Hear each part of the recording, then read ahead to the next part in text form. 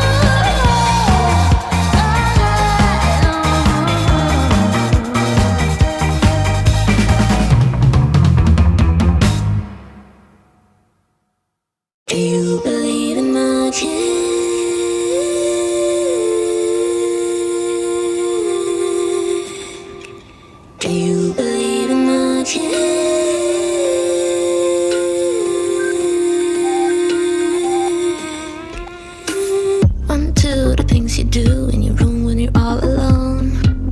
3, 4, you want mom or whatever cure that was. 5, 6, finding bliss when you're drunk or you're doing drugs. When you're drunk, when you're drunk, when you're drunk, when you're drunk, when you're drunk or you're doing drugs. 7, 8, feeling brave but you never really play this game. 9, 10, feels like heaven, you're crying cause you wanna stay. Quick fix, finding bliss when you feel the heartbeat inside. When you're drunk, when you're drunk, when you're drunk, when you're drunk, when you're drunk. Do you believe in magic?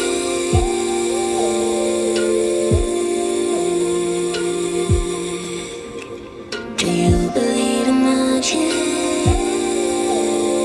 When you're drunk, when you're drunk, when you're drunk, when you're drunk, when you're drunk, when you're drunk. Me too, I'm just like you and I need to fuck it up sometime. I'm stuck with ego trips, selling sex to a mother will buy. Sometimes I feel magic, but I manage to fuck up somehow. Get drunk, get drunk, get drunk, get drunk, and I'm getting high. Do you believe in magic?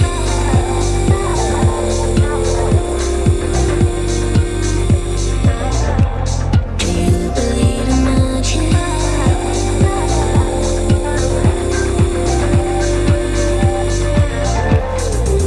One, two, the things you do in your room when you're all alone. In your room when you're all alone. 3, 4, you want more, more of whatever cure that was. More of whatever cure that was. 5, 6, finding bliss when you're drunk or you're doing drugs. When you're drunk, when you're drunk, when you're drunk, when you're drunk, when you're drunk or you're doing drugs. Do you don't believe in magic?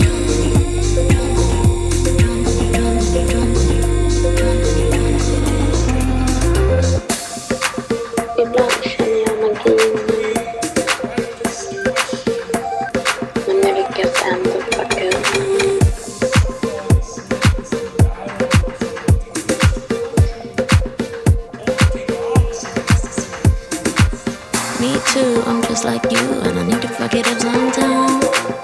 I'm stuck with ego trips, selling sex to a mother will buy. Sometimes I feel magic that I manage to fuck up somehow. Get drunk, get drunk, get drunk, get drunk. Do you believe in magic?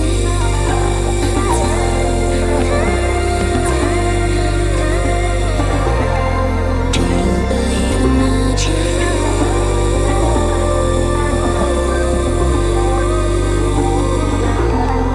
Do you believe in magic?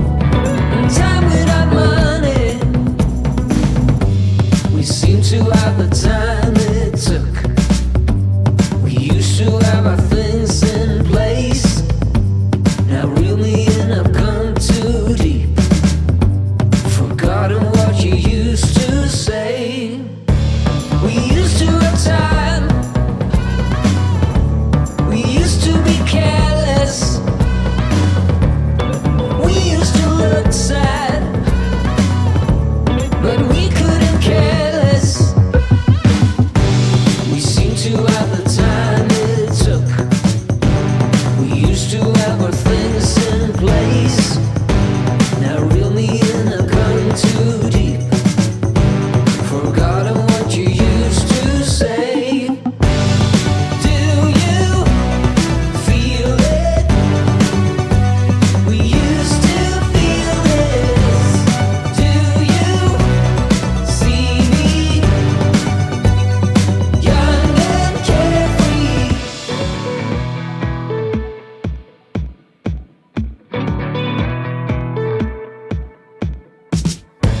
We used to have time. We used to be careless. We used to have time, but we couldn't care less. Do you feel it? We used to feel this. Do you see me? Young and carefree. Do you hear me? Will you stay here? Do you feel me? Will we care less? Do you feel it? We used to feel this. Do you see me? Young and carefree.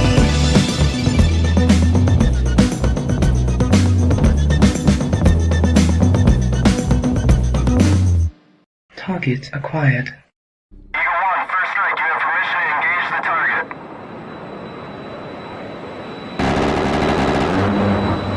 Warning: the following video contains explicit language which may be offensive to some viewers or inappropriate for children. The content within this video is intended for mature audiences only. Back, everybody. Whoa. Yeah, there we go. How is everyone tonight? It's going to be a good night tonight.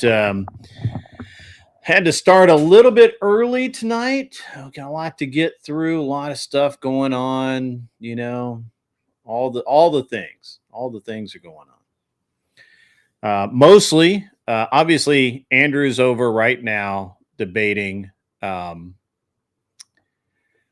polygyny with some weird ass dude, super red pill, whatever. It's not going to go well for that guy.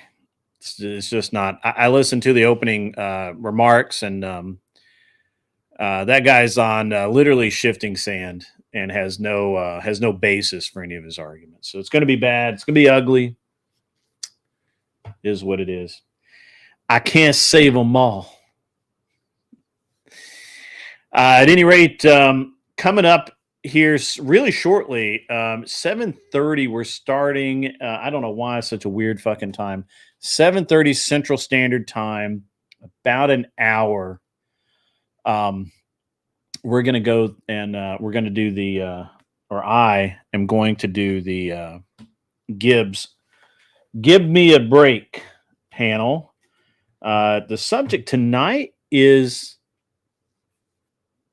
redistricting and what's going on down in Texas with the immigration, the steps they're taking to curb illegal immigration and send people home and do all that kind of thing.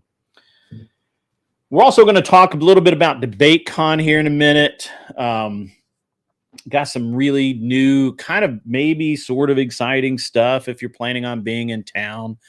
You want to be here on Friday, guys. I got to change glasses. The glare is killing me. There we go. All right. All right. So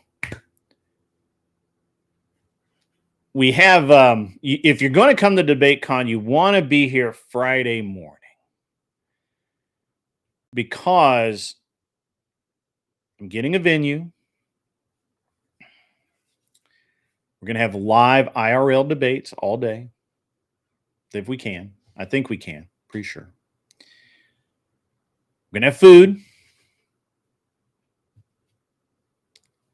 It's going to be a great time. I have space. So originally I had a studio set up because I only thought it would be like me and a couple of creators. I didn't really expect the response that I got from the DebateCon setup, and or you know, from DebateCon people who want to go there. Really didn't expect it. Really blown away, to be honest with you. And I can't get into all of the details just yet until I get everything finalized. But I'm gonna have a venue. Should have room for a lot of people. I had to change venues. Originally, all I wanted to do was have a couple of streamers, maybe a couple of judges, and basically do my Friday night show live and online. And that has morphed into something way huge, way big.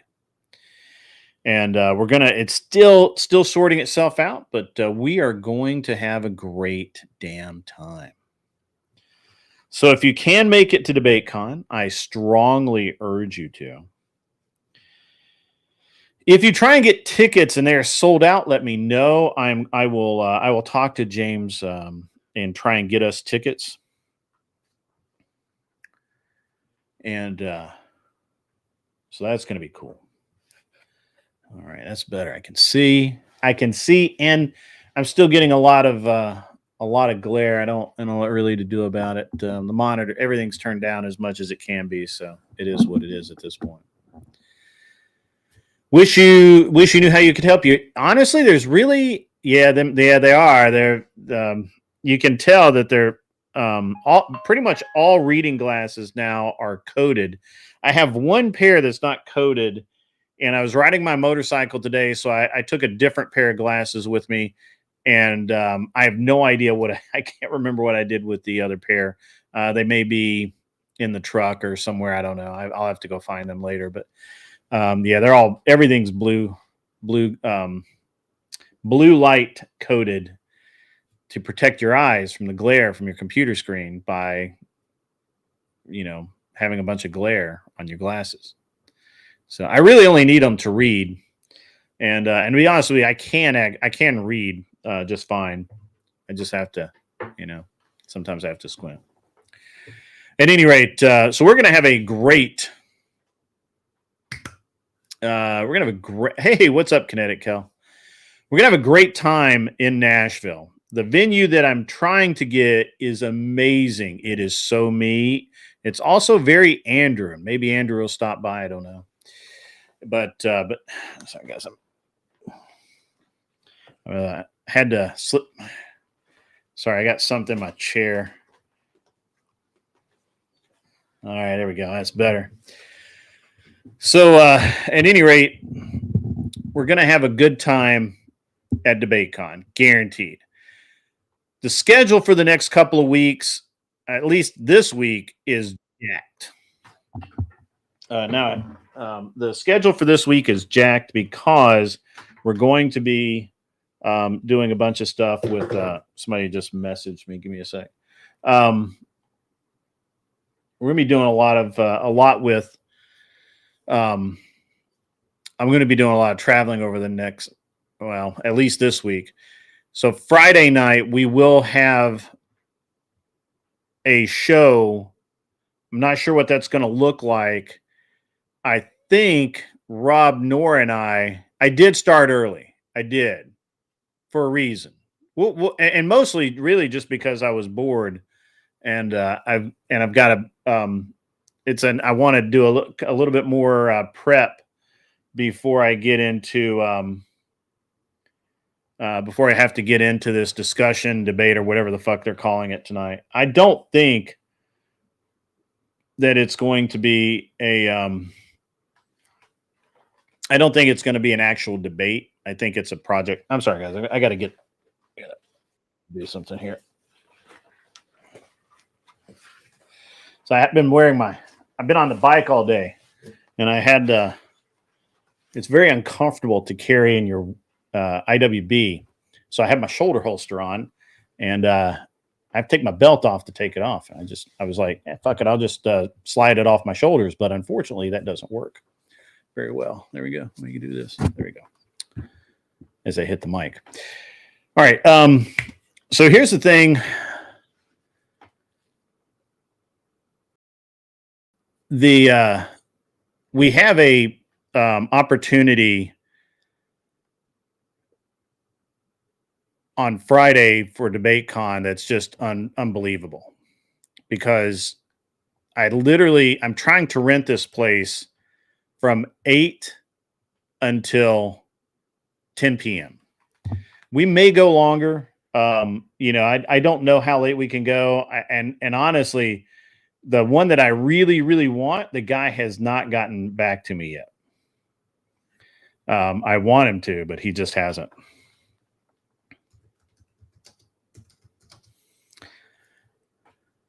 Yeah. Are we actually going to be debating, Tyler? Because it seemed like it seems like more of a discussion format.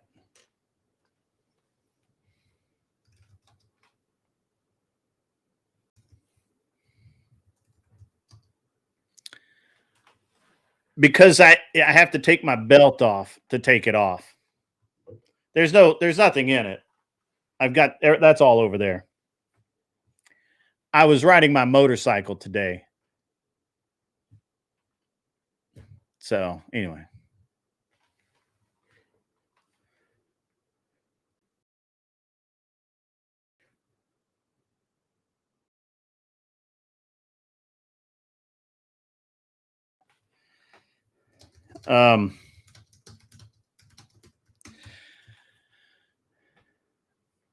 You got a notification I'm on? Yeah, we're trying to fix that, Arthur. I think we understand why. We'll find out. We'll find out if I'm right. Leah, the reason that I tried to have it down, but it keeps poking me in the back. It's leather. It's very stiff.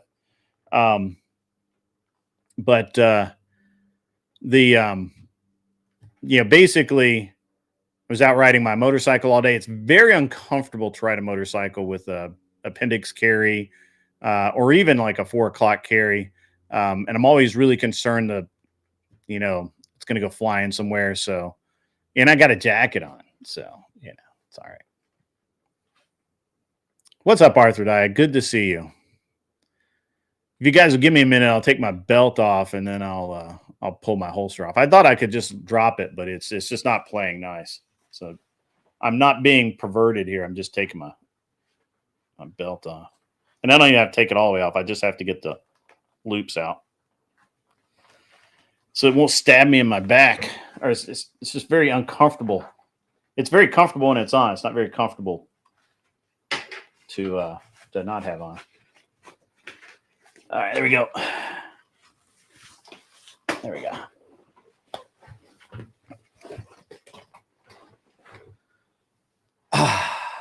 There we go. Nice. There you go. Yeah, chest holster. Yeah, I don't know. I'm old fashioned. I like the shoulder holster.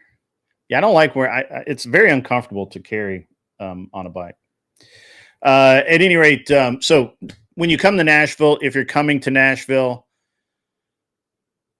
it's going to be a great time. There's a lot of really cool stuff going on. If you can make it, I strongly suggest you make it. Now I'm gonna say that the weak point here is that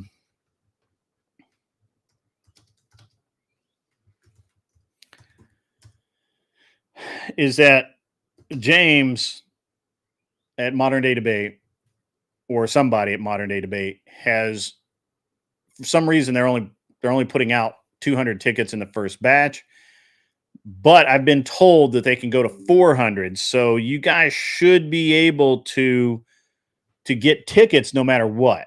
And if you, again, if for some reason you can't get a ticket, let me know. I'll go and I'll do what I can to get you tickets.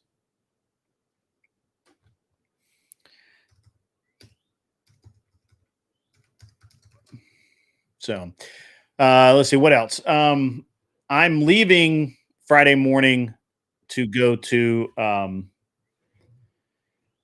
the debate that Andrew is going to do.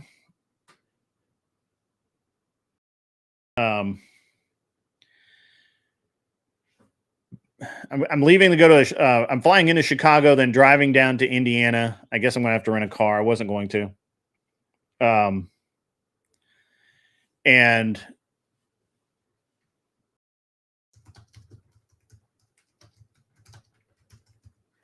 sorry, I'm getting questioned.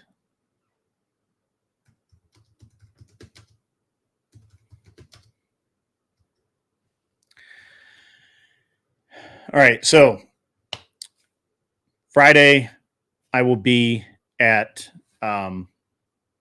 the debate that Andrew will be at. I'm going to be in the audience supporting him. What is it? He's debating 5 people. I forget what the topics are, but it's 5 people in like 5 hours or something like that. It's pretty interesting. I think it starts around noon or something.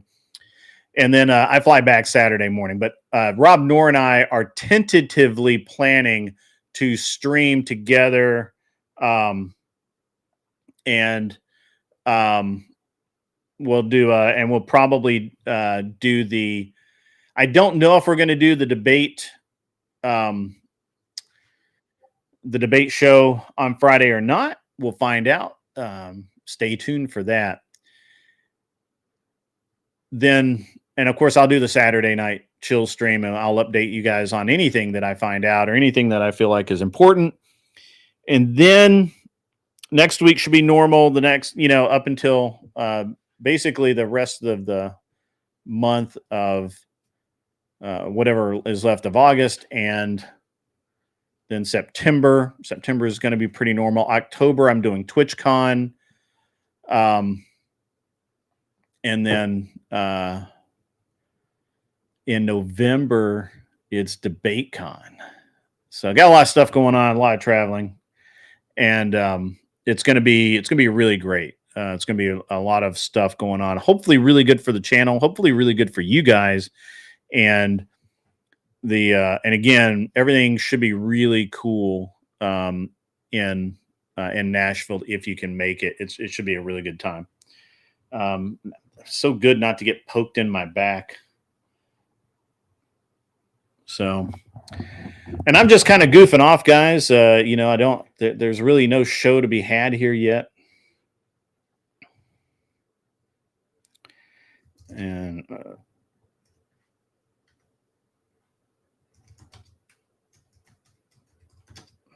sorry, I'm just trying to get some things sorted out. If anybody has anything they'd like to talk about, that's great. Oh, Tennessee in November. Yeah, there you go. Look, Agrillipus is rolling around strong too.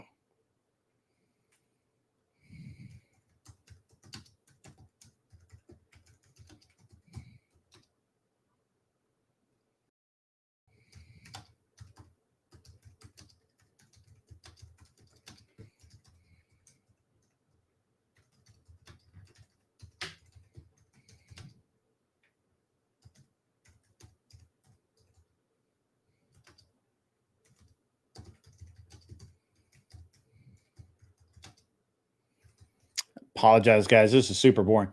Have I seen the Jim Con? No, I've not seen that. I've heard about it. I've been on the guys. Literally, look. This has been my day. I woke up at 4:00 this morning. I was on the boat. I was on the water by 4, like 4:45. I saw that Fort Stewart 5 shot. I saw that. I did see the headline. I haven't read it.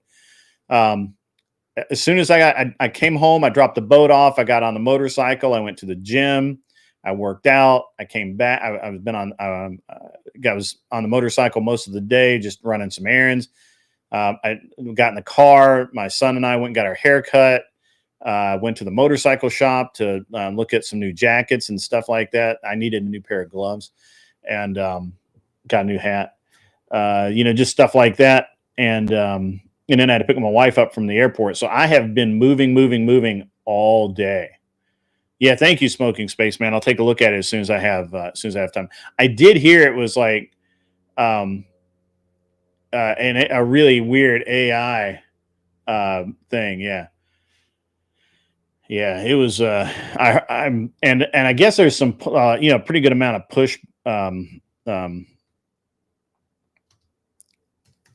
on that, and I don't know that it's enough.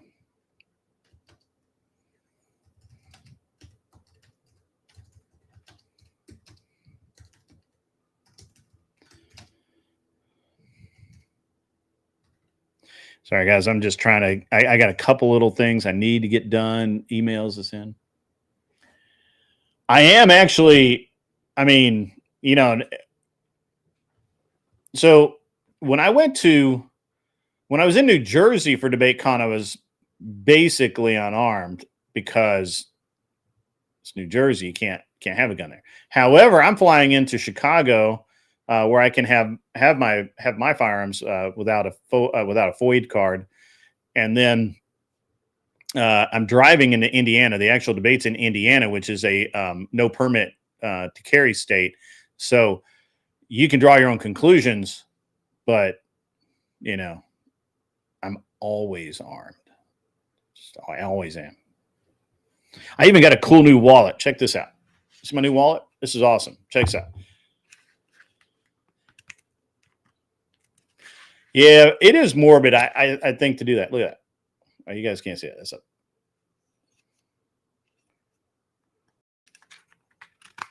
Yeah, just a wallet. Always.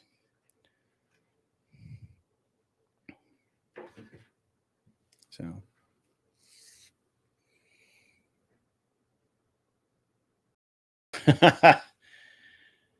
Oh, really? You got one of those Agrillipus? You have the same wallet? It's an awesome wallet.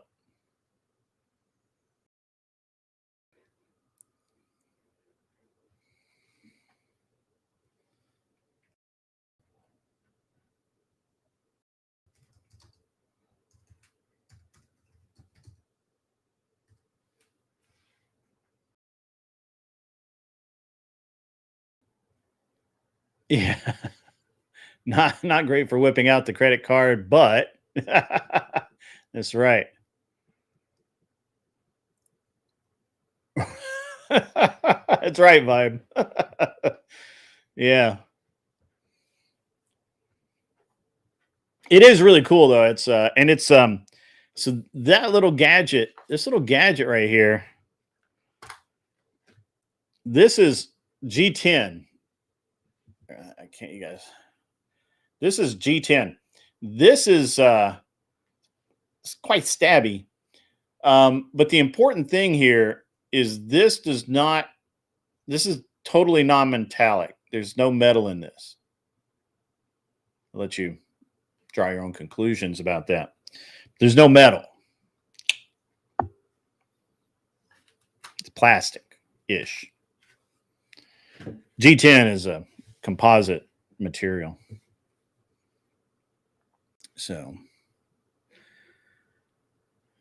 all right. Well, so let's talk about this subject that we're going to be talking about tonight. It looks like we've got, let me see who is participating in the event tonight. Ladies and gentlemen, let me, here we go. So we've got myself. We've got someone named Castle, which I believe there's two Castles. I'm not sure it's the one that's been on my show before or not. Then there's Fabian Liberty Scott. Yours is ceramic. Ah, yeah, that's cool too. Then there's Katusha, which is Katie, whatever her name is. I don't know. Lactoid, and then Vigilante. I've seen Vigilante around. I'm not really sure what his positions are.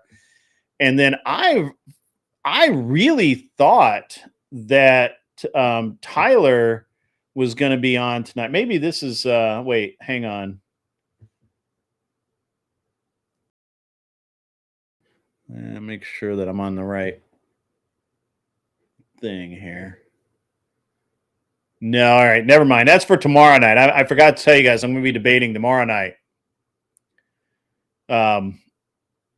as well. So tonight is Tyler, Jake Varr, NS, who's I believe a communist, right? Non-smoker. Yeah, he's a communist. Socrates, he is a lefty. And then the soy pill, another lefty who wears the beanie thing or the dunce hat or whatever. So, so that's what it's going to be tonight, guys. It's going to be a lot of fun. They're all far to the left of you. The topic tonight is, let me make sure I got this right. Why is the DNC broke? Where'd all the money go? Did U.S. aid hurt them that bad?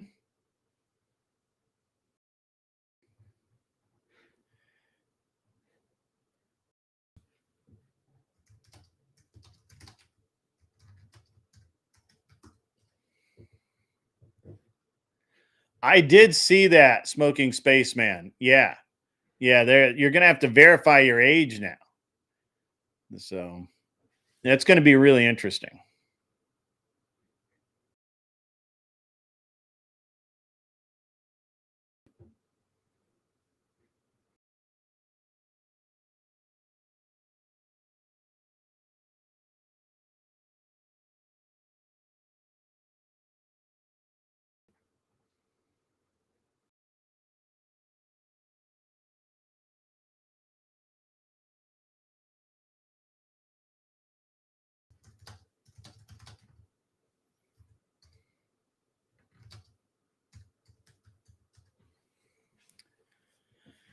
Yeah, you do need to look into that. I was reading that just before I popped on.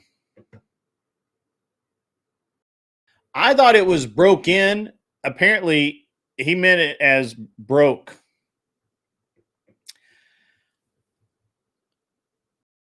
Yeah. It could be actually ADE. Tyler, that very well could be. Certainly, it seems like there's donor fatigue for sure. Right? It seems like that. I don't know. You guys tell me. I think they're broken. I was hoping for broken.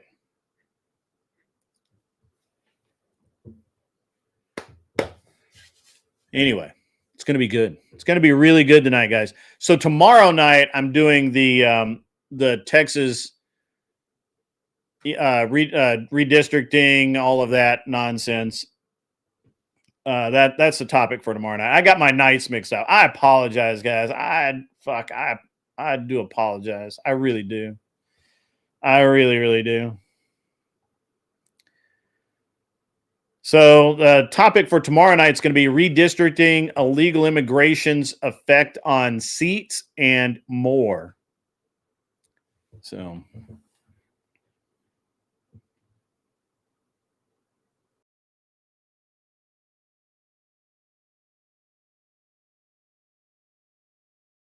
Oh, cool, man.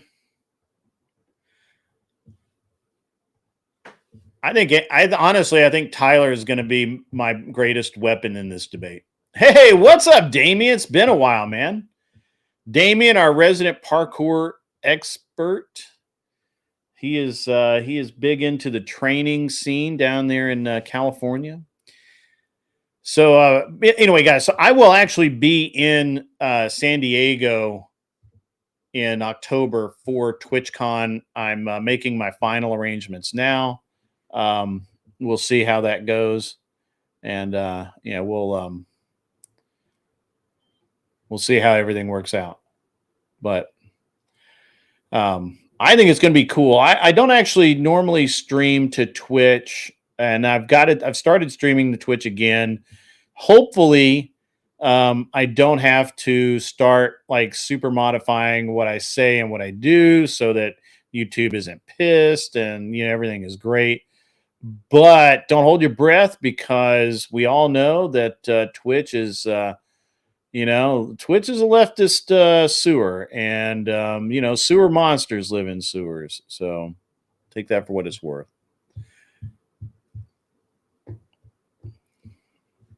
Yeah. Mister, good to see you, sir. Good to see you. Yeah, it's going to be a great debate tonight.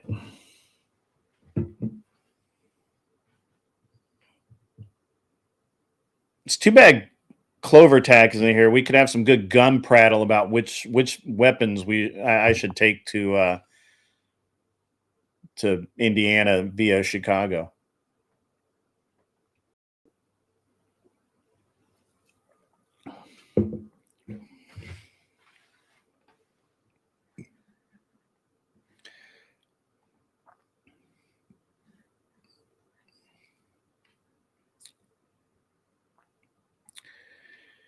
Tyler, do you want to jump up? Oh, I guess I could just send you the freaking link. How about that? Where's Tyler at? Where's my boy? I was gonna have Liberal Cuck on tonight, and he just wanted to talk. However, I mean, he said he just wanted to have a conversation and talk and blah blah blah blah blah blah blah blah blah. And which is probably true. I don't know that he didn't want to just chat and talk and have a good time, but you know, I can't. I really can't. I can't deal with an excess of liberals in one night. That's interesting. Oh, Agrillipus coming in hot. Agrillipus donated $50. Super chat. SMDH for the grift. Smiley face emoji. That is hardcore. Thanks. Thank you very much. That really means a lot, man. And it does. It really does.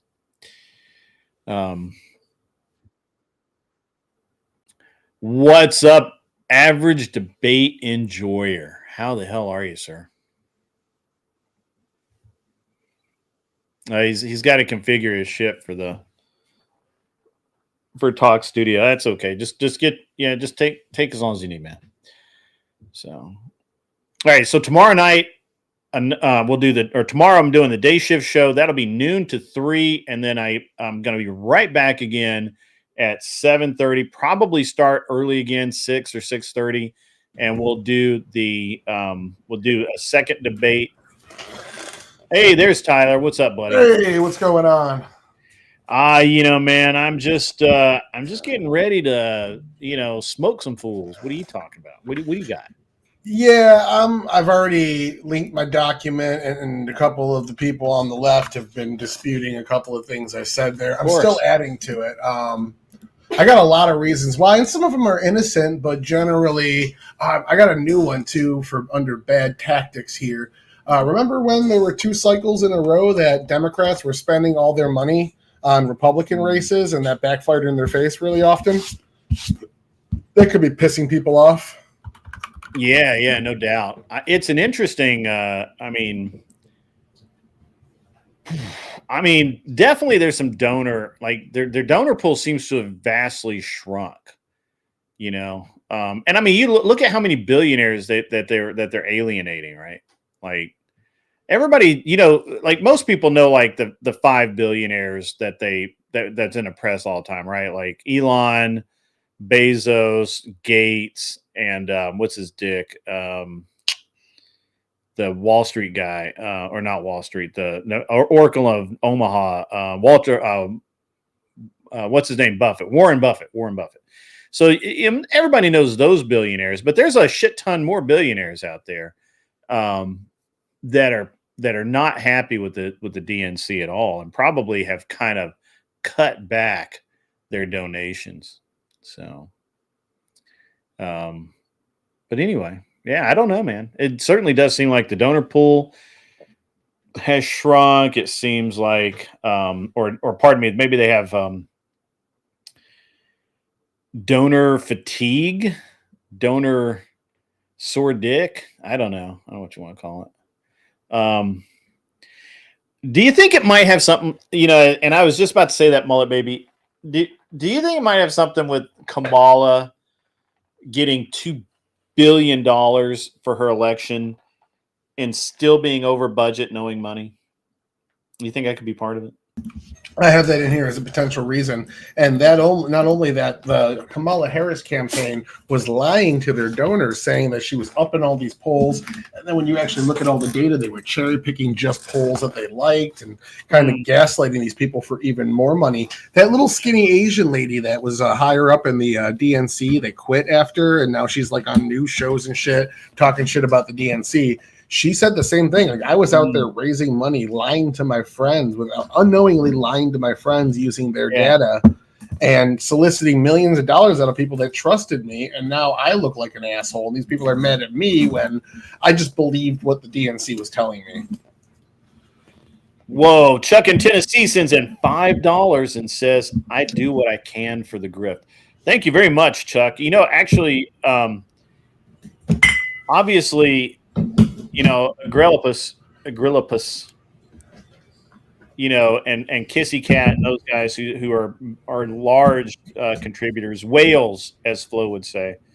You know, certainly, look, every one of you guys are valuable, right? I don't ask for specific amounts. I don't, you know, I don't have like a trophy case or anything like that, and I'm just glad that you guys choose to help support me. And you know, speaking of money and donations and all of that, and since this is going to be this topic tonight, you know, I don't actually grift very much. I grift a little bit here and there, and when I used to actually kind of grift once per show, I literally told people that if they couldn't afford to send money, don't send money. Like, just don't do it. Because, you know, I don't know how you look at your streaming, Tyler, but let me explain to you how it works for me. So much like a politician, I do this because I can, and I think that people respond to it, and I want to grow something into something bigger and have an effect, right? For me to do that, despite, you know, I don't need the money to survive in my life. The money that I make doing this show really kind of just goes right back into the show. I'm using the last few months have been really good for me, and I'm basically using all of that money to support the show, the what we're going to do at DebateCon. I'm literally renting I'm trying to rent a 100 person venue that is ridiculous. I mean, I can't even tell you how great it is. And, pardon me, guys. We got to accept the grift from the mighty Mr. Boulay. Mr. Boulay says, I bought gold this week. This is what's left. Well, good for you, man. Good for you. I'm glad that you're stoking your retirement up, because you should. But yeah, I don't know how other people feel about it, but I mean, basically, we've had a couple of really good months, and pretty much every dime of it is going right back into, you know, not helping, but you know, for the people who show up, you know, we're gonna have, you know, we're gonna have food. I'm renting a venue that's ridiculous, and if that venue, and I'm really starting to annoy me, the guy has not confirmed yet, and I really need him to confirm. But his profile does say he takes up to 48 hours to respond, so you know he's being a dick, and that's okay. But Tyler, dude, I have a second venue up that's you know, will hold 200 plus people, you know, and that stuff costs money, and you know, basically, I don't need the money for my survival or my my family's happiness. My what I have, you know, what the donations do for me, I don't know about you or anybody else, but they justify the mass amount of time that I spend on all of this. Right? Like, it's a very large amount of time. And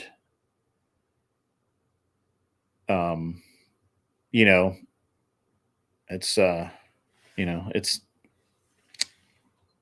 it's hard to justify to my wife and family how much time I spend away from them doing this unless there's something going on, right? So I don't know about your situation, Tyler, but that's my situation. That's why I'll talk about that we need that I need to make a little bit more, or not that I need to make a little bit more, but I really need to show something for my effort. I just do this. I have a full-time good job. I have a college degree. Sure. She's working on her college degree as well, and when she finishes, she's going to probably be in the medical field, which makes a ton of money. So like this is literally just my hobby because I love politics. I love watching the news, and I want people to bounce ideas off of and things like that. So that's it. I'm just here for fun. I want to be like somebody's correspondent. Like when people start talking about the Hunter Biden stuff, or they start talking about Crossfire Hurricane, I want somebody to go, this guy Tyler knows a lot about this. Let's get him on the show. Right. That's all I want. That's my whole goal from this. I don't need money. I don't care. I'm just here to talk politics. I love it. So yeah. I'm in that same boat, but I'm obviously I do social stuff as well. And your camera's wigging out, man. I know. Is your cable loose? No, it's my motherboard's fucking up, so when I plug in that top USB, it's the cheapest part of the computer. It's because I got a massive fucking processor chip in that bad boy. So, yeah. But tomorrow your debate panel as well. I've got docs on my I got like 50 docs written up, all different political subjects I've already debated in the past. And as news comes out, I add to them like, oh shit, that belongs in my doc. Some story breaks 3 months later, I'll just go edit it real quick, add a new citation. And so if you need anything for any upcoming debates, panels, whatever, let me know. I'll throw some. I mean, that's for Jake. It's all new stuff, right? It's the redistricting in Texas, and they're changing their immigration laws to be able to kick basically anyone out. Well, go look at. So the best thing I've noticed for this is everybody will go to this fucking study from Princeton where they like took a bunch of things into factor. Like if they have an independent council that actually does the gerrymandering, and then somehow the gerrymandering isn't as bad. Even if it's worse in results. So if you go look at California, 38% of their vote the same thing is GOP, but they only have 23% state representation in the House and Senate. It's impossible to run as a Republican for governor or any other, and basically any elected official higher than governor. It's impossible. So I'll link you in my Discord. That's pretty much all streamers at this point. It's just me and other streamers arguing the politics part. I asked that question the other day. I'm like, this is California, this is Texas. California is significantly more gerrymandered than Texas, Ohio, and all these GOP states that are considered red states when it comes to how bad they are in terms of gerrymandering. California is significantly worse in their result. How the fuck are they only moderately gerrymandered? It's because they have this independent council that actually comes up with these extremely gerrymandered charts. Like California's state representation for conservatives is like 15% below their voting totals. It's fucking crazy. No other state has that gap that I've found so far. And it's specifically because of the gerrymandering, right? Yeah. Namaste the fuck away. What's the event? The event is DebateCon. That's a great name. If you get there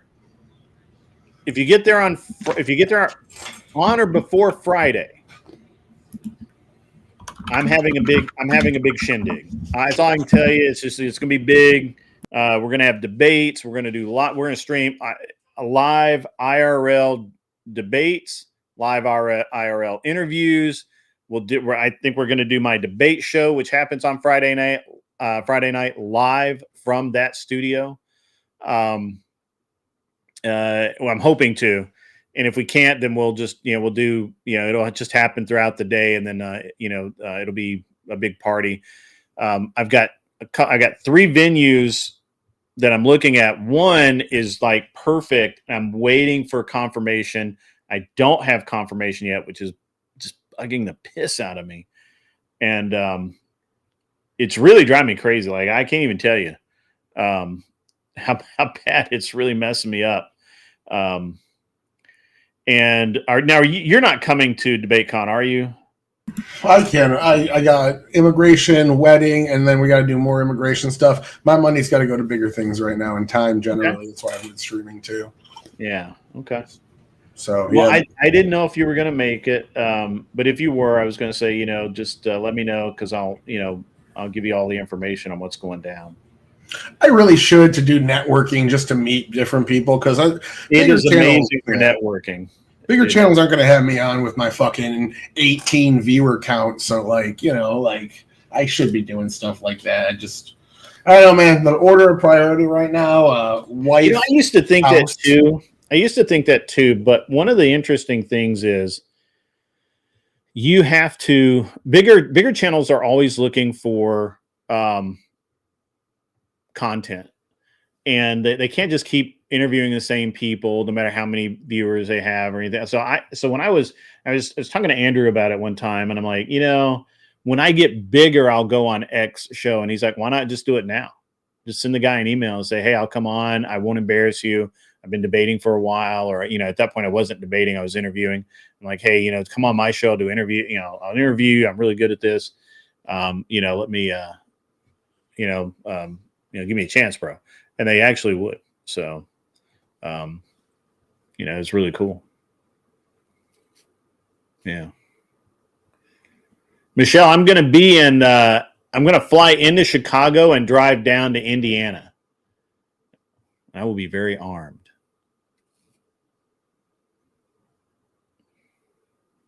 So Tyler, so you have been poking Soy Pill like none other all week.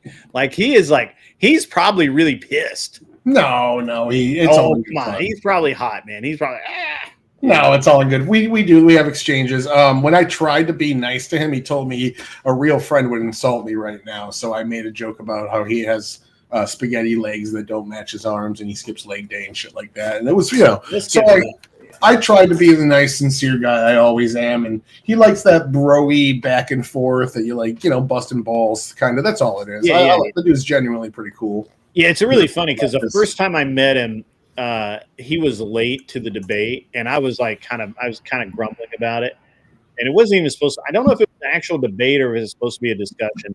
And we got about 15 minutes into it, and my wife had. I thought my wife was going to pick my youngest son up from daycare, and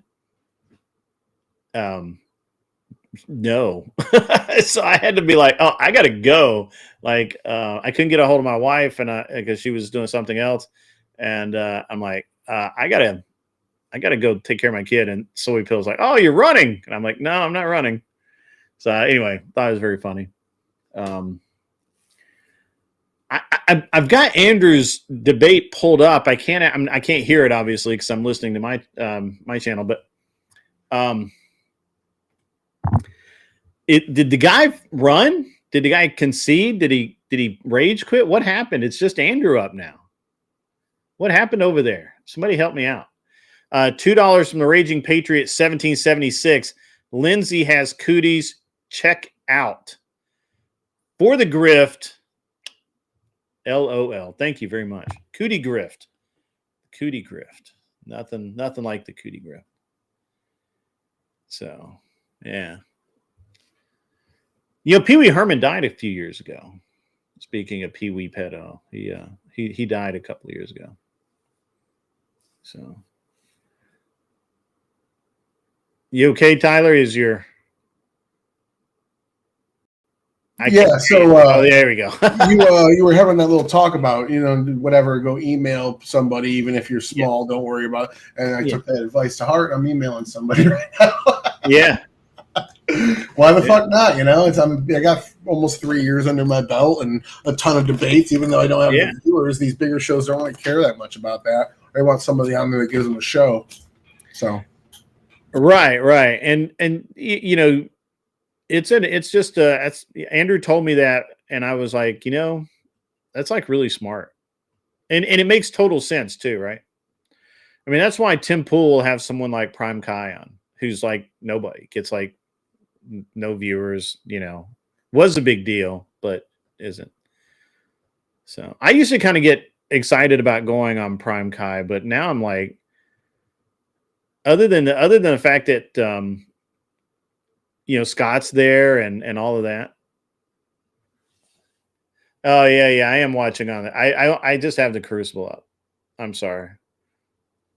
Yeah, and I only have that up because it opened up when I opened my YouTube. It was like the number one thing. I don't know why. I need to change it, but I'm lazy. So, all right, guys. Well, man, what is 7:30? Man, it's such a weird time. What is up with Gibbs? Must be when his ED pills wear off or something. Tyler's not listening to me at all. I'm listening. I'm just thinking. Like I'm writing out the topics that I'm good at. Like, hey, if you guys ever need somebody on for boom, boom, boom, boom, these are the things I. Yeah. So yeah, I don't know. I'm doing that show with you guys on Sunday. I think that's going to be really interesting. That's really out of my wheelhouse. I like that. I will be challenged on my argumentative abilities. I'm going in there pretty much blind. Yeah. See, I don't know that. I don't normally stream on Sunday at all. Like it takes like a court order for me to stream on Sunday. That's my family day. So I may be absent on that one. That'll be okay. You guys will hold it down. Vibes in here. I saw him talking. Yeah, I saw him. He knows. But no, I think it's pretty cool. And I'm pretty good at debate and whatnot. Beth was very adamant about how she thinks I'd be a good fit. And so, I don't know. I'll take it. Let's go. Beth? Yeah, she was the one that reached out to me first out of everybody. But 3 people did eventually. Well, all right. So, yeah. So Vibe was putting everything together. And I think I proposed you and somebody else. So I don't remember. Whatever. It's fine. But yeah, Beth reached out to you, and you were the first person to respond. You were like instant. You were like, bam. So I'm supposed to do a one-on-one with Beth, 2 hours. Anson Knowles was going to be our judge, but I haven't heard back from him, and I haven't seen him on your panel in a couple of weeks. So he was here yesterday. He was on the show yesterday, I think.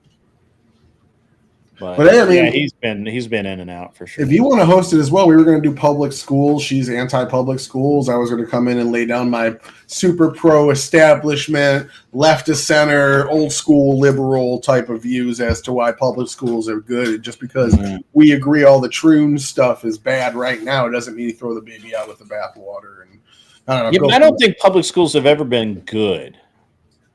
I think they've been at the very best terminology you could use is adequate. And this, I'm not going to say this as a point in the debate because it kind of hurts my argument, but generally there's a lot of people that could just need adequate and then they can go on and do their jobs. Well, you want to hear so I've actually thought about this a lot. Let me answer Michelle really quick and we'll go into Michelle says she can't stand the polygyny discussion anymore, and I still need to reschedule the Andrew Glenn discussion. The thumbnail I made for it was great, though. Yeah, reschedule it. I can have the discussion as long as it's pretty short, because then I get tired of it, so it's fine. But see, I have I think we were better off when public school was optional. And when kids got to be, and really it was like, public school was like until you were like 10 or 11. And around somewhere between 11 and 12, you started working on the farm with your dad, or you started going to work with your dad in the factory, or, sweeping floors or whatever, or whatever it was. You started to understand what being a man was. And by the time you were 15 or 16, you had a pretty good grip on it.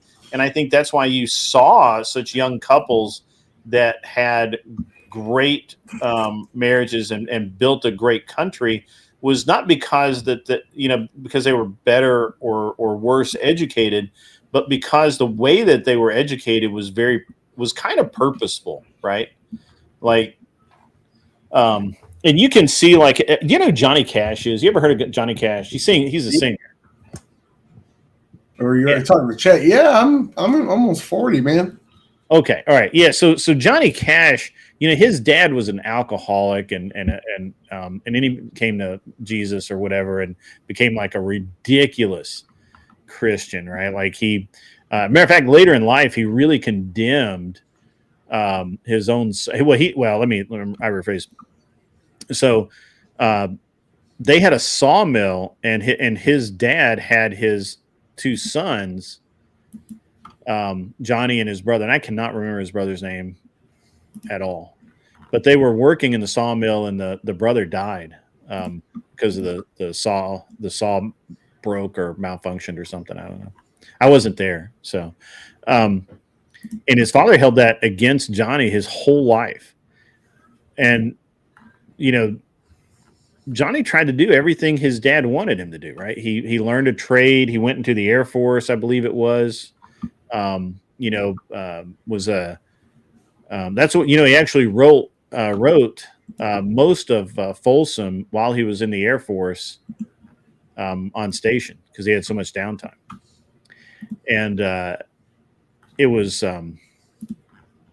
but his dad never wanted him to be a musician. He had to do that for himself, and I think it just seems like we waste a shit ton of time and talent because we make kids who would be great people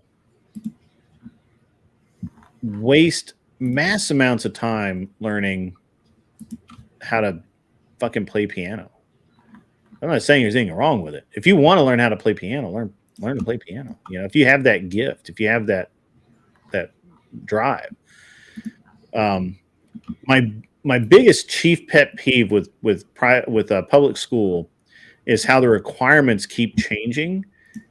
But the requirements have absolutely jack shit to do with the reality, with what we would consider the modern world, right? So why is it that anyone should have to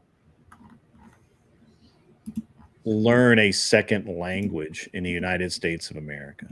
Well, that's actually a very good question that my state has solved.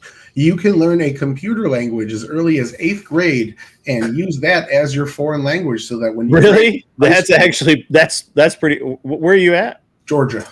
Oh yeah. That sounds like some Georgia shit right there. You can actually, you just jump right. Georgia's the biggest growing tech hub state right now in the country. As soon as you leave high school, you're ready to go into like the second 2 years of college or programming. And that's the equivalent of how it used to be with both tech schools, right? And shop and class. So my brother, my youngest brother, the one that drank himself to death, in high school, he was very good at woodworking, cabinet making, right? So for about 4 or 5 years, he worked in a cabinet shop making cabinetry, high-end, boxes and cabinets and shelves and all kinds of those things. And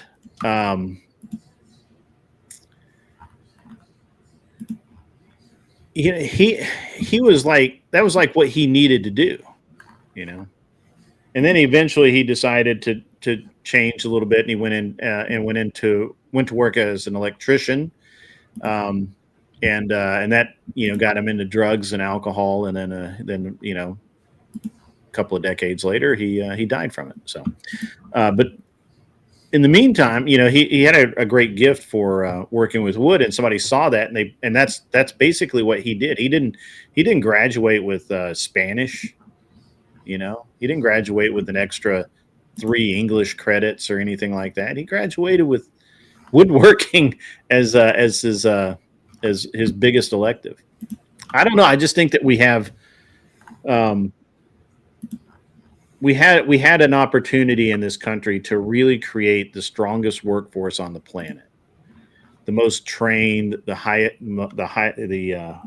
most highly skilled, and the most motivated. And what we've done is we've disenchanted a vast majority of people. I think. I don't know. What do you think about that? I would say there's definitely something behind what you're saying there. Absolutely. But there's also the factor, like, piano doesn't just teach kids to play piano. It teaches them discipline. It teaches them a skill. It teaches them critical thinking. It teaches them repetition and monopoly. What's the word? What is the word? It just discipline is a better way, just overall encompassing word to describe it. And the same thing for woodworking. Like if we didn't teach piano, I get that, but like what if we didn't teach woodworking? Your buddy would never know he was good at that. So that lets people all dip their toe into the water to try out these different things. But I think high school is more about developing a fundamental base for these abilities to grow. I'd rather my kid learn critical thinking than learn certain things that might help them in today's world. Granted, civics probably should come back a little more than it is, but generally I get the intent behind some of these things.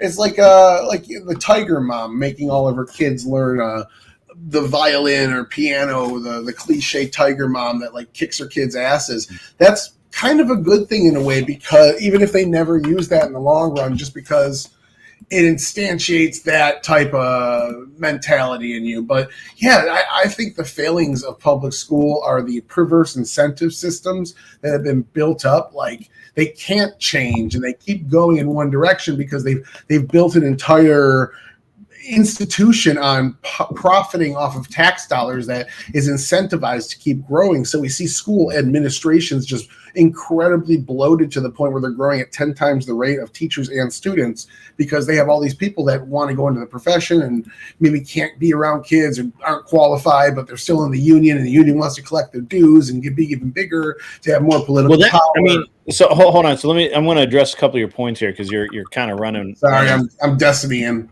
Yeah, you're right. I think you're at 0.4, but we'll get. I'm going to try and break this. So the first point you made, I think, is excellent. Being able to focus on what you're good at and figuring it out. Right. The problem I have with it is, the problem I have with public school is there's so much emphasis on school sports in public school, and there shouldn't be. And the claim that they make it's interesting that the very same claim that you made for this well-rounded education is the exact claim and learning how to play piano is the exact same claim made by football coaches every single fucking year when it's time for the budget. It's supposed to teach kids to work together and learn how to focus and learn how to exercise and learn how to be healthy. And it doesn't do any of those fucking things. All the kids are fucking fat. The fucking football players at a lot of schools, unless they're literally like a quarterback or something like a tackle or something like that. You look at a center in high school right now, and they're the biggest kid in school, is probably 300 pounds, eats Twinkies for breakfast, lunch, and dinner, and is not in good shape. Probably gonna have a heart attack by the time they're 30 or 40. But the reality is the same exact arguments you used are the same ones that lead to these bloated athletic budgets, which often have very little accountability, right? Like nobody knows why they spend $40,000 a year on football. Matter of fact, my son's private school just ended their football program. They do not have a football team this year. Now, there were two reasons. First, they don't really have a good coach, and they're not going to hire one. Second, they didn't have enough participation. The kids there are voting with their feet. Soccer has high numbers. Tennis, golf, cross-country running, baseball all have high numbers, but the kids just don't want to play football. They just don't care. So, that's pretty embarrassing, to be honest with you, as an American, but it is what it is.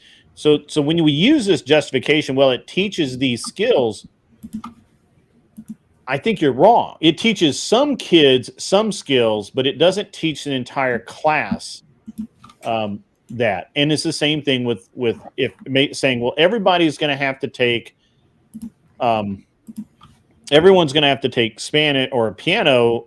And yet there's only going to be like 4 or 5 kids that play piano for the school, right? That actually show up, and everybody else can just fuck off. It doesn't matter.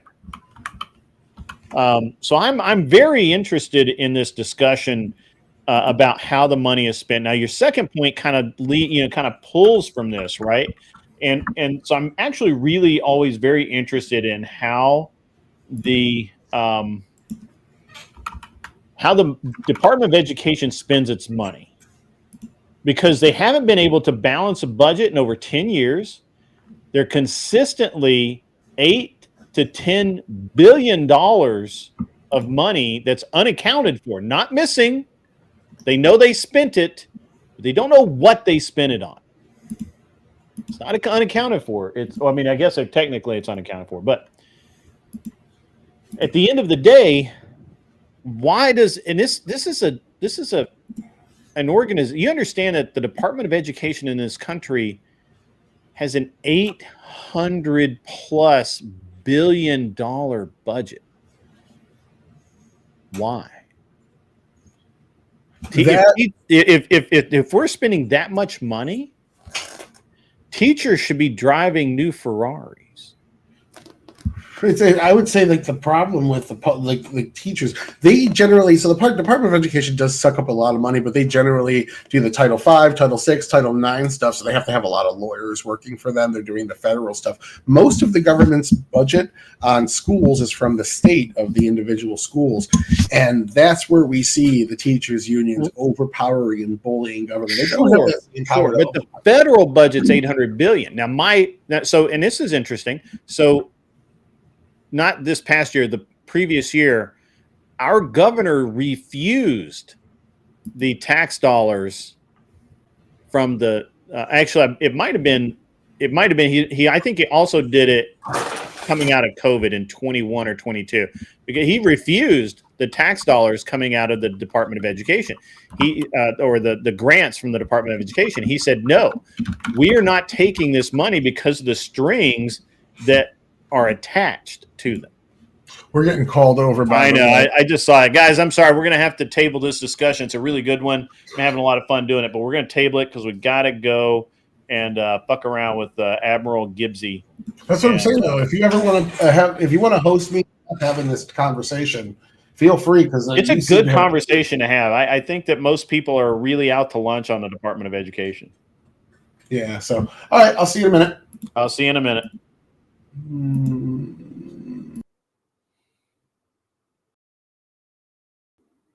Guys, that was awesome. But did you guys? I was watching a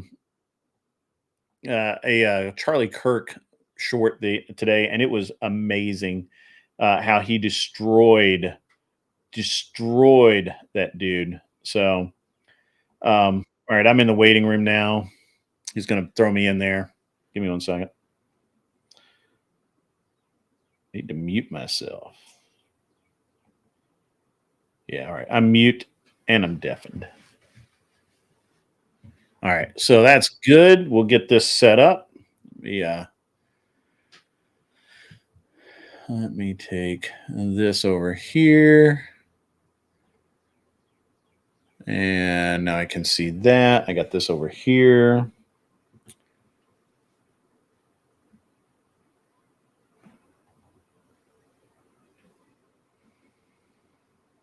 What's up, Jake? How you doing, man?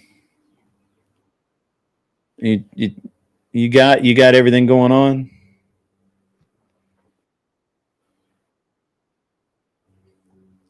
You're ready for this? You're set? You have it all straight in your brain? You know what we're doing?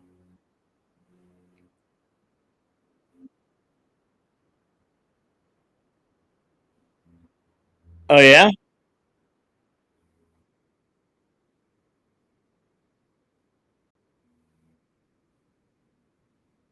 A discussion? I thought it was going to be a discussion too. I didn't realize it was going to be a debate, but that is okay. No. Yeah.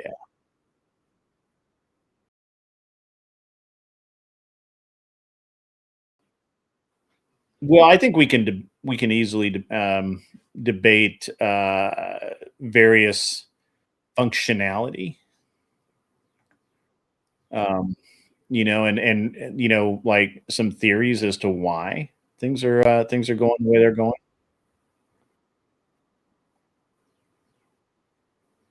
It's just something that it's just a weirdness.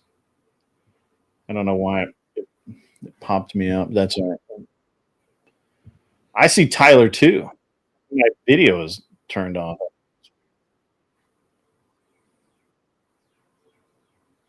We lost Jake, folks. He'll be back. Don't worry. What's up, Soy? What's up?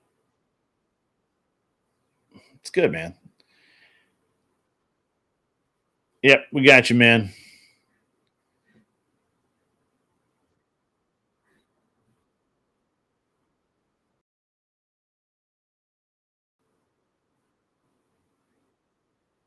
You turn your camera on down at the bottom there. I mean, I assume it's on the bottom. I don't know. I don't have your. Oh, there you go. Look at you. You got it, man. You got it. All right. All right. There we go. How about that? I think I'm almost ready here. We're just putting the ice in the ball and we'll be good to go here. Priorities. I guess. You just don't know. I guess I don't. Gibbs, I'm still waiting on I'm waiting on approval from that place I sent you yesterday. It's driving me crazy that the guy hasn't answered yet. You might want to look at it. It didn't look like it had the studio equipment. It looked like it does. It does. Well, I mean, you would know more, but it has all the audio stuff, but I'll bring all the video stuff. Oh, okay. Yeah, I was just need throwing that out there. Yeah. Yeah. Okay. 2 seconds. Is this everybody? Just so it's not going to move around the formatting. Thing. It was one more. Okay, I'll just leave it. Yeah, there should be. We're waiting for non-smoker, I believe. The guy that told me Iran was totally going to counter-strike on us, and we just had to wait a second. At any moment now, it's coming. Any minute. Well, they technically did, but we just shot down all their missiles, so he was kind of right. No, I didn't talk after that. Sounds like He's kind of right about it. Does it count if it doesn't even get off the ground? Yeah, well, I think it still does. I mean, did the Challenger count?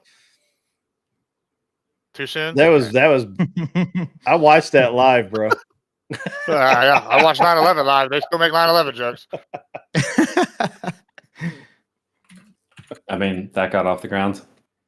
No, those definitely got off the ground.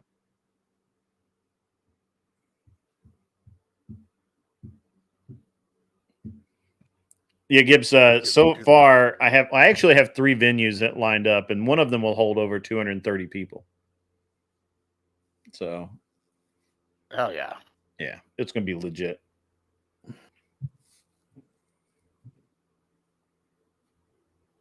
All right, Streamlabs. This thing to work.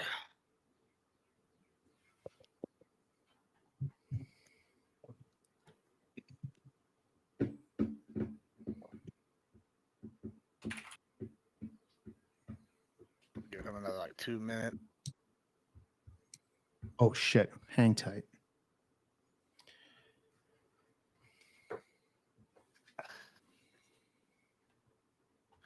Oh, I need to log out my bullshit. Okay.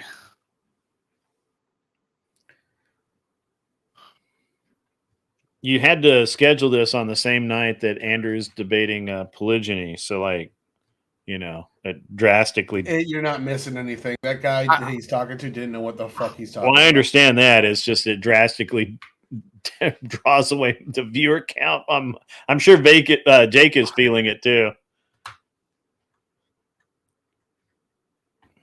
Sorry, sorry. I was making sure everybody could hear me on the chat over here. Yeah, Andrew's doing a debate today, right? Right now. Listen, I gotta say, this is the better card. You know, if there's a fight. I think. I mean, I don't disagree. The guy that he's talking to is a complete imbecile, and he's a sovereign citizen. Does not understand that how bad he is fucked up. But I'm sure Andrew will right. get in a back and forth for an hour about the definition of a noun. It'll be really entertaining. There's non-smoker. Perfect. Well, good timing. I got my shit working just as he joined. Perfect. You light up a cigarette as soon as non-smoker gets in here. Come on, man. He's trying to quit. I'm gonna light up a bar. I don't know what y'all talking about. We got the ice in there, just cleaned. This guy's smoking pot, bro. It's dry flower tobacco, if anybody's asking.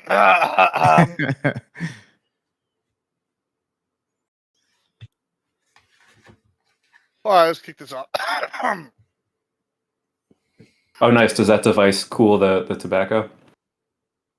Yeah, you put ice in there. It's got an ice catcher at the top. That's And when smart. it goes through it, it cools it.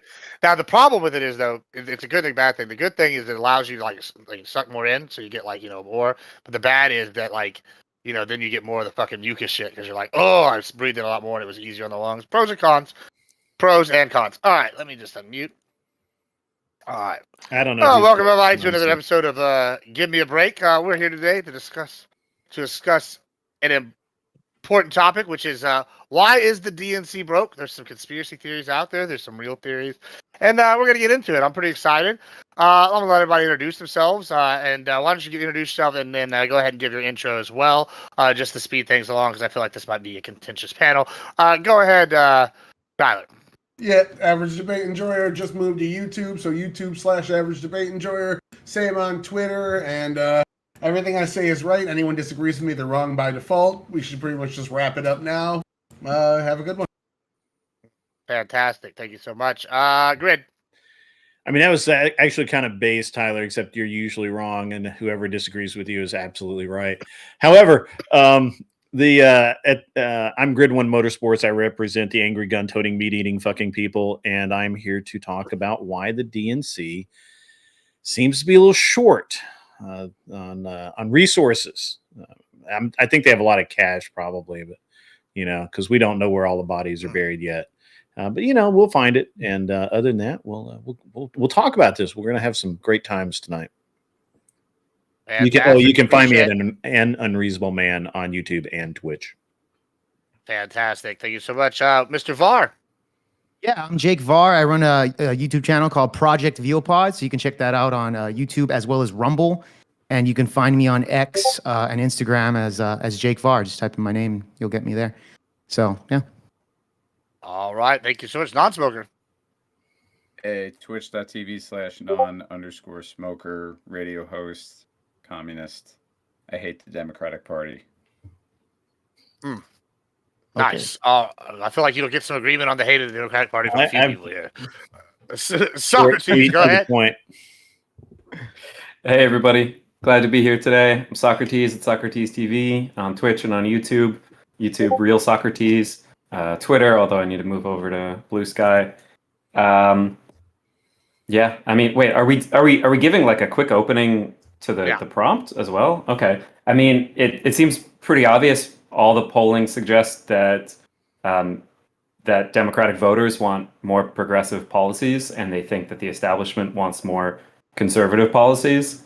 So the disconnect is there, and they're seeing Democrats not really fighting Trump the way they need to be. So it seems pretty straightforward. But it's fine. We're going to get a lot of right-wingers who hate the Democrats telling us that we need to be more conservative. So that'll You need to be more conservative, bro. Yeah. Yeah. Good call. Yeah. We're starting off great already. All right. And the soy pill.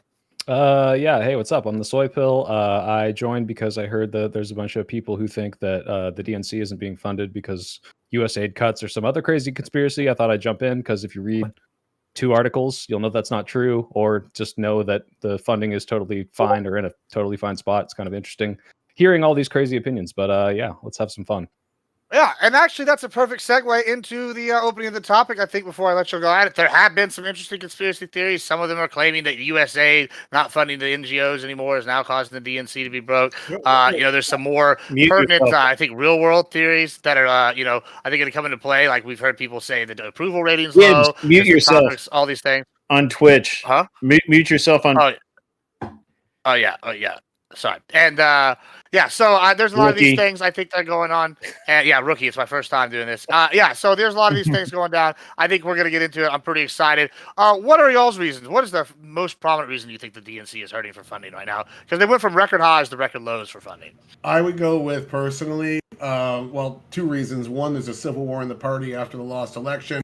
The leftists are trying to seize power. The Democratic National Socialists, or whatever the fuck they're called, versus the establishment right now. And in that, what they're doing is pushing a Palestine narrative that is isolating the number one donating constituent in the United States, accounting for 2% of the population, yet 10% of the individual political donations. The Jewish voter generally is about 80% in favor of Israel. So hearing things like globalize the Intifada coming out of candidates is not turning them on to wanting to donate for the party.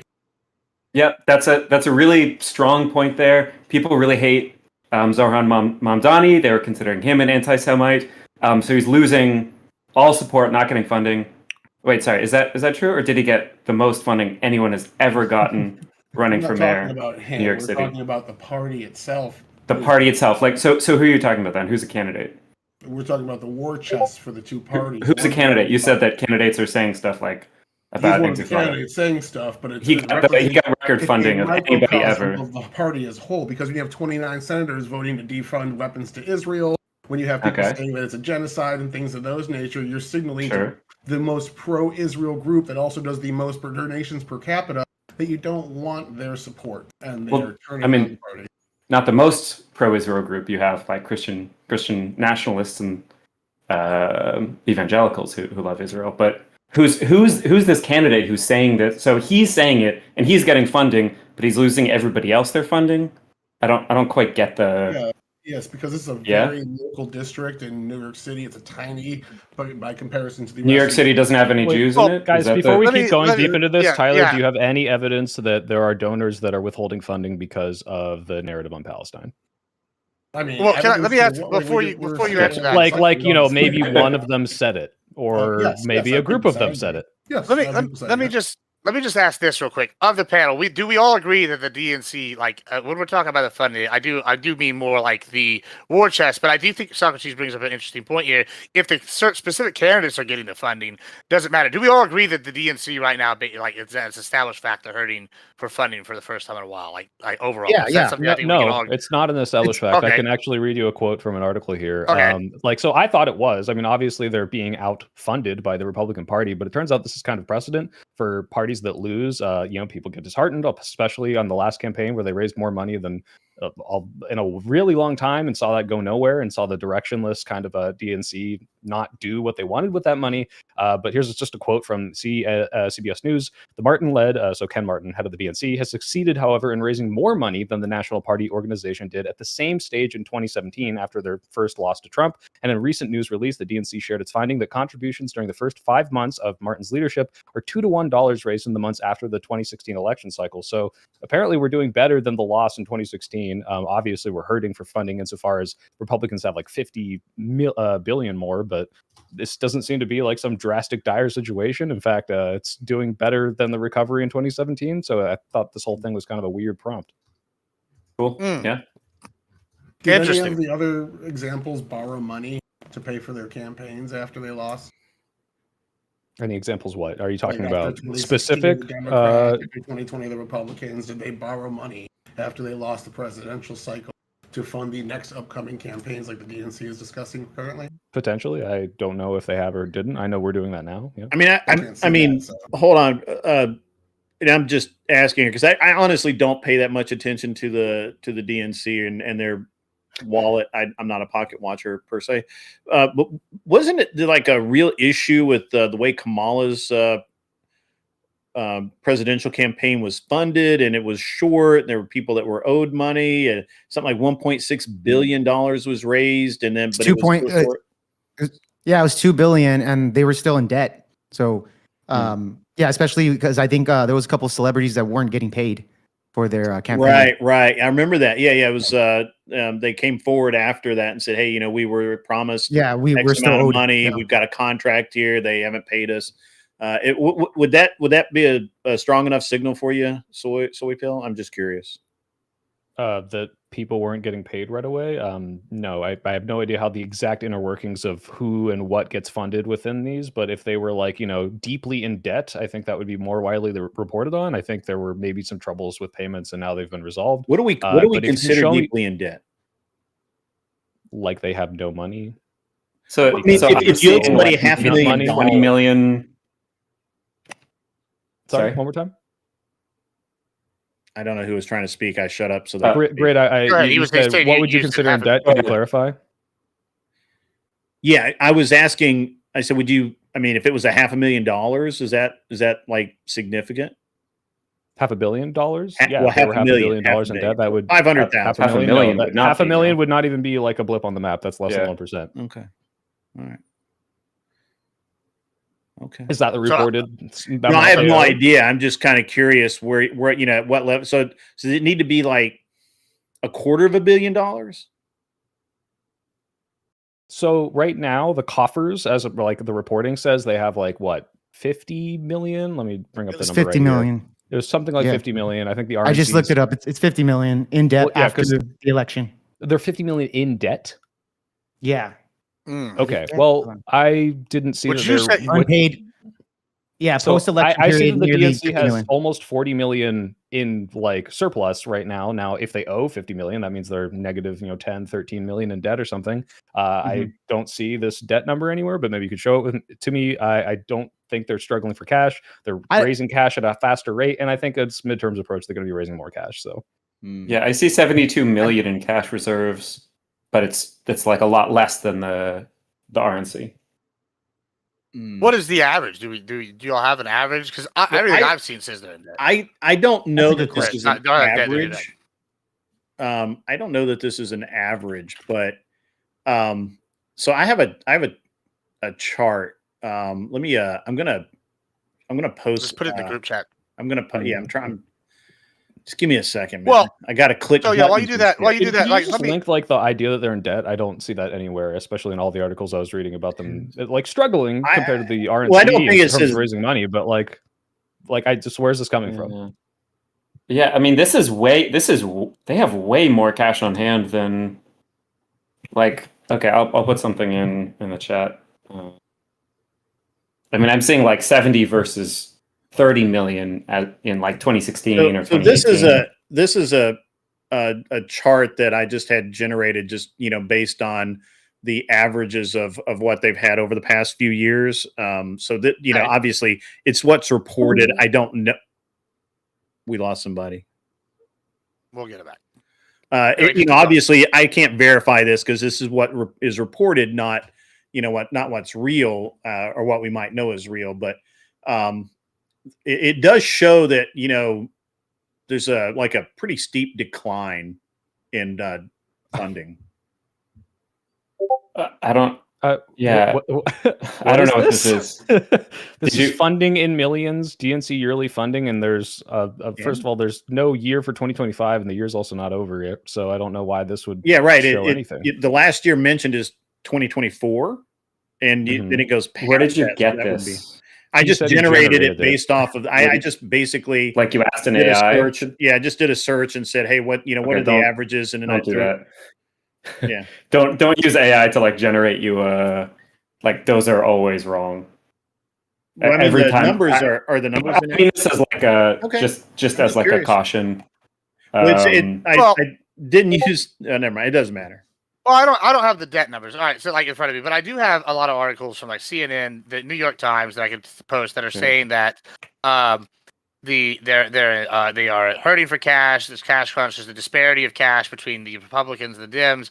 I see one here from the end of November saying, I mean, I don't know how this gets pretty old then, but they're saying they're worried about Harris's money tensions rise between Harris team and the DNC. They don't want to take on the debt from the Harris campaign. So it seems like there are some sort of money problems, whether they're fundraising, whether they're debt, whether it's like a combination of like factors at different levels, like one candidate's debt, the DNC doesn't want to cover it, or some kind of thing. So we can let's just lay this down. I think we can argue there is some kind of financial situation in the DNC that's not good. Why do we think that is? I guess is my question. Just to rephrase that into exactly what's happening, the DNC has a lot of cash, a lot more than previous years, but less than the Republican National Convention. Right, we're all agreed on that. If you look at opensecrets.org, I put it in the chat. If you just look at different years, 2024 is like 100 million cash on hand. 2022 is like 87 million. 2020 was 108 million. 2018 is like 36 million. 2016 is 34 million. 2014 is 20 million. Well, So they're it's like, 2025 numbers that we're talking about not right now, not the election year numbers, because they spend a lot of money in elections. So I see. Well, wait, just real quick before we move on, Grid, like the stuff you shared, it doesn't even go to 2025, and the numbers that I on the website don't understand match that up to your it graph. literally, So I just I don't like, have the doesn't number make for any sense. 2025. I don't think it's been released. What do you? No, but not even that. Like the total raised like from this website on opensecrets.org, it just doesn't even correlate to the graph at all. So like I don't know how the AI grabbed the data, but I'm that's why I'm not familiar with opensecrets.org, so I can't. I don't Did you not link? understand what. Oh, I'm sorry, Socrates linked it, but regardless, I it linked looks that like one. it does not match with the actual funding. So, again, the funding is more than it would have been in 2017 at the same stage and the post-election, post-big loss. So you can kind of see that.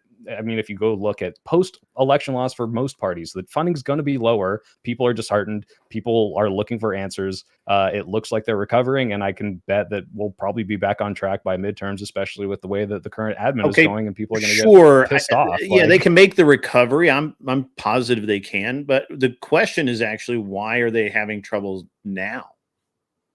Is that right? I just told Did I you read that because we right? lost, and that's kind of a precedent of whenever you lose a big election, general election, people get really disheartened and they don't want to donate as much. DNC specifically, the leadership is having internal troubles with the David Hogg situation. The leftist infighting. He wants primary people, get more progressives up there, and their fight. They got him out through some stupid technicality that he wasn't a girl. Like there are problems. People are looking for leadership. There's obviously issues with the Democratic Party right now, but this is not like unprecedented. But you do agree, so historical you do agree that they are in recovery. debt though right now, currently, right, Soypill? I that might be true. I haven't seen that. Okay, anywhere. Could you show me?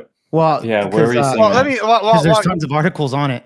Well, okay. Well, you post the articles in the group chat. Let me ask you this, Soy. So, okay, so you're against the perception that I put forth, the idea that I put forth, and it seems like some of the others on your side here might not be totally against that, totally with you on that. But since you are against this idea and you think there is recovery, all right, what are some of the problems and why are you hopeful they're going to change going into midterms? Like you mentioned, leadership. It's what I just said. The leadership, like the people, are especially the bigger donors, are like, hey, like we're not sure how you're spending this money. I mean, what is I'm your sure everyone here. prescription? Well, let me finish because I think everyone here probably would agree that like, spending however many millions on like, what was it, Megan the Stallion probably wasn't the best use of campaign money in that like very short amount of time. Maybe should have had more ads.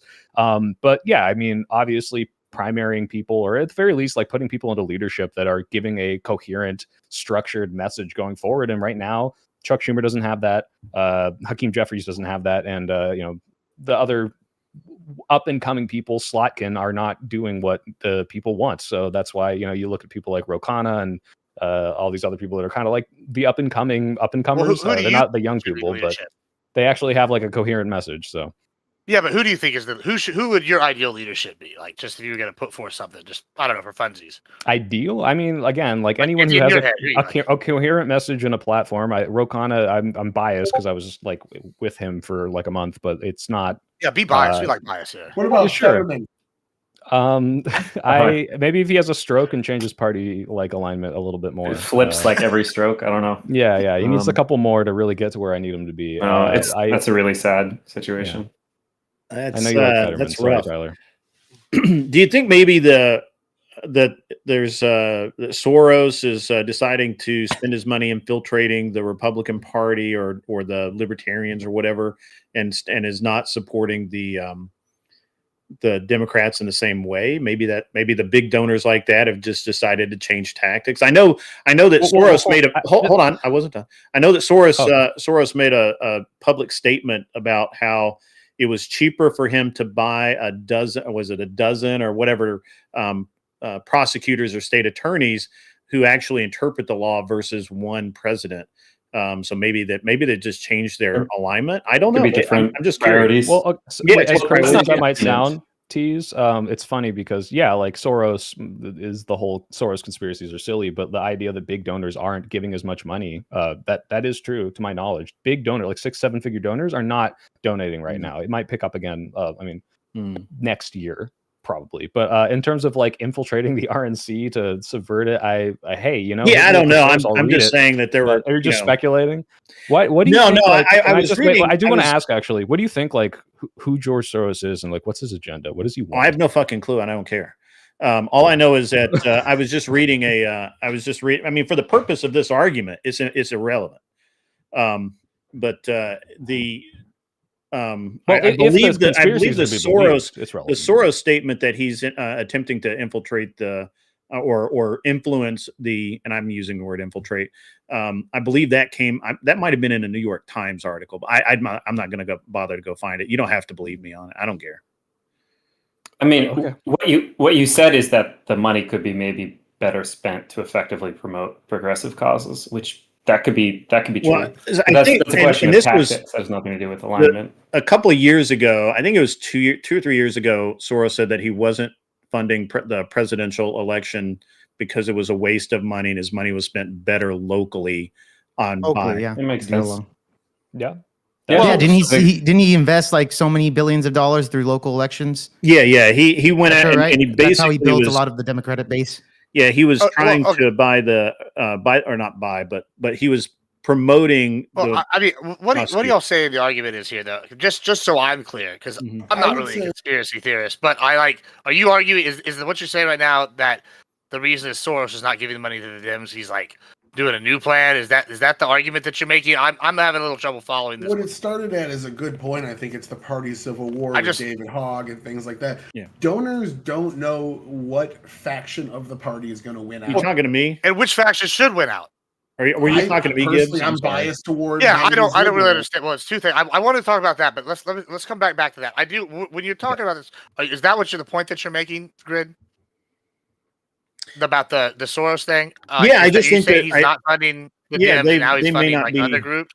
Yeah, they may be funding different opposition groups. They may be funding independents more, that sort of thing. I don't know. I'm just the Soros thing is just something that's kind of documented with the statement that he's no longer interested in backing presidential or even congressional seats.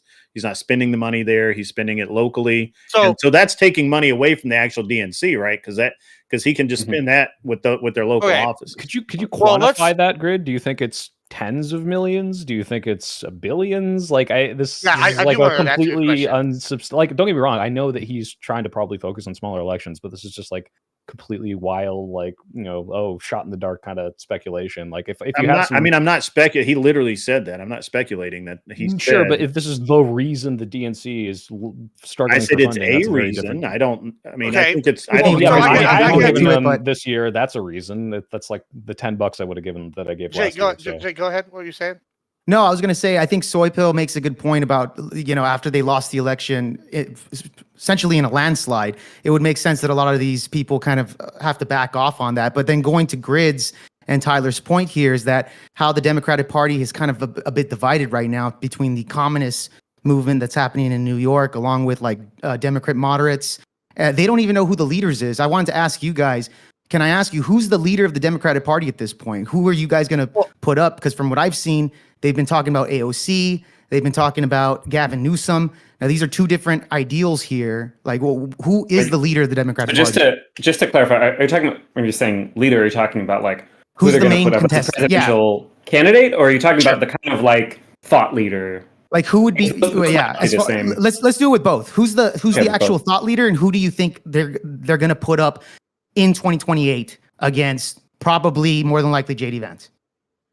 Sure. I mean, hold on there. I don't think JD Vance wins the primary personally, but I don't know who they're going to put up against. But that's a different topic. Yeah, it's a different topic. It's a different topic. Yeah, go ahead. Sorry, go ahead. But I do want to ask, like, who is the leader at this point, the thought leader, and who do you think is going to be put up in 2028 against the Republicans? Like, who do they go for? Like, who do they donate to? Because I don't even know. Sure. I don't even know who's y'all's leader is. And who do y'all want? And who do y'all want? Yeah, I mean, so we can look at people that are really actually connecting with voters. So all the polling suggests that Democratic voters want a more progressive policy, more progressive person. And the people that are connecting really well are people like Zoran Mamdani, like Kat Abu-Ghazala, David Hogg, like AOC, like Bernie Sanders. Those are the people who are actually speaking directly to the things that are happening now, or pushing for things that help regular working all people. And at the same time, the polling suggests that they feel like the establishment or the DNC is kind of in opposition to a lot of those things, is in opposition to universal health care, job guarantees, things like that. And then just to answer in terms of who might get put up as like a presidential candidate, I think Pete Buttigieg is pretty like. You really think Pete Buttigieg should? I don't think he has a shot, man. If they're going to put him in, it's like, who is it? It's like it's him. It's Gavin Newsom. I think Gavin Newsom has more of a shot because Gavin's a lot more charming. He could speak. He speaks very well. He's a better, debater on stage. He's more. Kind of reminds me of a Barack Obama-ish guy. I don't know if he's a little bit more hot-headed maybe than Obama ever was. He's contentious. He's a fighter. I mean, people like that. I don't know. He's got a lot of baggage from California. Anyone speculating on who's going to be the primary front runner in 2028 is just like shooting in the dark. It's like, that's why I'm asking you. So that's why I asked who's the right now. This real quick because I want to go to Soy Pill and I want to go to Tyler with this question, right? Because we came to the Civil War topic a little bit earlier than I was expected to in this convection. But I mean, we had a magazine. That's a good Marvel movie. Yeah, I'm saying. Well, but let me ask you this. So like, I was kind of asking that to you earlier. I agree with you. Speculating who's going to win 2028 primary like now is ridiculous. For either side. But I do want to know, like, who do you think is the leadership, or who do you think, like, what is the message? Like, do you think y'all should go more progressive, or do you think, like, what I know Tyler's going to be the opposite side and said y'all should go more center? What do you think is the solution here? And then we'll go to Socrates as well. I know, like, up from my lefties here. What are y'all's prescriptions? Yeah, no. Obviously, I mean, you can see that there are hyper progressive candidates winning, like Mamdani. The thing is, though, this is like this is to Tyler's point. This is localized, and what I think is going to happen, especially running around with the campaign with Ro Khanna and it was Clyburn and a bunch of other people in South Carolina. I think there's going to be a pretty major toning down of a lot of the more what people might call woke messaging, not because they don't want to support it, but because they know that people see it and they get really poisoned. If you go to the, all these Baptist churches I was going to, people were not so much of a fan of the LGBTQ rhetoric, which means instead of throwing trans people under the bus, what's probably going to happen is they're going to switch to a more populist messaging so they can lift those people up without specifically calling them out and poisoning the well and letting the right run rampant with it. So I don't know if that means they're going to be more moderate. They might actually be able to do that with more populist takes, but I know for a fact they're probably going to shift a lot of the messaging that you might have seen from like 2020 to 2024. I don't think you're going to see nearly so many marginalized people front and centered, which is not great, but that, if you want to call that a moderate shift, I think they might do that. Did you just call Mamdani a progressive? He's a communist, right? Populist, sock dem, whatever you want to call it. You said progressive. You said progressive. He's a communist. What would you call him? A communist? Why is he a communist? Because he says he's a communist. Didn't he say he's a communist? Did he say that? I believe he did. I mean, maybe not. I've definitely heard him call himself a socialist. For sure, he's a socialist. Let me go. I want to go to Tyler. And then I never called him a communist. I wouldn't think that he would be, but he definitely did call himself a socialist. We can listen. I don't want to definition debate Mamdani right now. I want to get through this real quick, and then we can move on to the next thing. He did. He said, "quote No, I am not a communist." Okay. That's exactly what a communist would say, bro. Yeah, exactly. Yeah, that's exactly what a communist would say. So let's go to Tyler. Socialist. I'm gonna go. Let's go Tyler and Socrates, then I'll come to the conservative side. But because I want to hear, like, I know he's got the opposite position of what Soy Pill said. So let's go to him, then we'll go to Socrates. Is there? Here. Right now, looking at the polling out of the second quarter of 2025, Kamala Harris, out of the top 7 people, is the only one besides Elizabeth Warren eligible to run. I could see Harris or Warren being a shoo-in, but that would be like looking at Jeb Bush back in 2015. I could easily see someone like Fetterman, Shapiro, or what's her name, Gretchen Whitmer, walking into that spot and doing a pretty solid job because they need to win the Rust Belt. Those Rust Belt states are pivotal for them to win the election. Getting somebody from the Rust Belt that understands it is probably their best chance of taking those. I would think that's the best. They already have, like, the idea that they need to go more further to the left and adopt a lot of unpopular policies. I can name 4 I have written down here. Their stance on illegal immigration. There's multiple sanctuary states. their stance on trans. There's multiple trans sanctuary cities and states now. There's stances on defund the police. Right now, Mamdani is for defund the police. Several cities have done it and still say they're behind it. The DSA is also super behind it. And the last one being Palestine, which is a little different because that movement, unlike the rest, started out extremely unpopular and is now growing in support versus the other ones that started out super popular and shrinking in support. So I could see that one actually not actually reaching its cap yet. We could see that one being but I'm looking here right now. Stacey Abrams is more popular than AOC. And she is an election denier, like flat out. So I don't see any progressives in the top 10. I see Al Gore, Tim Walz, Joe Biden, Bill Clinton, Elizabeth Warren. I think they're going to get a moderate. They cannot get progressive. Tyler, I think those numbers have changed. I remember when the election first happened and they lost the election. I remember AOC was sitting at the top of that list. I saw one poll, I get 42%. Yeah. Yeah, but I think 6 months later, I'm pretty sure that the more moderate Democrats have kind of reached in. So I could believe the stats now, but I do remember recalling AOC being very much popular, along with some other progressives like Bernie. So I'm sure they've lost popularity for the past 6 months. To be clear, Tyler, when I say move left, I don't mean most of those things you just brought up. I mean defund the police. Even Mamdani isn't like, hey, let's get rid of the police. No, he once talked about the idea of, by the way, this is why I think it's a terrible slogan, but moving funding from the like $1 billion NYCPD to like some more social programs, which is a very different social workers. But that's what defund the police is. Social workers, some also people, when they say programs. defund the police, they mean get rid of the police. So you capture all of those people. Yeah. Well, if you defund the police, abolish the police. I'm aware of that, but that's what people perceive it as. But the like all the other stuff of like, hey, the Palestine stuff. First of all, like I think right now Palestine, like you said, movement is polling pro-Palestine, not pro-Israel stuff. This isn't really what I mean by they're going to move more left. I mean, they're going to move to messaging that is more encompassing of everyone. It's like, hey, just talk jobs, just talk economy. They're not going to be focusing as much on marginalized groups because they realize that that might hurt their chances, like you said, in the Rust Belt. But that's not, I don't know if that counts as moving moderate. Well, let me go to Socrates. What do you think they should do? So he obviously wants to go more moderate, so always a little further. Where do you fall on this? What do you think the solution is here? What do you think is a better option? Yeah, I mean, first, I do just have to say, Tyler, the things that you were talking about are like a right-winger's view of what left policy is. There's only one city that's ever defunded the police. That was Camden, New Jersey. You can look into it. It's a pretty interesting case. A lot. LA was one of the cities that did. They defunded the police. They got rid of their police. That's not defunding the police. Is cutting the police to reallocate resources to social workers. It doesn't mean getting rid of the police. That's abolished. How much did they reduce from the previous year? Did they maintain or increase rather than a massive increase, or they cut like big figures from the police budget in the next year and then refunded it a couple of years later when their crime spiked? And they did not ever hit the same amount of officers since they've defunded. Okay. Well, those are like those are more local policies, and those are just not.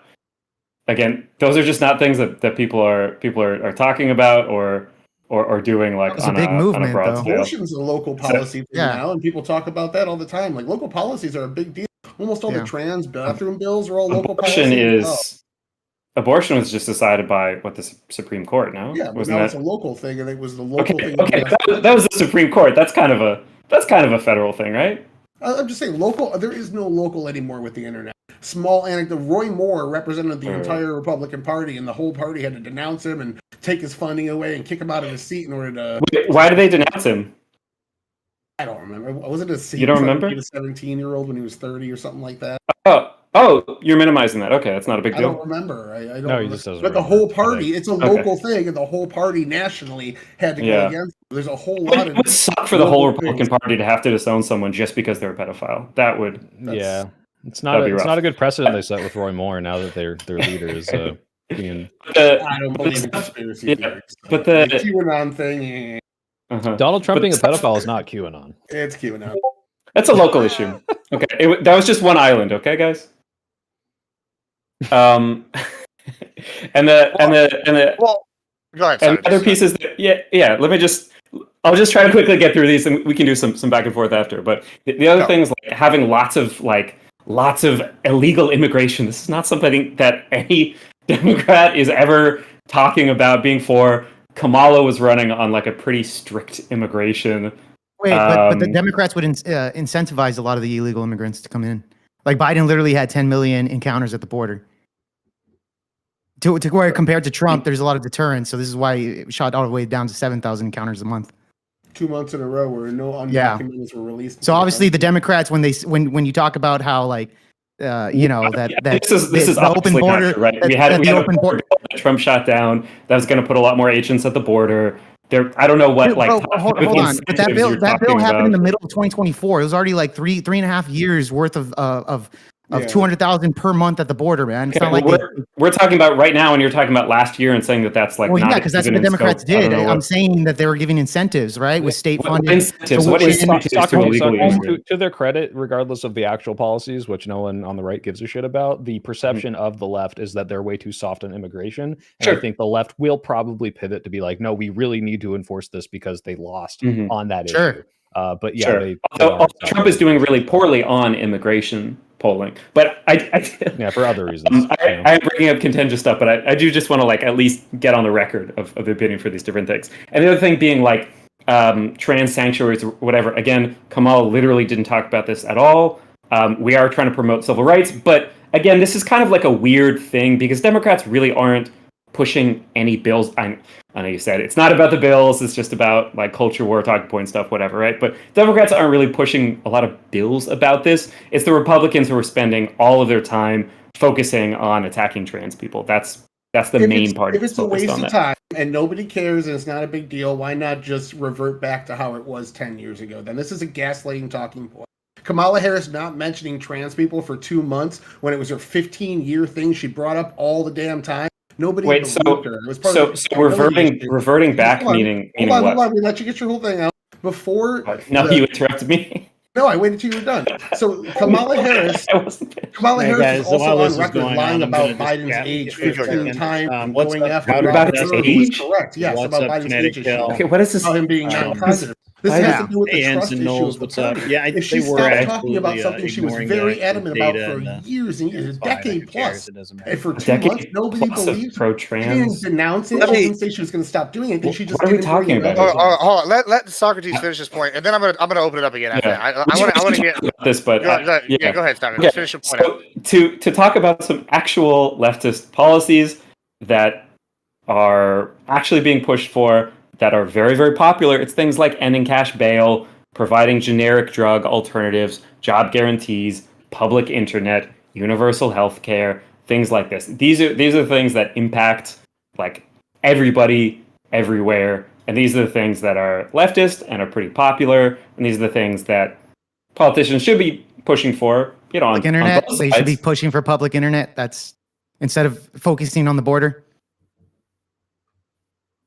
What's the question? That they should be focusing on public internet. That's a policy that is very more popular and more important than the border. Sure. Yeah. Why not? What it is? It's not. Hold on. Okay, this is fucking crazy. Yeah. So public internet. When you say that, like internet everywhere that's free. What do you mean public internet? Like free internet? What do you mean by that? Sure. I mean it should be a utility. It should be available for everybody. I don't know why not. Do you love Comcast? Okay. Like, what's the?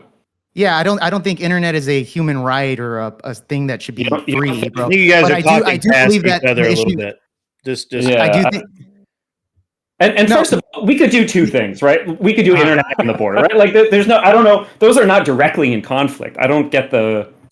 Like, you can have. My question was jobs laying wire. My question was that you believe public internet is more important than get free internet. Actually, so those are in conflict. Socrates. That's true. Yeah. They already get free. Yeah, they get free tuition and home care, right? But okay. Yeah, I think that would be an issue. I think a lot of those incentives are very unpopular, even amongst moderate left-wing people. Sorry, when you say incentive, you're talking. Yeah, like tuition, healthcare.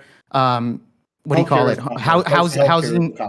Healthcare, yeah, housing assistance. Healthcare is unpopular, and these are all for illegals. For illegals. Most people don't. What is going on? Talking about policies that left people should promote. This has nothing to do with giving it to illegals. In the U.S. right now, do you think I can't hear you, bro? Say that again. What percent of the population of the U.S. right now do you think are illegal immigrants? Like 50%, 70%, 90%? No. If I had to guess, If Wait, I had hold to on. guess, there's Let me probably just- about let me 25 just- to hold on. 30 illegal About- immigrants here in this country right now. Let me just. Okay, listen. I don't know. Listen, as much as I like talking about immigration, we know that's my favorite topic. We'll do it tomorrow we're not night. doing the immigration debate. Okay, fair enough. I'm just kind of shocked he wants free internet is more important than border, but okay. Shooting people without internet. Yeah, it's just wild to me. That's all, Gibbs. Well, but go on. So no, let me just come back. We to can the talk internet about it. thing. We should, but Sure, we can talk about the internet thing in this context. Was it? Maybe I'm wrong, but Jon Stewart.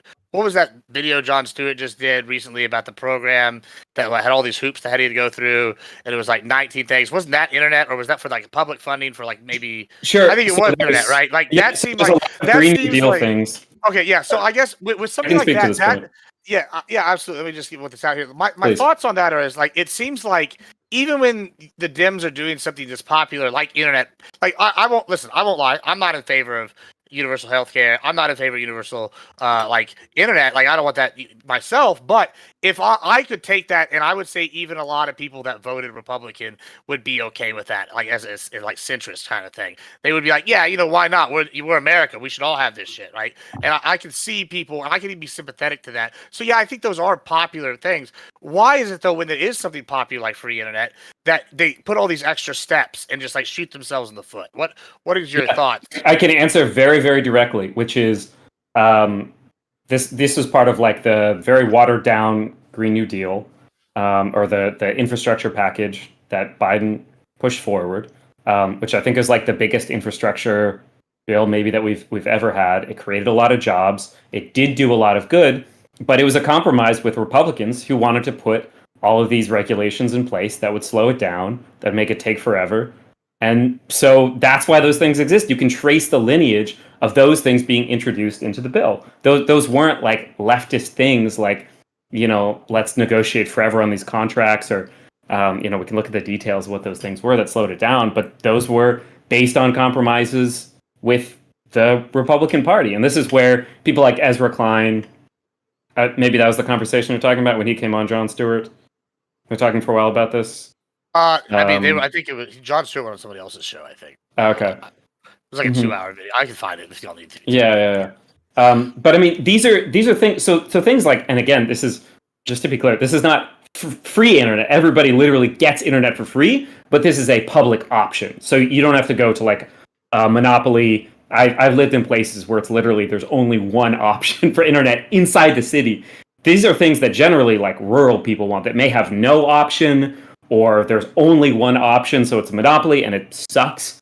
It's just like the universal postage guarantee. Well, it's that's interesting. You always have an option to mail a letter. That's a very interesting thing that you said there. The rural people, may want something other than the internet that's offered. But if that's the case, why is it that a lot, and probably more than I am aware of the rural people are going to co-ops? I actually pay a co-op.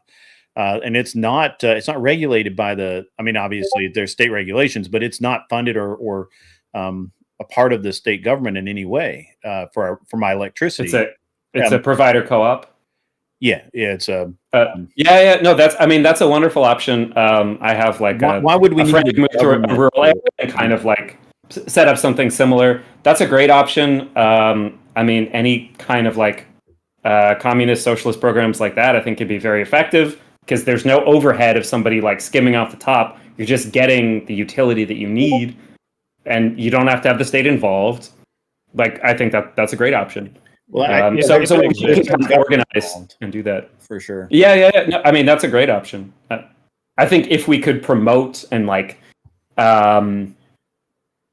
if there was a way for those people, so you said that was you. Also, that's private ownership. That's not necessarily communist or socialist. But at any rate, co-op. How does any of this affect the way the funding for the DNC is going down?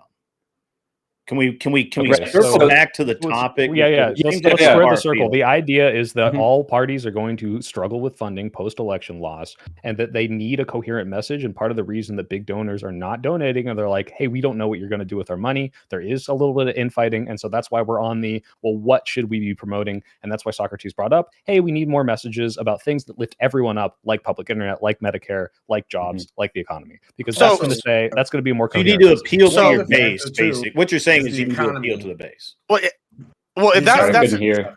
well, okay. So let's talk about. So, what is the base? It seems like two of y'all are saying y'all need to go more left. Would that be a fair assessment? Well, to be clear, I don't think what that and even what Socrates is saying is necessarily more left. What it is a more shotgun approach of how do we just be more generic? Okay. Because clearly that's working for Trump. You don't really have to promise anything. You just have to say it will happen and not really mention any specifics. And it works. That's a good tactic. Yeah. Yeah, It's like unfortunately mass a very deportations, and then it happens. Well, that's interesting. So Over and it's over. interesting you say that. I saw yeah, someone that's say happening. say this the other day, and they're like, the reason why they're not going to be able to replicate Trump in this, and tell me if you agree with this, is Trump has like 20, 30 years of on television persona.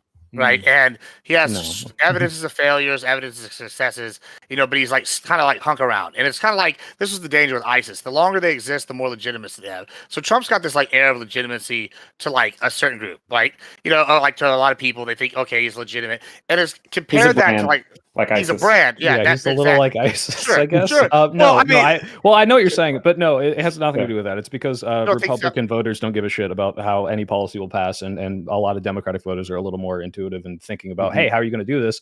And that's why they'll sit out elections when there's like a little break and something about Palestine, and Republicans will be like, yes, Daddy Trump, I know you're a pedophile, but for the love of God, please just kill the Democrats, own the libs, I will suck your dick. So yeah, it's just a voting based thing. There's a lot It's more weird. coalition. I don't know any. I don't know any right winger that thinks that way, but okay. Well, let me bring up one more conspiracy. Would you support Donald Trump if he was in the Epstein files and convicted of no, or at least no, I wouldn't support Donald Trump. Okay, of course not. yeah. But here's so he is in the Epstein files. So are you not going to support him anymore? Well, he's in the logs, yeah, sure, but that doesn't mean that he diddled kids, right? Okay. Would you would you agree that? Hold on. Would you agree? Hold Hold on. All lying, or? He's QAnon right now. I think they're just conspiracy theorists, just like QAnon would be, right? Like, Well, do you believe them when they say they diddled kids? Do you actually believe them? I believe the kids that say obviously they were do. diddled by Trump and Epstein probably aren't lying about Sorry, it. the logs. Which are in this kid? pizza Which kid said place that? Hold on. called Which kid said Comet that? Pizza. Which kid said that? Do you want me to go bring up their names? I can get all. Yeah, the bring up their cases. names. Go for it. Comet Well, Pizza while has he a doesn't- basement. Yeah, because he can't. Hold on. He's just Let me making just- shit let me- up. Hold on. Look it up, All bro. right. So while y'all go down the Epstein rabbit hole again for the 60th panel, let me go ahead and do another thing. I have another conspiracy theory, and this is the one that I presented to. So I was hoping one of my conservative brethren would take this up because it's not really my conspiracy theory, but it's the one I've been seeing in the circle that I associate with the most, and so I feel obligated to bring it up. Absolutely. Now I will admit I haven't seen the link. There's that last step. It's kind of like the missing link, right? Like there's a very big piece that I haven't found or I've seen presented to me, and I don't. So that I don't believe. And I'll tell you at the end. The Epstein thing? No. Of the conspiracy I'm about to give This you, is on, a which is brand new. which is the one that I told you about earlier. Was Doge has cut USAID. These NGOs were secretly sending money back to the U.S. and they're funding the Democratic Party through these programs such as that. And because of that, that's why the Democratic Party is now having to borrow money or attempting to for fundraising. And now I will admit, it is an appealing thing to me because I do like Doge, but I do find personally I haven't seen any. There's this big key piece of evidence, which is the link between the NGO and the group, like getting the money. Like there's this part that's not there. Now, maybe it's just not been presented yet. Maybe somebody's going to find it. I don't know. But how realistic? And at the end, I want y'all to kind of tell me what are the probabilities of these. Like he's saying 0, but like I know the earlier one that Hugh mentioned was 50-50, like, right? Well, with the probability, these are things that are like actually the major reasons behind this. Like, I find this one maybe low until they find that link. I find the Soros thing, even if it is true, to be like only a tiny fraction of the funding. Like, how rich is Soros really, right? Like, and I think more of the Civil War is more kind of my take. What are y'all's thoughts here? Do you think there's any legitimacy to that conspiracy theory? Anybody? I honestly have never heard the conspiracy theory. Grid or Tyler, if you guys. No, really. I talked a little bit about it with Gibbs the other day, and I that was the first I had kind of heard of it. But I mean, it's all on my feed. I don't know. Yeah, I mean, it's possible. I'm sorry though. I was really distracted waiting for that list of names. Oh, I mean, you can go into. No, I'm not doing just anything. go to sexual misconduct on the Wikipedia page. I'm linking some of the stuff from Maria. Look it up at Wikipedia. Well, you see, Wikipedia has this cool thing at the bottom that are sources to news articles. I know it's hard to do 2 clicks, but yeah, you can look at the Maria Farmer one. You can look at the Virginia Guff or whatever the fuck. There's like dozens of these. With you can call them incredible. A lot of these were settled. A lot of these were silenced. Maybe it's all names. Grid. I just said 2 of them. I'm sorry. You named events, but you didn't give names. I said, who are the names? Virginia Guffrey, Maria Farmer. There's like a bunch of other names, but they were on Epstein's Island. Keep find them.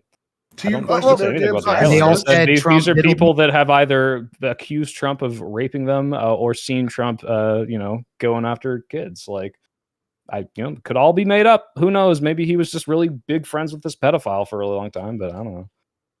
Democrat donor. Hey, Clinton was friends with it too. I don't see me defending Clinton because I'm not. I don't own my P. Diddy.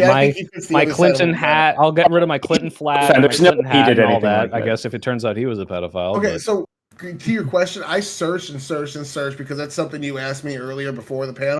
I found no evidence to any ties between Democratic donations and USAID, even though some of the same NGOs that donate to Democrats also get money from USAID. That could just be because of good intentions, and until I see that corruption, it's basically saying all funding that goes to my opponents is corrupt. Hold on. Wait, did you just say it's a soy pill tactic? Did you just say you actually have? Wait, so you actually have evidence? No, I looked out for 2 days. I couldn't find shit. From any NGO that got money from USAID. Okay, they did. I just couldn't find any link to show that their funding has slowed down for any particular reason. We might see that at the end of the cycle, but it's so fucking early. This is my question. The NGO got money from USAID, correct? Yes. And then you're saying you have evidence that those same NGOs give to Democrat candidates. I found a couple that I don't know candidates, party. I just saw that there were several that contribute to the Democratic Party in some way. Yeah, but that doesn't mean necessarily there's any corruption there at all. That's not proof of corruption.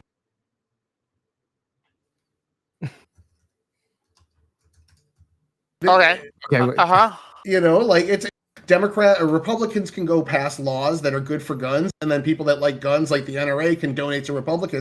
That's not proof of corruption. That's this candidate wants to sponsor the things that are for me, and I vote for myself. So why would I not vote for this candidate? Like they are washing each other's hands, but it doesn't make it anything clandestine or corrupt. It just Tyler, I can't tell if you're being sarcastic, but I agree with you. Like, like the idea. I don't know if he's being sarcastic or not, but like. I see what you're saying, but this is how politics work. You go for the like a company is going to make more money if you Donald Trump's going to cut taxes. So big business people go with Donald Trump. He cuts taxes. They gave money. Why aren't you this good when we play poker? Why are you this bad? Like I don't understand. I won the poker league. You didn't win a single round that I played. That's the crazy part. Like but now he's over here. I can't tell. Look at my trophy, first place. Oh my god! Yeah, I mean you still didn't beat me a single time. Crazy. I just don't understand.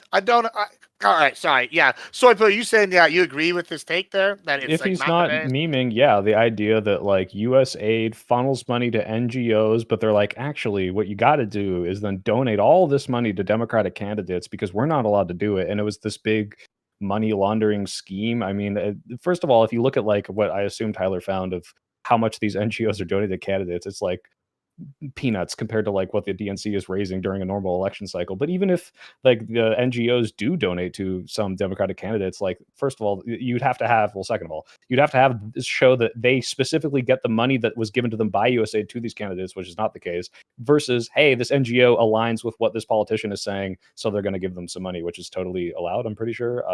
The USAID money is not the reason it's cut off or the funding is down.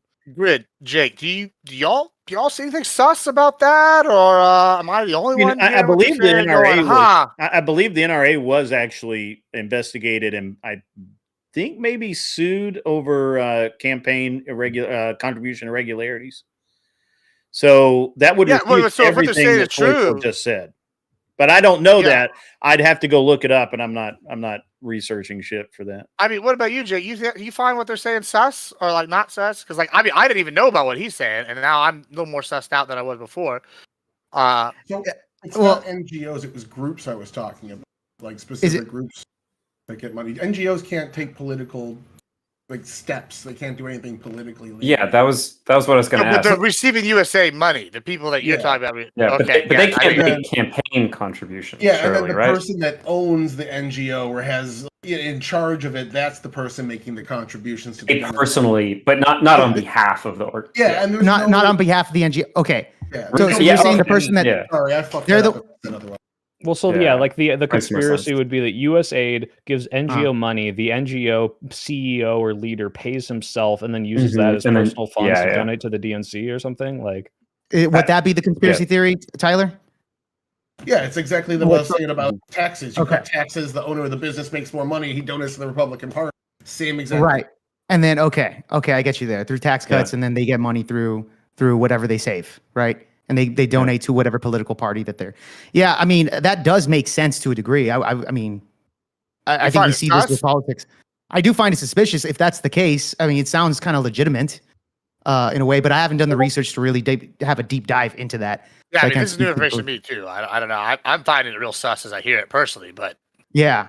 I'd have to go. Here's the thing I heard about. Weren't there some corporations that were like getting like deregulated or getting some kind of like government subsidies and then donating to let's just candidates take it or as- like running ads on behalf of them? Or I felt like I heard about. I don't know well, if that's let's ever just happened. let's just Well, for funsies. I Let's do a think thought what you might exercise be real quick. thinking Okay. of was the NRA would support a local person in an election or something like that, and somehow the money. I'm not really sure that they were clean with the way the money was handled. Now that could, I'm sure that they said it was an accounting error. There was a lot of, and obviously, by the way, I do not belong to the NRA. I think that they're a very bad organization that do not have gun owners' rights at heart. Wayne LaPierre is a criminal and should be in jail. Based. All right. But that was some of the accusations were that Wayne LaPierre, acting as the president of the NRA, was participating not in the best way with politicians, including flights around the country on private jets and things of that nature, which he was obviously called out on. I'm not really sure the disposition of all of that. I never looked into it.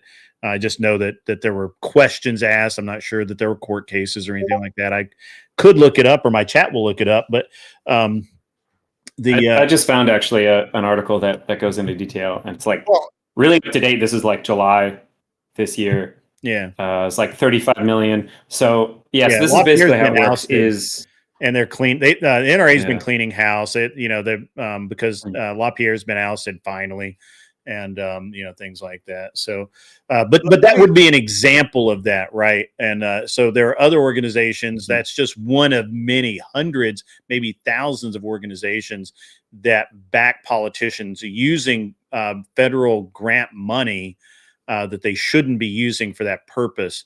And I think that's what Tyler's talking about. And I'm just using one example from somebody that I do pay attention to refute what Soy Pill had to say. That's all. That's all I'm doing. Let me just for funsies here. Let's make it the thought exercise, because I'm still not totally sold on this. I was definitely like 0% sold on this as a conspiracy theory. But let's just for funsies say that it's 100% true.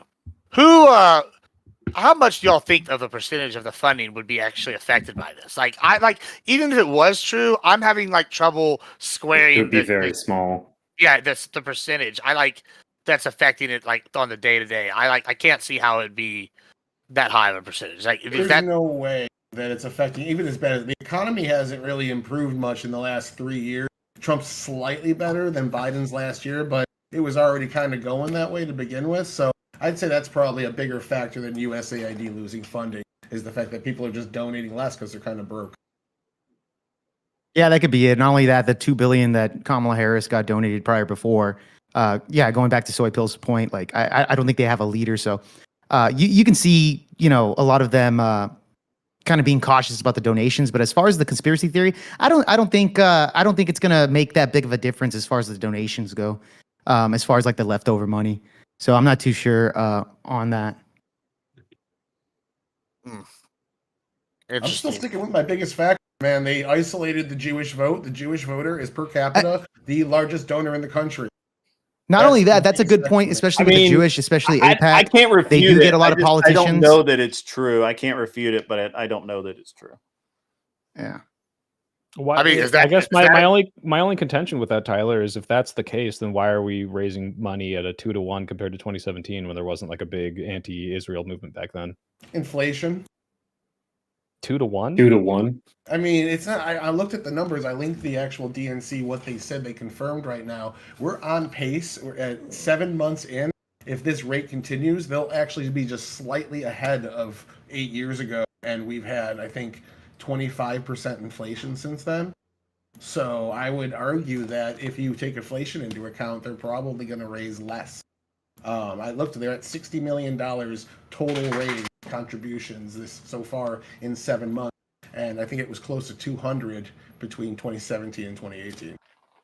I think it's the rate of donations. I don't know about the total amount. And like we said, the bigger donors are sitting out. If you can show that those are disproportionately Jewish, I guess I don't think that's what's going to happen. Look, it's a lot of speculation here. I think if you look at the donations a year from now, clip this, but I think it's going to be right back to where it was, and it won't have anything to do with an Israeli change in policy.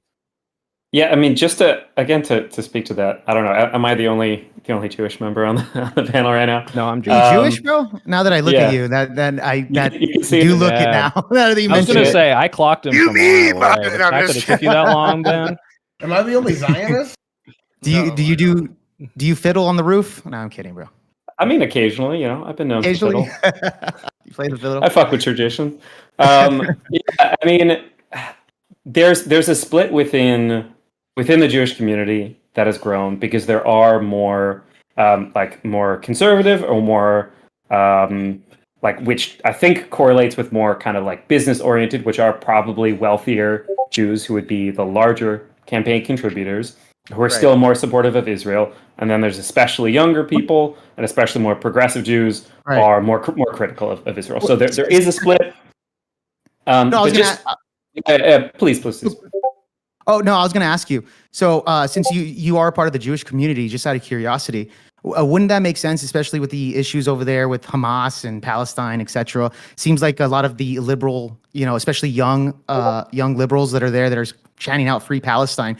Wouldn't you say that a lot of the donations or the donors, the lobbyists over there in AIPAC and the Jewish community, wouldn't that make sense that for them to just kind of not go towards the Democratic Party since they do support a lot of these, kind of free Palestine, etc. Liberal voters? Like, wouldn't that make sense that many of them probably would kind of deter themselves from the Democratic Party supporting this? If anything, most of the Democratic, even like the more progressive people like AOC are literally angering those protest people because they're voting for aid packages to Israel. Why would the donors see these protests and say, yes, the DNC is in line with them, when I don't think any of the Democratic leadership is? So those are exactly. So those are the people who are more supportive of the DNC establishment. Versus the people who are more critical. But just to disambiguate a little bit, so AIPAC is a lobby for Israel, and they have become more and more supportive of Republican lawmakers because they're basically just like, oh, Israel's killing brown people, we like killing brown people. Sorry, I don't mean that, whatever. No, but let's be 100 about it. So they're our buddies, right? Netanyahu, he doesn't like Arabs, we don't like Arabs. It's great. Why wouldn't we be best friends, right? So there's some alignment that's happening there. That's not the same as necessarily, Jewish mega donors in the U.S. Who are more in line with the Democratic establishment. But in terms of like the kind of more clear signals that we're seeing when it comes to donations, Zoran Mamdani, he's been labeled even by some members of the Democratic establishment Anti-Semitic. as like anti-Semitic, right? So even these slurs are going. There's like a Democratic like attack ad where they darkened and lengthened his beard to make Really? it look more scary Muslim, whatever, right? There's a lot of Islamophobia, but he got record funding in New York City, which has double the number of Jews as Jerusalem, right? So the idea that like, you know the percentage of that were Jewish donors, the percentage, or no? Like, you know the percentage of that? I don't know if that's. We could try to find that. I'm not sure if that's like. I'm just out of curiosity because I'm kind of curious on that because I think Tyler brings in a pretty good point about that. But there's like there's a big perception gap between what say Donald Trump is pushing for, where he's basically saying anybody who says free Palestine is like an anti-Semite, right? These movements are largely Jewish led, right? So I've been at encampments that were cleared out, that were labeled anti-Semitic, where the only thing I could hear were groups of people singing together in Hebrew, right? So this is really like a slur against the Jewish community, saying that like, oh, if you're Jewish and you don't support Israel, if you don't support genocide, you're anti-Semitic. Yeah, you're anti-Semitic. It's double like the pure spirit of Judaism is like murdering people. Like that's an anti-Semitic statement. To be against genocide, those are the things that I learned as values, growing up in a Jewish community. To have empathy for people, we have this thing on like, I don't know if you've heard of Passover or Pesach, where we read from like the story of the Jews' exodus from Egypt, and we're slaves in Egypt, and we're supposed to think about people who are oppressed today. It probably wasn't Jewish, are you? No. I mean, semi. I don't know, but the Jewish split on the donors from Mamdani is probably just going to be tied exactly to the other demographic. Like I don't know if they even delineate based on like, are you Jewish or not? It's going to be like, I think the ultra wealthier as far as, like, people the were against lobbyists. him, or all of the older people are going to vote for Chris Como, and all the younger voter went for him. Like the Jewish vote is going to be split there. It's not going to be, who did the Jews go for? Like that's not really like a voting base as a whole. No, I was talking about the donation, like the lobbyists. They're like 15% of New York City. Well, hold on. No. You What do I mean agree they're is big they donor don't vote base, as a though. monolith because they usually don't have like, what's the Jewish issue here? In the same way that black people might be like, hey, like this very specific policy calls out jobs for black voters, or Latino people might be voting on an immigration thing on a much higher majority. Like the Jewish people don't vote based on that. Well, let me ask even this, when it's though. this Israel-Palestine thing. So, like, we do agree that the people, the Jewish, they donate a lot to to different groups, different PACs, right? And they do make up some portion of the voting base, especially in New York. But I don't know enough, but I know, for example, the Catholics and the SBC, both of them put out, the Southern Baptist Convention, they both put out like a pamphlet before voting. Now they're not specifically allowed to say like who they're voting for, but they'll be like, oh, these are the candidates, and these values that they're proposing align with ours, and then are aligned with these values that we propose. These are the other candidates, and these are the things where we differ. And then they don't say who to vote for, but it's like, okay, they agree with all these, just so you know, kind of thing, right? And like all these organizations do that, all the religious ones. Like, are you saying that like maybe if the voting isn't the key thing, do you think that enough donors are not being influenced by the Israel-Palestine thing that it's hurting the Democratic Party right now, as it compared to like, I know there's not one like Orthodox Jew church that controls as many like denominations as like say like the Catholics or the SBC. There's no pope. But yeah, there's like no pope. But to Tyler's conspiracy, because I'll call it that until we can be sure that the Jews are withholding funding because of Israel-Palestine.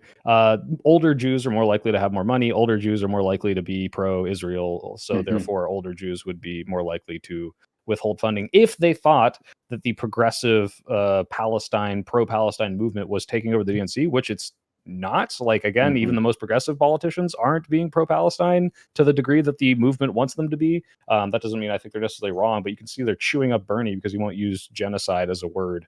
And like, yeah, if Bernie isn't far left enough for them, then I don't see why these donors would be like, yes, like, the party, the Intifada has taken over the party and we shan't be donating. It just doesn't really make a lot of sense. Sorry, there's a ghost possessing my house. Just Okay, because I you mean, can do you hold agree on with to that? little tokens doesn't mean it's even close to the Excuse me? majority. I mean, do you agree with that? Numbers right now, the Jewish community in the United States overwhelmingly supports Israel, said they side with them. Israel decisions over Israel and U.S. foreign policy are very important to them. American support for Israel versus Gaza, it's starting to collapse now after a few years, but at one point, 78% of the U.S. said they wanted Israel to finish the job with Hamas before the war ended.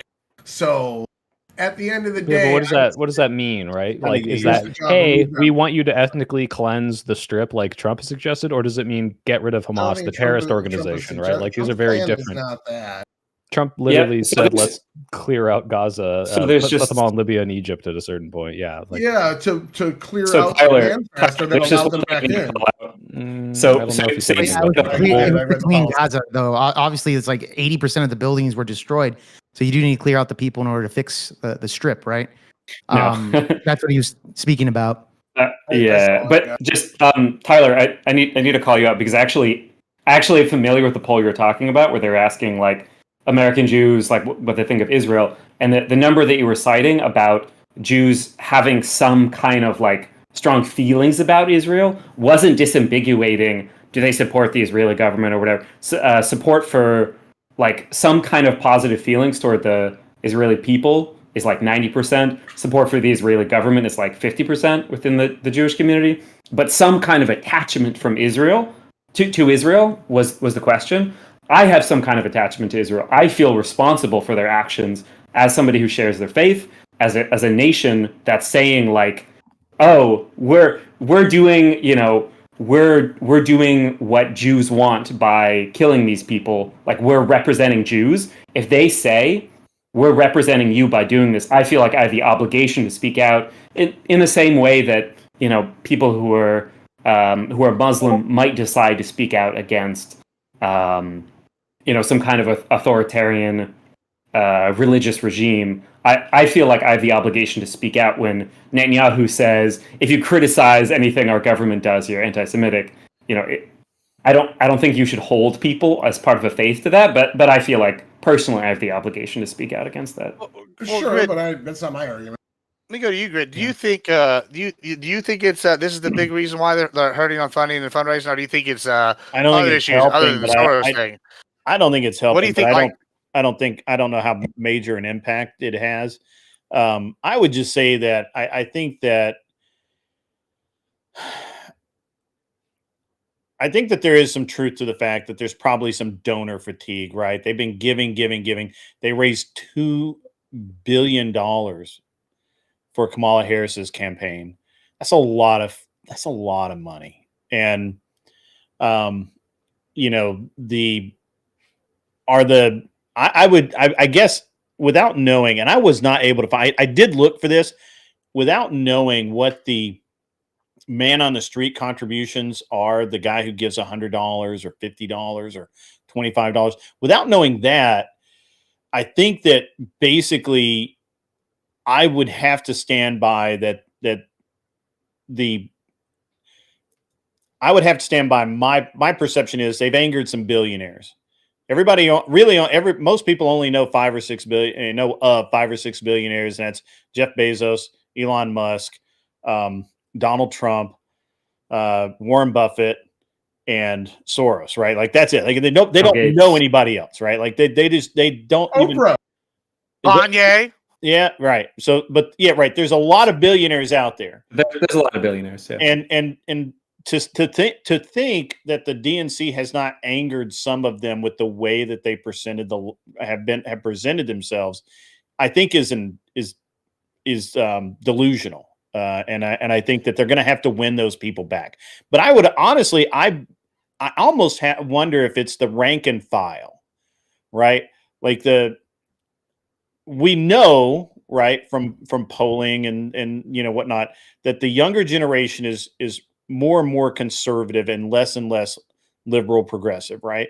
And if those people are not giving money, if those people are not opening their wallet or writing in When you guys remember, maybe you don't, maybe it's just an old person thing, but when you went to college that first day and you paid your bill, you could like donate to your political party or whatever down at the end, and you could get like $5 or something, right?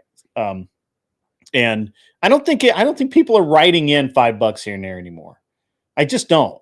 I just don't feel like that people are, even when people come up to look, they're having a hard time getting real polls because people are avoiding the polls in the malls or wherever the fuck people go. Now I never go. I go to the lake and the gym. That's pretty much fucking it for me. So and fly. If I could have flown today, it'd have been a perfect day. If I could have flown today, like Pew Research. I'm sorry. They don't like have a guy on a corner for polling. That's not how like Pew Research is conducted. That's like for petitions. Sure. Whatever. Anyway, yeah. I mean, if I could have had I could have had a perfect day today if I'd gone flying. Other than that, I did everything I fucking normally do. So, and it didn't occur to me to go fly until it was too late. But I just don't know. I don't know. I don't have an answer for you, Gibbs. I think there is a problem in the DNC. I think the DNC is bleeding cash. I think they have a problem. Whether they want to admit it or not, it's none of my damn business. I honestly don't give a fuck. Well, wait, Grid, to be clear, you're not wrong. I mean, there isn't some like secret or debate about whether or not these donors, I don't know if you want to use the word mad, but they're clearly like withholding funding. Ken Martin is talking to these people and saying, hey, like, why aren't you giving us money? And they're like, well, one, we're either upset at the fact that you did not use our money to win last year, or we don't know where you're going now. This is all undisputed. This is just like they're admitting this. That's very different from, there's a secret Soros fund that's dried up and they don't want to admit it. So they're saying it's some other thing. Hey, Socrates. Is that your name, right? Socrates? Socrates, yeah. Yeah, I looked it up. According to Pew Research, it's about 85% of U.S. Jews believe it's important for the U.S. to support Israel. I want to ask you, since you're over there in New York, right? You said you were in New York? No. I'm not in New York. Oh, never mind. I thought you were in New York. I would assume that just because he's Jewish looking. Not Jews live in New York. I was about to ask you an anti-Semitic question. I actually 100% pegged him for like New York, New Jersey, East Coast. I was thinking he was from New York, bro. I don't know why I assumed that. I'm like, I can see that. This is a little off topic, but I was growing up in Texas, right? And everybody always makes the Texas racist jokes, right? I've heard them my whole life. Oh, they must be racist. And I was always growing up. I hear these like online. I got online. I would always hear these Jews jokes. Never got it because the only like Jewish people I knew were there was like 3 hot blonde chicks. That's the only ones we had down there. And I think they're probably the only Jews in all of Texas. So like, it never made sense to me. And now y'all over here, y'all all got the jokes. I just want y'all to know that y'all are all more racist than Texas, you bastards. And, I will tell you this: I'm also from Texas, and I didn't grow up. Thanks for fucking me up there, bro. I appreciate it. No, I agree with you, Gibbs. This is a wet Texas, so I don't know. I don't know what you want to. I did come in here illegally, man. So don't tell Trump about it. But yeah, you and my father then both got in here the same way, so it's all right. But moving on, yeah. Back. I mean, Gibbs, real quick. I don't know if you're open to this, but Jonah, who's appeared on WIC panels before, he works for Progressive Victory, and I think he's much more of a authority on this and can talk about the funding real quick. If you're still having, yeah, absolutely. Yeah, I added him to the DM, but I think you'll get a much more substantive answer from him. I'm not talking myself down. He just knows a lot. Like, yeah, no, he can absolutely join us if he wants to. Yeah, I mean, I don't. We don't have Del Taco, but no, well, I don't. Go ahead.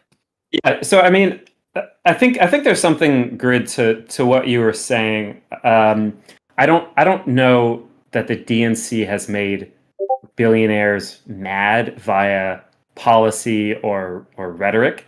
Losing, obviously, that's not great. Nobody likes that. Nobody wants to be part of the losing side. Only part of the winning side. They want to have victories. But Trump right now is doing a really, really good job of courting billionaires. He's giving them lots of our money. Why wouldn't they like that, right? So I think there probably is. I don't know that we've seen any kind of like effect of it when it comes to the funding of the DNC. But I wouldn't be so surprised if there's more billionaires who start to give donations like to more to the Republican side versus the Democratic base is more likely to want some kind of like campaign finance reform. But the DNC itself is very happy to court billionaires. They're not that interested in kind of like leftist populist like politics or policies. So the split between the voter base and the party establishment, I think is pretty broad and worth keeping in mind. Let me go to Jonah since we just brought him in here. Jonah, Soy says you work for Progressive Victory. Did yeah, but Okay, I know cool. a lot about campaign. Yeah. Well, so that's fine. Just to be clear, like I know my audience, I got a lot of casuals. So if you would explain like what Progressive, they're a PAC or a super PAC, right? And explain what that is, if you don't mind. Yeah, I can explain it, but I don't work for them anymore. Well, that's fine. But just You got fired or what? No, the election ended. Gotcha. Yeah, just so that because I know people will be interested in your they're a combined PAC / super PAC, so they can do outside spending not coordinated with the campaign, and they can also do like regular PAC activities where you can spend like up to a certain amount with the like in coordination with the campaign. And a PAC is a political action committee. That's right. Yeah. Sorry, go ahead. Yeah. On this topic, I think like kind of surprising to me that like some people in here actually had like somewhat decent reasons why the funding is going down. Like I think it's a combination of a lot of the things that people are talking about. Like I think the grassroots money is actually doing not that bad, but a lot of the like 6 to 7 figure checks are actually not coming in because people are just really uncertain about if their money is going to be well spent or not. And they're sort of just waiting and sitting on their money to see what the DNC does this year before doing those big commitments. And that's obviously where the majority of the money for the party is going to come from, is from those 6 and 7 figure checks, because one of those donors versus like hundreds and hundreds of smaller donors would be equivalent. So that's why like the Republicans are super happy, right? Like they're like, well, yeah, like Trump is the party and Trump is the president. So if I want to satisfy him and therefore satisfy the party, they're going to give the money to the RNC as quickly as possible, as early as possible, right, when he wins, right? So that's why there's a lot of money coming in for them right now, but not a lot of money. What do you think that they're waiting on to see before they donate, in your opinion? Like what's changed, basically, like what strategically is changing. What, you know, there already has been a lot of stuff. Like they're doing like a lot more like creator stuff, like influencer stuff than they were. They're doing like they you know, there's a lot of people that are like the old guard that like were like super dumb strategically that aren't really involved anymore. A lot of stuff has and is changing, but they're just waiting. Well, do you have an example of that? Yeah, I mean, I don't know if I like this this thing, but they announced like this. What's it, like the creator war room or something? Like they're doing like more content creator stuff, which is a good idea. I meant well that too, but I meant of like an old guard person that they got replaced, put somebody new in. Like, do you have who's like the old guy out new? I'm not gonna name names on that. I didn't know. I didn't know. David Hogg was the old guard. He's the reason actually they lost in 2024, and they replaced him with Ken Martin, who's a much younger, virile man. Yeah, I mean, I don't follow David Hogg DNC, was the chair of the DNC. Yeah. But yeah, go on. Younger and virile. Are you making an assumption that maybe he's got a little too much soy in his diet? No, David Hogg has too much soy, but Ken Martin, he's a big, strong man, and he knows exactly what to do. That's why the Democratic Party is headed in the right direction. It's the low hanging fruit, man. I got to go for it. You know, it's the low hanging. I wanted to say that like it is 100% not the only / even top 5 reasons why the party's not getting as much funding. But I think like the like Jewish donor thing that Tyler's talking about is like actually not the worst reason. Like it is, there is some truth to that probably. Just knowing like how frustrating what percentage a lot did you of assign? Like, if you had to just wager, like 5 to 10 or something like that, probably. Because all it takes is 1 to 2 pissed off like 100 millionaire or billionaire like old like super old Zionist Jewish donors to not get like an $800,000 check or something, right? Like, and then like, you know, like you get 3 of those, and there's a couple $1 million that you're not getting now that you would have gotten really early on in the election cycle. that are just not being accounted for. And they probably will eventually get it, right? Like these people are just like solid Democrats who have always voted Democrat, but they just might be pissed off right now about Zoran, about whatever, and they like blame the party for it, even if it's like kind of silly to blame the party for it. I don't know. Those 29 votes in the Senate the other day is a way to link it to the party. That came after Zoran. The Bernie Sanders thing to defund all of the offensive weapons going to Israel. Well, but other than that, yeah. Okay, so let me ask you this. So you're saying, wait, I'm still alive. Well, okay, let me just do this. So you're saying that these donors are saying they're going to wait. Soy Pills also kind of echoed that. How much do y'all think that this is going to affect? I know Soy's arguing that they're going to start doing as midterms ramp up. How important do you think these early months are now? Like strategic wise, not having this money real. How much do you think it's going to affect them in the midterms? Is it going to really hurt them? Is it going to be not so important? What are our thoughts on this? Is it like a major issue? I think it might be something, but if you don't even have a coherent message to disseminate with all the money that you would have to spend on ads and all that, I guess, can you still hear me? I mean, you asked the question. I can hear you. Sorry. This is not going to make a huge difference. I mean, I think even if there was no money in the DNC, which obviously matters, but if there was none, the messaging of the primary politicians of hey, how bad is Donald Trump doing in this election cycle is going to make such a big difference compared to whether or not the Democrats are able to run an ad that demonstrates that he's doing a bad job. It matters obviously, but this is not going to be the changing factor. It's also not going to be that big of a deal that the money is not there now, because I think Jonah will probably agree. I don't know if you will. The money's going to come around in the midterms because everyone's going to get fired up. Big things are going to happen. You're going to get all the October surprises. I mean, I for one am not donating to the Democratic Party right now, but I did last year. That was to offset some Trump merch that I bought though. So yeah, to be honest, I got to agree with Soy over here, because at the end of the day, when the midterms come around, they're going to get fired up. They're going to have to win. Especially when it comes to history. Usually, us as Republicans might expect to either lose the House or the Senate or something here. So they're going to go hard and at least to get one of those, one of them, either the House or the Senate. But it has to happen. Eventually, they're going to have to get together, decide of what direction they're going to go to, leading into the midterms. I agree. Yeah, as far as now though, on why they're getting broke, I think we can all agree that coming off of a landslide loss to Donald Trump could affect a lot of this, a lot of donors from donating from these politicians. Not only that, they don't know who the leader is.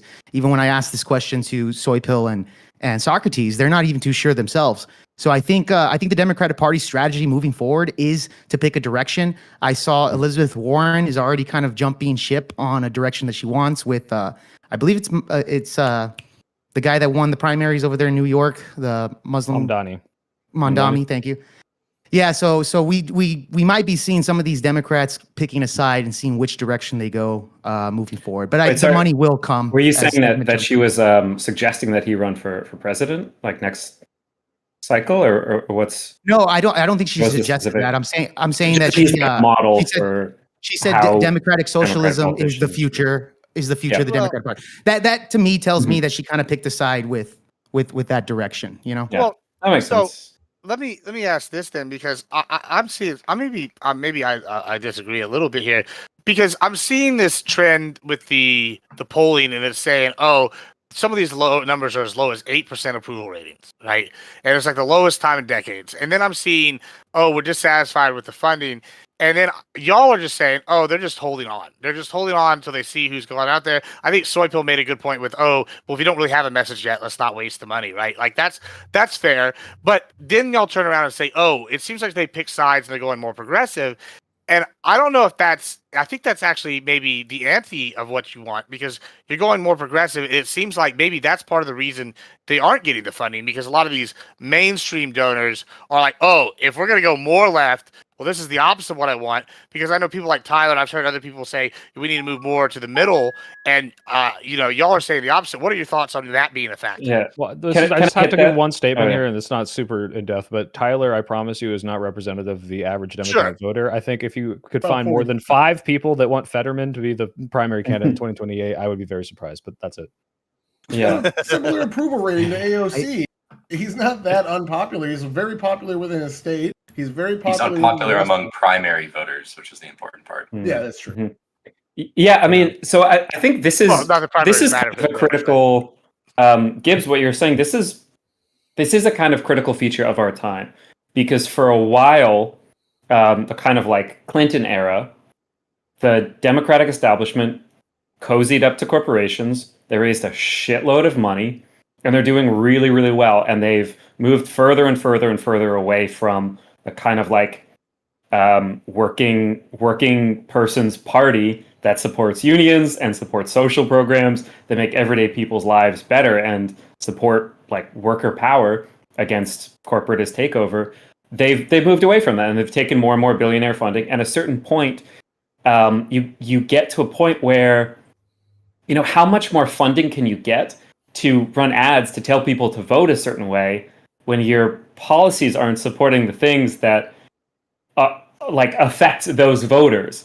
And then I understand it can be very scary as a party to say we're going to maybe alienate some donors, some, you know, people in the donor class who are billionaires, who are very wealthy. We might lose some of their funding if we go in a more populist direction. But like, these are the things that affect our constituents, and those are also the voters. And so this question of like money versus constituents who are the voters that you're trying to buy ads to get them to vote in the first place, it is kind of a tough cycle. And, you know, they may have moved about as far as they can in the corporatist category without just being, I mean, the Republican Party is also moving very far to the corporatist side, right? You know, the big beautiful bill that's, you know, increasing the deficit by whatever $1 trillion and giving all of that money to billionaires. You know, the Democrats can't compete with that. They're not going to be more corporatist than the fascist party, right? So at some point they need to start saying, maybe we're actually just going to do things that help our constituents, and we are going to lose some funding, but it's not going to take as many dollars to get one voter if they actually really, really like what we're doing. Like, and that's a winning strategy moving forward, especially with the midterms coming up. I mean, that's the question. That's a question. I think it's likely. I mean, so you see, you know, I personally think Bamdani should be the model. He's the person who's gotten, you know, not just the kind of like support and votes and whatever, but the money. He's gotten the money. Sure. Right? Versus, you know, with his populist policies, I don't know if it's going to work everywhere. It worked in New York. You know, right. It's yet to be seen. I think it's a reasonable direction, and I don't know that there's a lot of choice, because I don't know what kind of moves they can make in that direction, versus there's a lot of open field for populist policies that your constituents want. Like, yeah, it's a reasonable strategy to go in that direction. But I'm not you know. Can I just give you a little bit of pushback on that? Historically, historically though, from what I've noticed, usually with those types of politicians, they don't tend to have too much success moving forward, especially on the higher ranking of the presidency and stuff like that. So that's why I'm saying, like, I don't know if that's a good strategy. I think you guys should move more towards the center, and I think that's the winning strategy moving forward, man. Further to the right, historic wise. Further to the center part instead of going farther left with like the socialism. Well, I mean, they've been moving further right for a long time now. Yeah, further right, more towards the center. I'm not saying be a Trump supporter or nothing like that. Mm-hmm. But what I am saying is that I think that's more of a winning strategy than going that direction of the socialism. Right? Okay. So what's the reason for that then, or like why do you? Because historically. Yeah, historically, it's usually Bernie Sanders that has been kind of successful on that. But outside of Bernie, there hasn't been too many politicians that kind of push that type of agenda that's been successful until recently with what's his name? The guy over there in New York, Benghazi, whatever. Mangadi, thank you. Benghazi, whatever the fuck his name is, man. Something Muslim or Indian, whatever the fuck he is.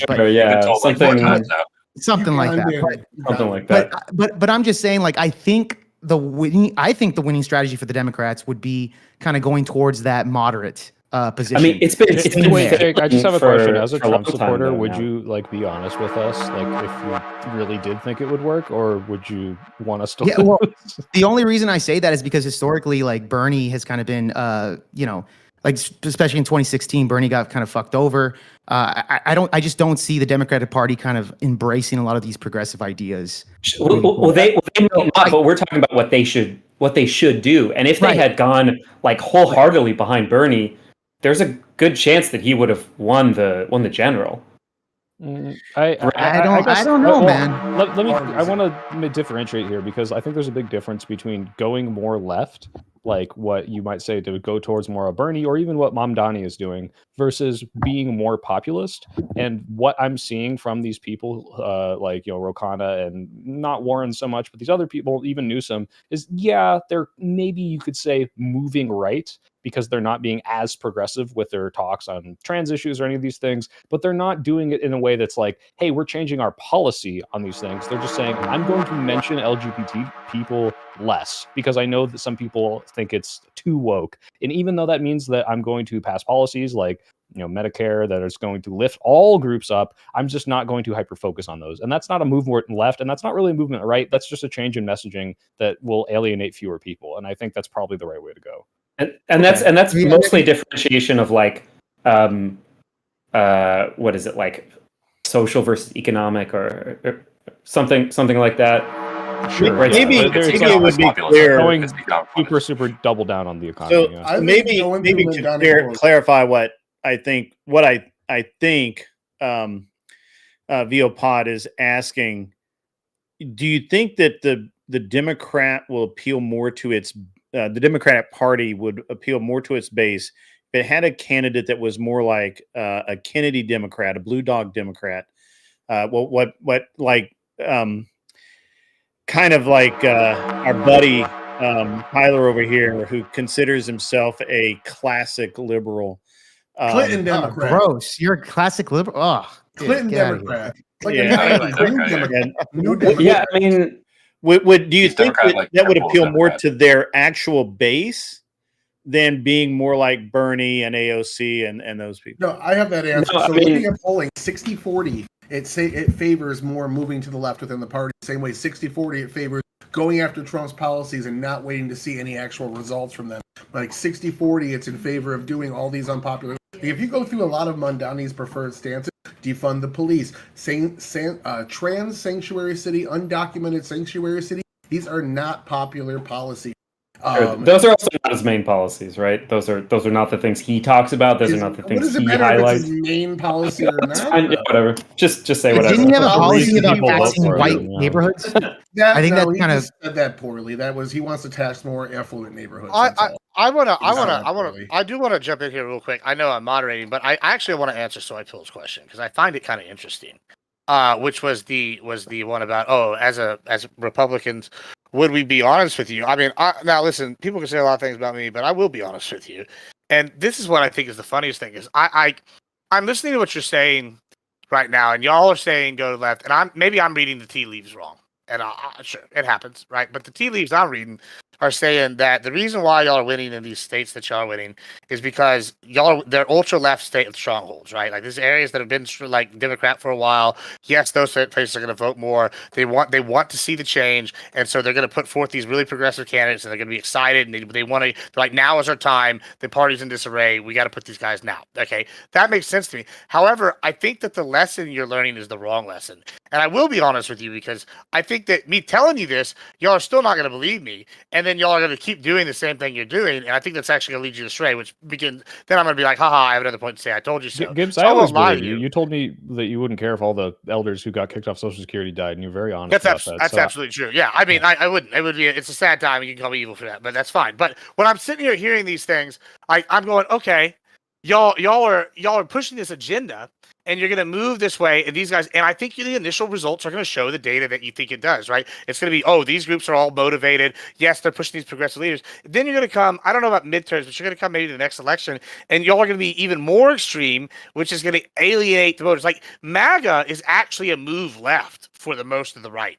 Like, and I know y'all aren't going to probably agree with that, but for most of the right, like they're like, these are the progressives of the Republicans, right? They're not the the old school, like South will rise again guys. They're not the, unions. Extreme, like ultra conservative, like Christian nationalists, right? They're not the Texas nationalists. They're not like any of the neocons. This is a more left of the right. Like Trump was a 90s Democrat, and doing it on this left-right axis is so dumb. I agree. It's definitely top down. It's a class. MAGA is more populist and authoritarian. I agree. But it's less I agree with you. neocon and interventionist. Like, well, I do. Well, yeah, I absolutely agree. It's top, like up down as well. It's like a populist thing. It's a classist thing. But when you're telling me these things like the progressive thing, that is a more populist way. But y'all are pushing a lot of these things. I'm just very surprised this is the lesson y'all are learning, because I don't see the data reflecting that. I feel like the overall fact that overall donations are down, the fact people are waiting to see who comes out on top, and then the people that are winning are in the ultra left strongholds, and those are the progressives. That doesn't surprise me. I think y'all are taking this lesson and running with it. And I mean, for me, I'm happy about it, because I don't know. It surprised me y'all are all on board with it. Like, I don't know. Well, Gibbs, what's your prescription? Hit us with what does the Democratic Party do? Well, it's not Fetterman. I'll tell you that. That guy is not the answer. I can agree.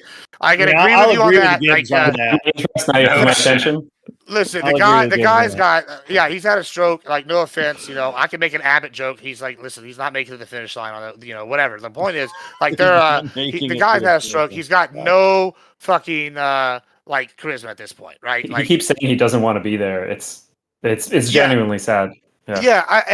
I don't know. So it's definitely not him. Now, is his ideals and the right move? Maybe, but look at the guy y'all had. What was it? The Ohio governor. He was a little bit. I think he would have been a better choice than Kasich. Kasich, yeah, I think he would have been a choice than Walz. Personally, I think he's a little bit more moderate with still having the progressive chops, kind of. I think that would be a good way where it's like you have the people background that y'all talked about, but you're also like tied kind of like not to the ultra progressives. Like, I think maybe that Rust Belt kind of angle would be good. I feel like y'all should definitely push some more progressive shit, like the universal healthcare seems to be a really popular one. Who would a Kasich kind of Buttigieg kind of comes to mind. Who would that appeal to? What voter are we imagining that? I mean, I'm thinking you're like middle, like left, and like your independents. Like, I talk to a lot of people that are like, we're not really Republicans, we're not really Dems, but like they're like, oh, we should absolutely have universal health care because we're America, right? Like, we're the best, right? And like that doesn't appeal to me. But that person Kasich wouldn't appeal to. What I'm saying is, like but like a Buttigieg the neocon types who are still neocon now, they're not going to vote for him. They have already made their choice, right? Like, they've already decided if they're like an anti-Trump Democrat / not voting, or if they've gotten on the Trump train and like compromised their values and don't care anymore, right? Like, so those people have already picked. So I don't know who we're imagining that like a Kasich type like centrist Republican, Buttigieg? What about really a Republican anymore. Yeah, I mean, like, Buttigieg, that's completely different. You're talking about a different thing. Because he's not a former Republican governor. He was like, but he's also not an ultra lefty, like an extreme leftist, right? Like, but I mean, that has other problems. He's got a few, but like. But that's. I think Buttigieg couldn't win, pretty much exclusively because he's gay, and unfortunately, this country wouldn't accept a gay candidate. Like, we're just not there. And I'm not just saying that, although I am biased because I just spent 3 days in the Black Baptist South. So. His numbers with Black Democrats is 0, actually 0% in polls. Not a single. Buttigieg? Really? Yes. Oh wow. He's popular among like white liberals and progressives and whatever, but actually 0% support among Black. Yeah. Democrats. So that actually, it's funny. Socrates mentioned earlier that you would be a supportive of Buttigieg, right? No, I think that he could be like one of the top people offered up. I'm not crazy about Buttigieg. I feel like he speaks very well. He's like he does speak really well. Yeah, he went to Yale or some shit, right? I'm not crazy about his like record. Like, what is he like? What his Rock used to say Shapiro in the chat. Like, what do y'all think of Shapiro? Shapiro is a good. Actually, Shapiro would be a good pickup too. Same deal. Like, you're I'm really glad that they won't pick Shapiro didn't have a stroke. I mean, I know that sounds like a dick, but the guy is clearly not the same person. Bro, the Democratic Party had somebody that was brain dead in the office for 5 years. I guess they vote for anything at that point, right? Yeah, good point there. Hold on, look, progressive. I'm absolutely sit down for 15 minutes. Give me a second. Thrilled that they won't vote. I'm thrilled that they won't have anything to do with Shapiro because he could win. I'm absolutely thrilled that they don't even consider. Go ahead. Yeah, okay. So I'm looking at 2022 data. In the House, there were 9 Democratic Socialists or progressives or whatever in the squad. They got cut down to 5 in 2022. Progressive got crushed in primaries all over the country, but I'm looking more at the blue areas where they got crushed. New York, Dan Goldman beats out Mondaire Jones. Sean Patrick Maloney beats out Alexandria Bridges. You look at Illinois, right outside Chicago, several progressives lost their primary.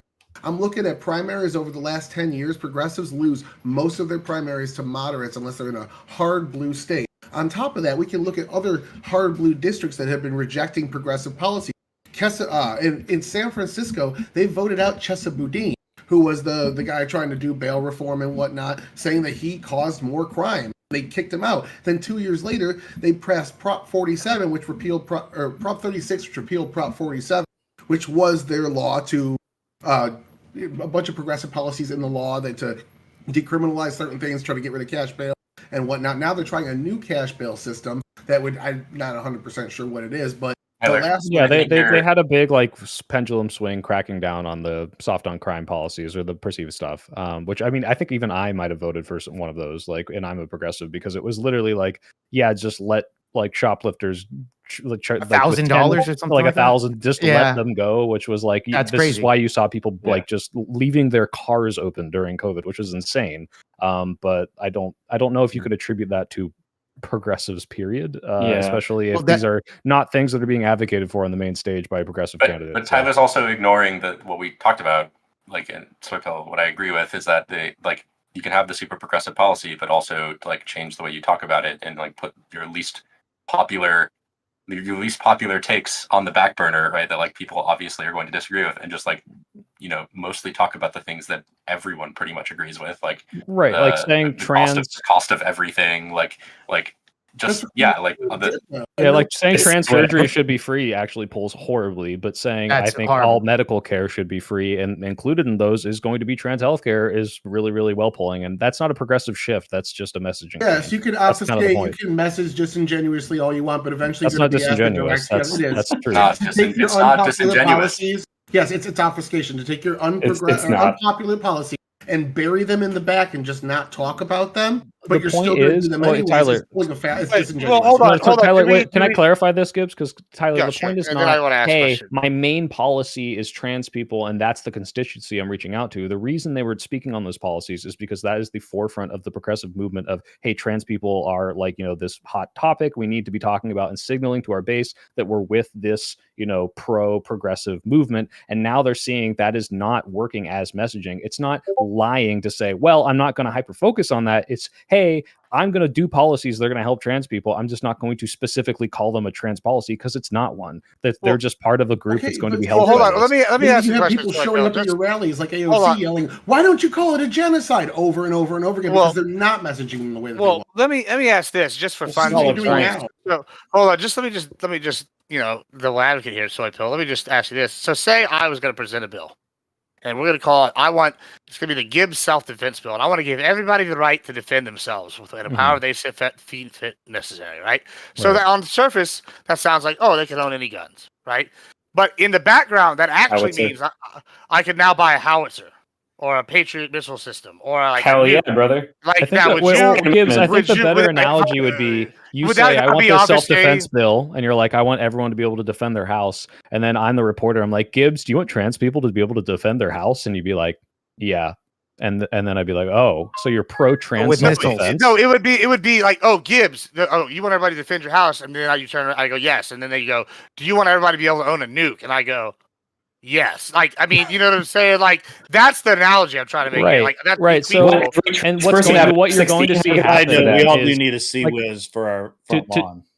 Well, to be clear, I asked Rokana, for example, this question. I said, how do you promote these things that are not hyper focused on an identity group, but still not push them aside? And he's like, look, if someone asks me, should trans people get healthcare, that he's just going to say, yeah, I think everyone should get healthcare, and that's just a much better resounding message than someone going out there and talking about a very specific marginalized group the entire time, because that signals to people, oh, what about me? That's unfortunately got to dumb it down and make it a more shotgun approach. That's what Kamala Harris did, though. When she was asked about, she had 3 months, and like you said, there are 10 years of her saying pro-trans things, and that's what's going to get blasted in the super hyper paid for Trump ads. But when she went into, they asked her, "What about men or trans women in women's spaces?" And what her answer was, "I'm going to follow the law," and that she didn't answer the question directly. people on one side said, look, she's not even talking about these issues as much as she's supposed to be. And then the other side said she's still for them. She never denounced them. So it's just taking them, it's not answering the question. It's hiding the answer. It's disingenuous. It's literally what disingenuous is. But that's also not what I'm advocating for. Saying I'm going to follow the law is okay. Well, that's ambiguous. You're not actually giving position. Versus, I think that these people deserve respect just like everyone else is probably what people are going to be shifting to. And like how that pans out legally and what policy, it'll depend on what thing they're talking about. But clearly, whatever Kamala did, she only had a couple months to scrap together some sort of like, how do I appeal to the most people in just 8 weeks or however many, 107 days? Like, it's kind of a different ball game. Now they've got 3 years to figure it out. So. I feel like she would have won if she only had 50 days. It was her talking that ruined it for her. That actually, unironically, might be the one thing I agree with you with, especially giving the polling like right after they announced her. Fantastic rollout. Everything else when that was done. But Well- no, I'm just looking at all these fucking progressives have been trying and losing to moderate. And like these are all purple districts, purple states. Unless you just want to hold down blue states, lock down blue states with progressive, and have a minority in the Senate and House. Let me ask this, all right? Because to the people that are more left than you here, I gave y'all my prescriptions, right? And y'all are sitting here going, no, we want the more progressives. I was like, okay, how do you see the pathway to victory? Do you see the pathway to victory being we need to rally the like these people are going to be more likely to vote, the ones that are left, and we can get a large enough percentage of these people to vote? Or is it like what Tyler, I know Tyler and I've seen others present, is we need to move more to the middle and we need to get these people that like are independents, yada yada. How do you see the pathway to victory working? Because Tyler's saying you're not going to win these other states, right? Well, so what do you think is the pathway then? I need to clarify, Gibbs, because first of all, I don't know about Socrates, and maybe Jonah has a different, just because you work for Progressive Victory, might be a little more progressive than me.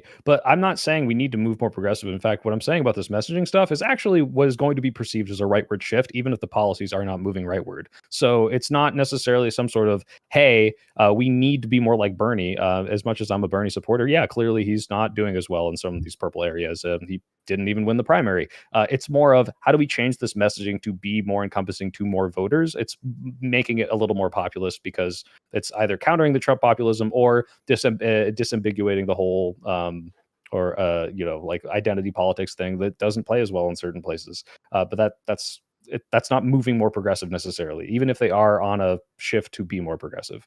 Also, I have to go in 5 minutes, so I don't know when we're wrapping up. Oh yeah, we're wrapping up right now. Actually, like let's Yeah, give we're our a little closings long, here, I thoughts. think, And stuff like that. We're not long. Yeah, I mean 7:30 to 9:30 is 2 hours, but Let me perfect just time ask. here. Let me just ask a quick question. Would you guys rather have Joe Manchin and Kirsten Sinema or a minority in the Senate if you just had that binary? The first one, obviously. Yeah, exactly. So you need moderate. Yeah, Well, no shit. okay, I don't think so- anyone. I'm sorry. Wait, nobody is saying that we don't need moderates, especially in Congress and purple districts and purple states. Like no shit. Obviously, I think for presidency, it's different in that you can have the vibes of like a populist left wing person, and that like won't necessarily hurt you as much as like a like boring centrist like would hurt you. Like someone who's like, say, Josh Shapiro is like turns out like Ron He is DeSantis, fucking but he's like boring. he just like super boring, no riz, no like, but like a great centrist, really productive guy and really well liked in his state. Doesn't fucking matter if you don't have the riz, if you don't have the people, like the young people that like, get behind you, and like the people who don't pay attention to politics to get behind you, then it doesn't matter. So you can have someone who has the like it factor, the riz to like actually get people caring, the people who don't pay attention to politics, and that person can have left wing populism as like their value and still be super progressive. And it won't matter. It won't turn off more people than it will appeal to. It's true. Let's just go ahead and give closings here since we got like 4 minutes left. Go ahead and closing thoughts and where to find your stuff. We can start with you, Jonah, since you just went here. Any final thoughts on that and where to find you and whatnot? Nope. I think he just hello. disconnected I'm the back. very end. All right, I'm back. I'm back. You can't Yeah, go do you up want- and watch Yeah, it. did you want to give any final I'm- thoughts on where to find you and whatnot? Yeah, sure. I'm not a content creator. I just do this for fun. But no, I think I listened to most of it before joining in. I think you guys surprisingly had some good takes on this kind of stuff. But yeah, basically people are waiting to see what Dems do, and I personally, as someone who did a lot of campaign fundraising, am not super worried about the current state of things. I would be worried if we got close to the election, and it was still massive gaps between the fundraising. But I think overanalyzing it right now. Yeah, that's it. Thank you so much. Let's go to Soy Pill next. Go ahead. Jonah was feeding me talking points this entire time. I have no will of my own. I'm a Progressive Victory shill, which is directly funded by George Soros, and I love all the Jewish money that comes down. That's why there's no money in the DNC. No, obviously, I do think people need to shift away from certain policies. Unfortunately, that's going to be perceived as a right-wing shift. I just want to reach out to all my handy-dandy woke progressives and say, guys, don't worry. They don't not love you anymore. They just know they got to appeal to more people, and they did a really bad job of it in 2024. So you're going to see, I'm not worried about the funding, but you are going to see people start mentioning marginalized people a lot less because they want to appeal to more people, which is in the long run going to be a good thing because everyone will get more stuff. So I'm the Soy Pill. I make videos. Check me out. All right, thank you so much, Socrates. Hey, yeah, thank you so much for having me on this. And anybody who wants to chat more about this, like one-on-one, feel free to take me up. You can reach me at Socrates TV at Twitch, Real Socrates on YouTube. So there's an issue that I have a lot of the time, and it's really not your guys' fault that you're a little tripped up on this, because I would blame a lot of like online lefties. This kind of idea that like being further left means you just say more and more stupid kind of lefty sounding stuff, right? Like, and that's what being more left.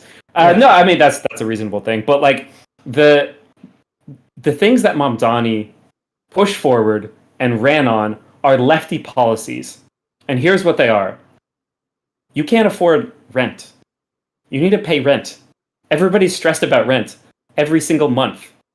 How do you get to your work? You take the bus. The buses don't come. We need the buses to come.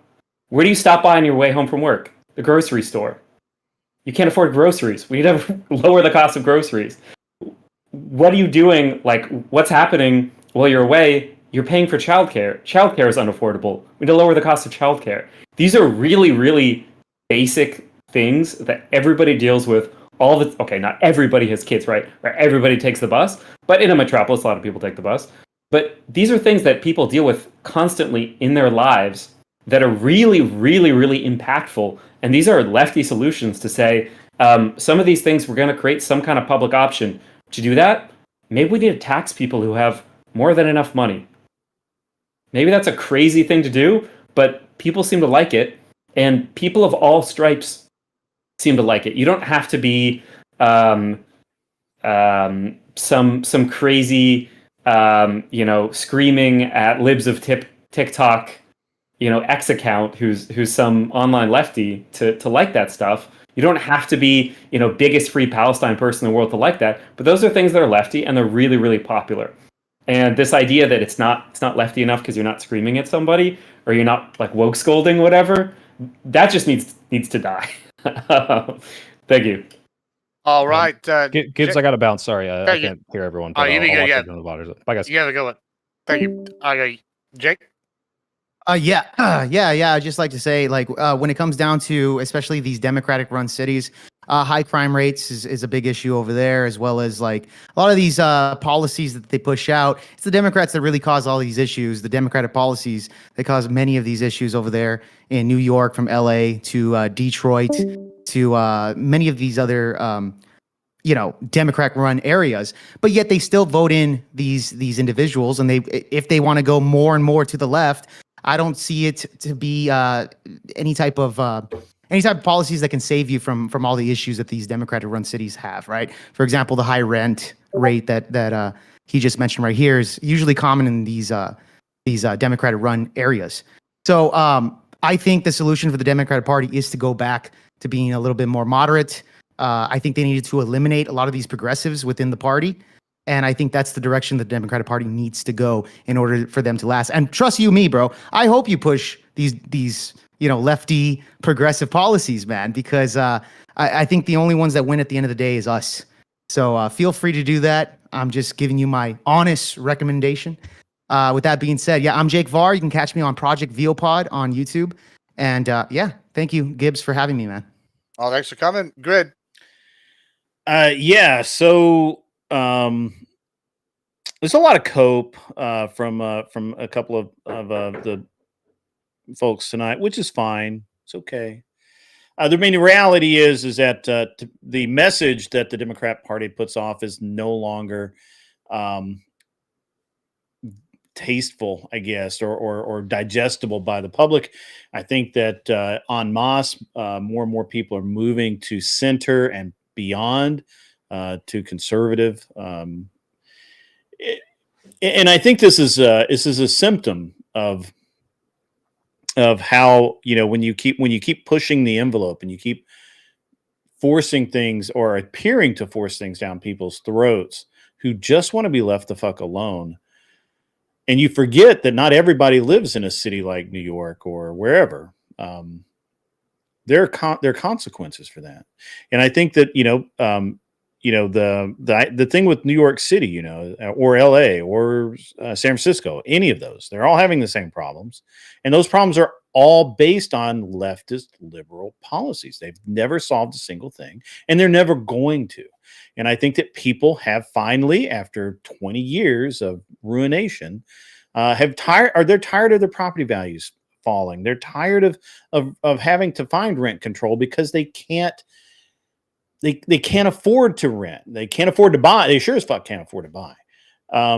And as far as the tax base goes, I'm unfortunately one of those people who Socrates, I think, thinks should pay more. He is. And I don't want to pay anymore. I actually moved out of New York City. I had a loft in New York City, and we actually moved out of New York City into New Jersey because New York City income tax was an additional $36,000 a year on top of the $240,000 I paid the federal government, on top of the $80,000 I paid New York City or New York State. So, I don't know about you guys, but there's no fucking way anyone's ever going to convince me the federal government can spend over $250,000 of my money better than I can. And I think most people, especially people that can with means, are fleeing these cities, which is why they're having the very problems that Socrates outlined. Is the money is fleeing the cities. Articles have been written on it, stories, all of that. At any rate, I represent the angry, gun-toting, meat-eating fucking people, and we're a small lobby, but we're powerful, and we're coming. We're welcoming all who come and just want to be left the fuck alone. You can find me at an Unreasonable Man on Twitch and YouTube, and I stream. I actually have a really regular streaming schedule, but it's going to be disrupted for at least the next week. So have fun. You guys come find me if you like what you heard. I was very quiet because I honestly, you guys were getting pretty far afield, and I just didn't care enough. So, and he'll be back tomorrow for our. Yes, I will be back tomorrow. Our gerrymandering panel, and last but not least, Tyler here. All right, so I had this whole part about messaging that was going to go to Soy and Jonah, but they left, so I'll just kind of say it generally. You can only put so much lipstick on a fucking pig, and Gibbs will still fuck it anyways. So messaging changes are not going to make these things unpopular, any more popular than they actually are. And refusing to denounce them with a clear answer is going to let the other side set the narrative. Example being in 2024, Harris would not answer any questions on trans surgeries or anything like that. She wouldn't talk about her 2019 questionnaire answer about illegal immigrants getting prison surgeries for free and blah, blah, blah. She didn't answer any of it. She never spoke about it. That let Trump run the ad, she's for they, them, and talk about that questionnaire answer over and over and over and set the narrative for them. If you don't set your own narrative, you better be damn sure the other side is going to. That's why they need to be able to answer those questions clearly and distinctly and not just bury the answer. The other points that the 2 points that I didn't get to get out here is that Democrat donors, it is proven that they will withhold funding, like the $90 million trust that they withheld from giving to Biden until he stepped down as the nominee in 2024. As soon as he stepped down as the nominee, they gave that money to the next person in, which happened to be Harris, but they would have given it to anybody. I just don't think that the Dem Party is going to have a hard time getting things to stick to Trump, is the other one. There's a bunch of attacks I went through. Some of them are legitimate. Signalgate was a good point. There was a few of the good points in there, but They can't make anything really stick to him that's a direct critique of Trump. And he's still sitting higher than his approval rating in his first term at any point by like 2 points right now. So he's more popular than his first term by 5 to 7 million voters, depending on how you count those numbers. It tells me that like he's growing in support no matter what people, his bottom line is growing no matter what people want to say. So and this is in the middle of him restructuring global trade. He's in the middle of a trade war with potentially, if you want, however you want to frame it, maybe 30 nations or maybe all 200 he's got deals working with apparently right now. So this is more to Sock. His points about Mondami, you kind of went through a lot of things he was talking about, a lot of problems he said, but when you started going through the prescriptions of what he wants to do, he just kind of said that he wants to solve them. What he wants to do is nationalize grocery stores and give them rent-free and tax-free buildings in order to sell groceries out of. That gives them a massive advantage over the free market. Anybody that owns a bodega or a small mom and pop store or likes the people that own one are going to see that as ruining it's going to destroy their business. You're not going to be able to buy 30-cent overpriced bologna when you can go down the street and get it without the tax cut and the rent cut factored out. Those are big factors in your bottom line that you have to earn back. So I see it as the state participating in the private market.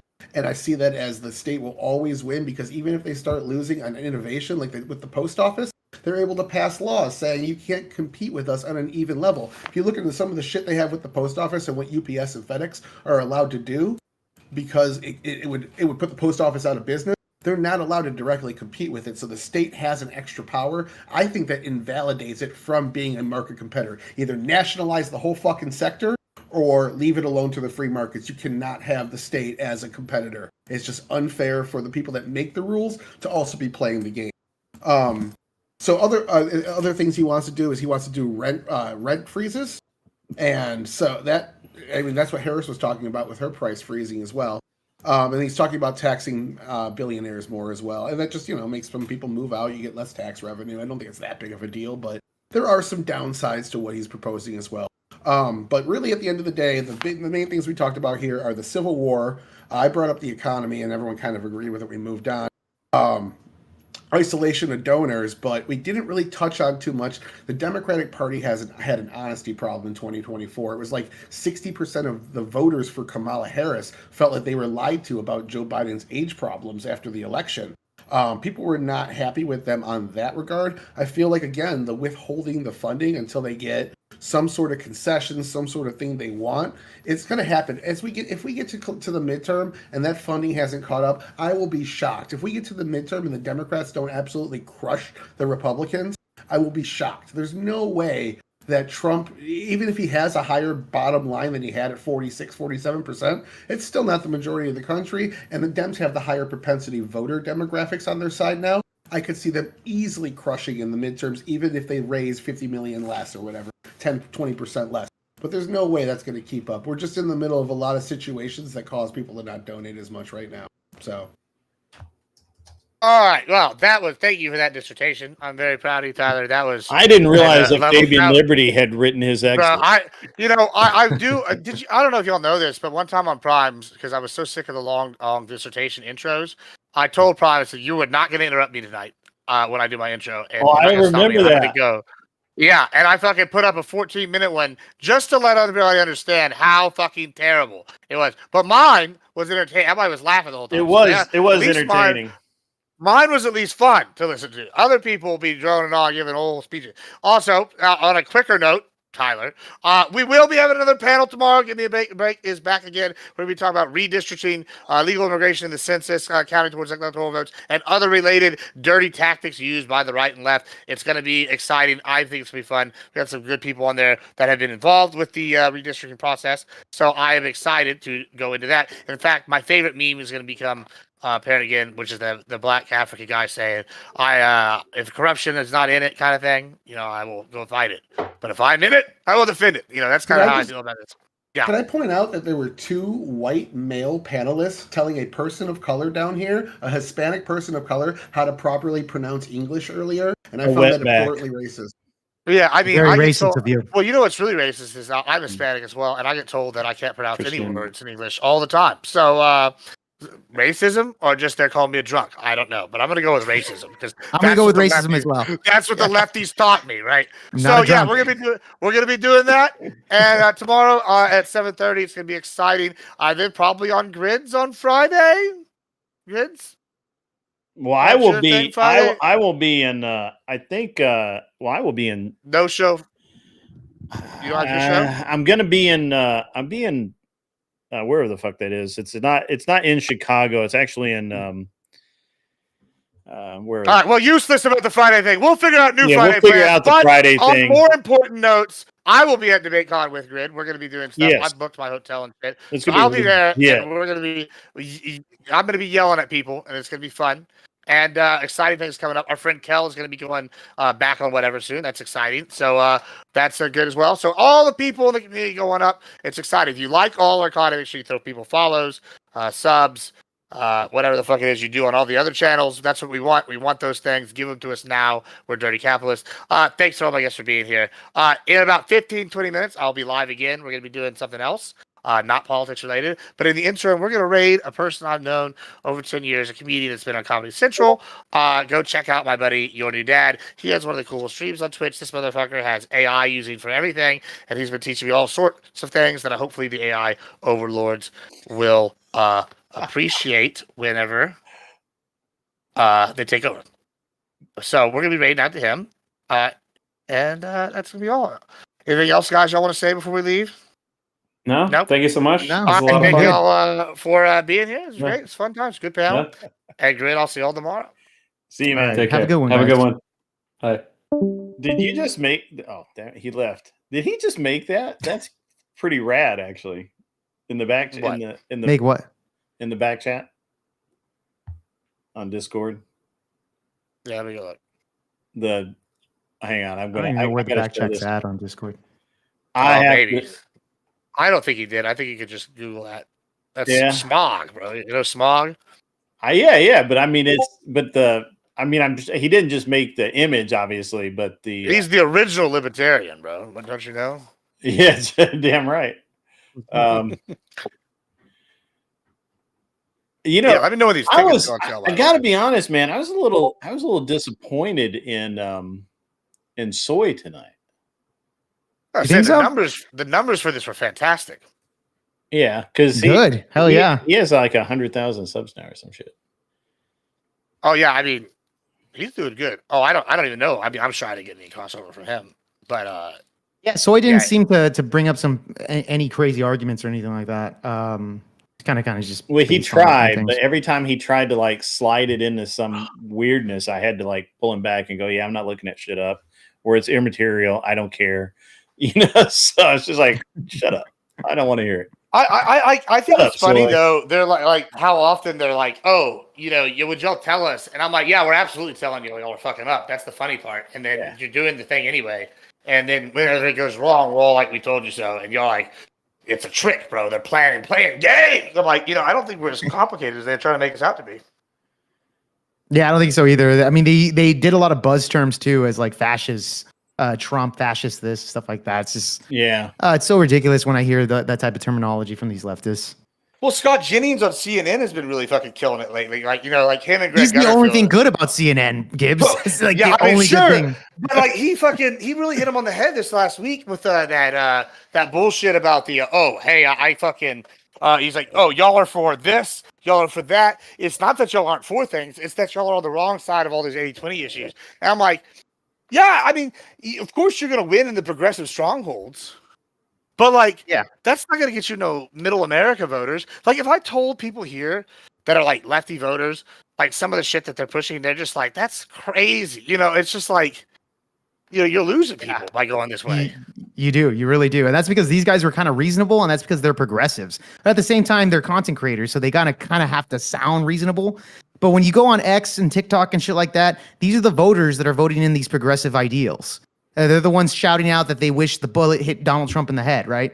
Ooh, yeah. So Hey, how did your thing with Destiny go? By the way, I'm still live over on my stream, so. Oh yeah, it was good, man. It was really fun.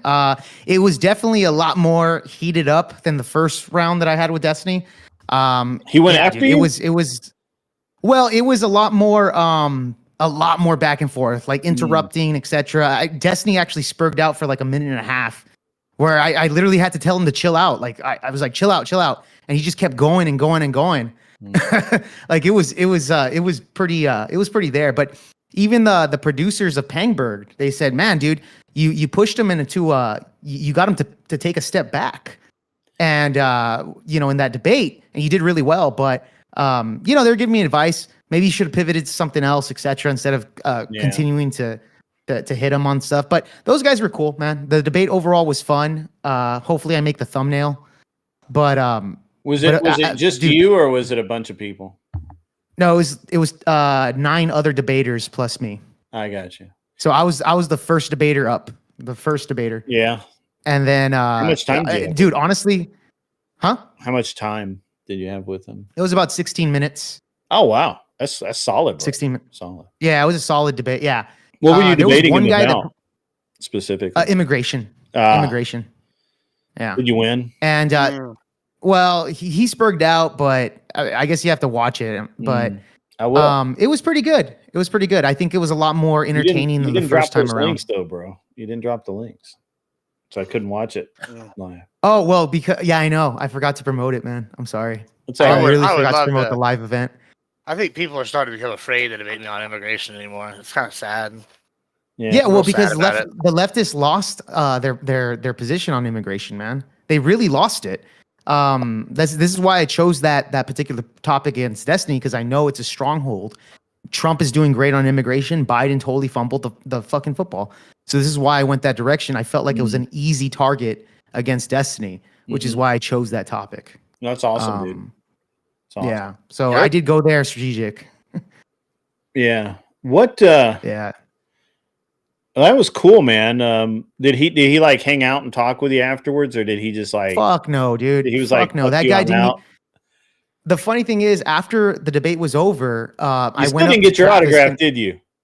No, I didn't get his autograph. Oh man, you never meet your heroes. Never meet. No, because dude, they had a whole line for the people to meet Destiny and have an autograph with them afterwards. I didn't get into that line, dude. I don't give a shit. But afterwards, like Destiny was on the stage. I went up to Travis Pangberg. He was the producer, and I was like, "Hey, Travis, when's the video going to come out?" He's like, "Oh, about a week and a half or so." I was like, "Oh, okay, cool." Destiny was right there, and I was like, "Hey, man, good exchange." And I went out to shake his hand, and he didn't even make eye contact with me, bro. He just like shook, and he's like, "Okay," and that was it. I was like, "All right, bro." When I met him, he was very like the time I met Destiny, he was very like subdued. I think there's like the. I don't want to speak, but like I feel like there's like the internet persona for a lot of people where they're fired up and like I'm not saying he's fake. Like I think because I'm like this too. Like I get tired. You put all your stuff into something, immigrants, and you're done. Well, what a fucking racist piece of shit. I don't think he likes immigrants. I mean, I got to be honest with you. Jake, if you lived in my neighborhood, I'd be a little concerned. I'm just saying. No, I mean, I'm just saying he is friends with counterpoints, and you know what they think. Hey, I don't. Did you watch the debate on Wix last week when it was Destiny? Connor? I haven't watched it yet. I did see a little bit of that. One of those. I can't believe Connor is trying to police people's language. I'm like, bro, the Nazis can fucking over here policing people's languages. This is wild, bro. This guy's used the F slur and the N word more than fucking most rappers, and he's over like, bro, he makes fucking 50 Cent not 50 Cent. It makes Eminem look like a saint, bro. The way he's using it, bro. It was. Yeah, so I don't really like Connor that much. I mean, he tried to like make peace the last time we were on stream together. He was like, I don't know why you guys are just so. What did he say? So mad at him or whatever the fuck it was. Anyway, because he's a Nazi. He did. He literally. If Gibbs is on screen with Connor, guaranteed 100% at some point he's going to call him a Nazi. Probably more than once. To his face, lots of times. I'm like, if you're not a Nazi, you're in the Klan. One of the two, bro. Like, I know. Like, I'm from Texas. We know. I'm not that mean to him. I'm not. I don't know him well enough to be that mean to him. But Listen, it's the words, and then it's like there's okay. So when I grew up, right, I've said this a few times now. There's the Klan members that are like, okay, we're the redneck, we're in the Klan, we're proud. Then there's like the acceptable ones that like go out, they're the fundraisers and the operators, and they're like kind of like they'll admit they're in it. And then there's like the people they put forward, which are like your fucking Richard Spencers, your Lake Quintez, kind of like your Connors. Like these are what they're putting out there, and then they go and they try to like get other influencers, and they're like, oh, these are just donators, and they like share like the people, and they don't tell them that they're actually like in there, but they're like, but they know, it's like a wink. Then like he uses all the same words, like and then he does the same thing where he's like, oh, I'm not racist, and it makes the racist joke, or he's like, oh, I'm racist, and it's like, haha, I'm edgy, but it's like you're just normalizing the behavior. Like that's what you're doing. This is like in the playbook. I mean, like I don't know. Connor, pick a side. If you want to say the N word, say it. Fuck it, I don't care. I just hate that fuck, and he is a piece of shit. Connor's just a weird dude, man. Holy like, shit. That dude is like, he's just a weird dude. But whatever. I've never conversated with the guy, but I've never. You're not missing out. Okay, I thought that guy was like a Democrat voter, right? Isn't he? Connor? Yeah, he votes Democrat, bro. He was swearing he was a Republican. He was swears, bro. He was swearing. He says like a damn party deserted him. Connor says he's been lied to by the party. The party deserted him. They went with Trump, who he considers a lunatic or whatever. I don't know what the fucking problem is. But the dude is paid by Progressive Victory. Right now, today. Wow, really? Well, not anymore. No, he's not. No, it's even worse now. He's no longer paid by Progressive Victory. Now he works for Midas. Midas? So what the hell are they paying him to say now? He's whatever they want him to fucking say. He's creating multiple channels for him now. And really? One of them, I don't know if it's 40K shit's being folded into it, but I'd probably. But so I won't speak to that, but I'll speak to the ones he has admitted to. He's now making a channel catering to young men, giving manly advice and masculine advice to fight what he believes are toxic behaviors and fight against evil feminist things that are infiltrated to bring in a more liberal, leftist, masculine, like masculine a audience, more positive masculine audience, and we want that. And then that's one channel he's doing. Wow. And then he has not his counterpoint channel, and he also has his counter Connor channel, and then he's got counter fire, which is now his like hot edgy political takes channel, where they like are doing all this bullshit, trying to like push him as the Midas guy kind of thing. And then he has this normal counterpoint channel, so he's got all three. But the two of those are those new things. He's working for Midas, and it's funded, yada yada yada. And they set him up with that fancy studio and the interview Destiny right after Destiny's son talked about Hitler being great. So not saying there's a coincidence there, but hey. Destiny's son. Hold on. The other thing he did. Yeah, the day after Destiny's son said this, there was a studio but the other thing the other thing he did, Jake, he literally said this live, and I was there. He said that he's going to that. Sure, he's taking this money. He is paid to say these things, but he has complete control. He doesn't, and he's going to do it for 6 months and just see how it works out. What? So he's paid to say these things. Yeah.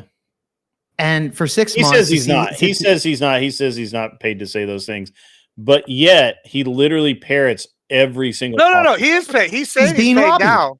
He's saying he's being paid now. Now he's not even denying it. Oh, he is. And here's the worst one. This is how I even got on the white supremacy thing. Mm-hmm. So here locally, there was a conference in Washington. There were several known, adjacent white supremacist operators that went to go for a meeting. And then they literally gave an interview. This is from Erudite and Connor, directly from their mouth. These are their exact words. We did a meeting of prominent Democrat backers and other political operatives that wanted to meet streamers to try to help us spread the message. And we can't say who those people are because it would actually hurt us in our social media campaigns. Well, no shit, right? It's crazy that this group is in. Right, and it's crazy now. I can't say for sure they were there, but they said that, and this other group's having a meeting in Washington the same weekend. Dude, that's wild, Gibbs. That's wild. I'm just saying, wow, total coincidence. Right. And this is all well done. They said this, and there's other shit simultaneously going on, and I'm like. No, for sure, dude. That's fucking crazy, dude. So I didn't know Counterpoints was like that. He never struck me as a racist guy. Well, that's what he does. He pretends to be like I'm the good Republican. Oh, I'm not. He's like, oh, I'm more racist than you. Ha ha ha. They don't argue for like eugenics, but he'll be and white Christian nationally, but like it'll be authoritarian and like with leftist like national socialist kind of like leanings where they privatize like healthcare and shit. And I'm like more of his content, dude. This is crazy. Oh yeah. Once you call him out on his face, and he got mad. The really reason he got mad is I went to this guy Lee the water guy. This guy's a lefty, like or a liberal, but he's a capitalist. Right.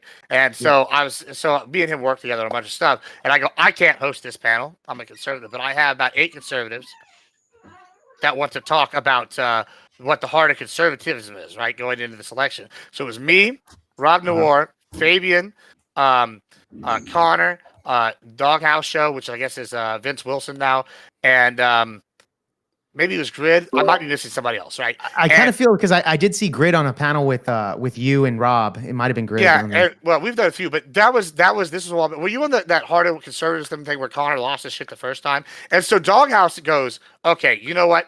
I might actually be mistaken. I thought I was conservative for a long time, and I might have been, but now I'm seeing after talking to y'all, I'm not, and I'm not trying to be bad faith. And I respect Doghouse a lot for that because he at least came out and goes, you know what? After speaking with us on this panel, I realize I'm not this thing anymore. I'm like, wow. Okay. And I go, okay, big props for that. Now, I don't like Doghouse Show's politics, and I think he's wrong on a lot of shit, but I will give him props for saying that shit. My chat has a question about counterpoints with they're calling them fraud points.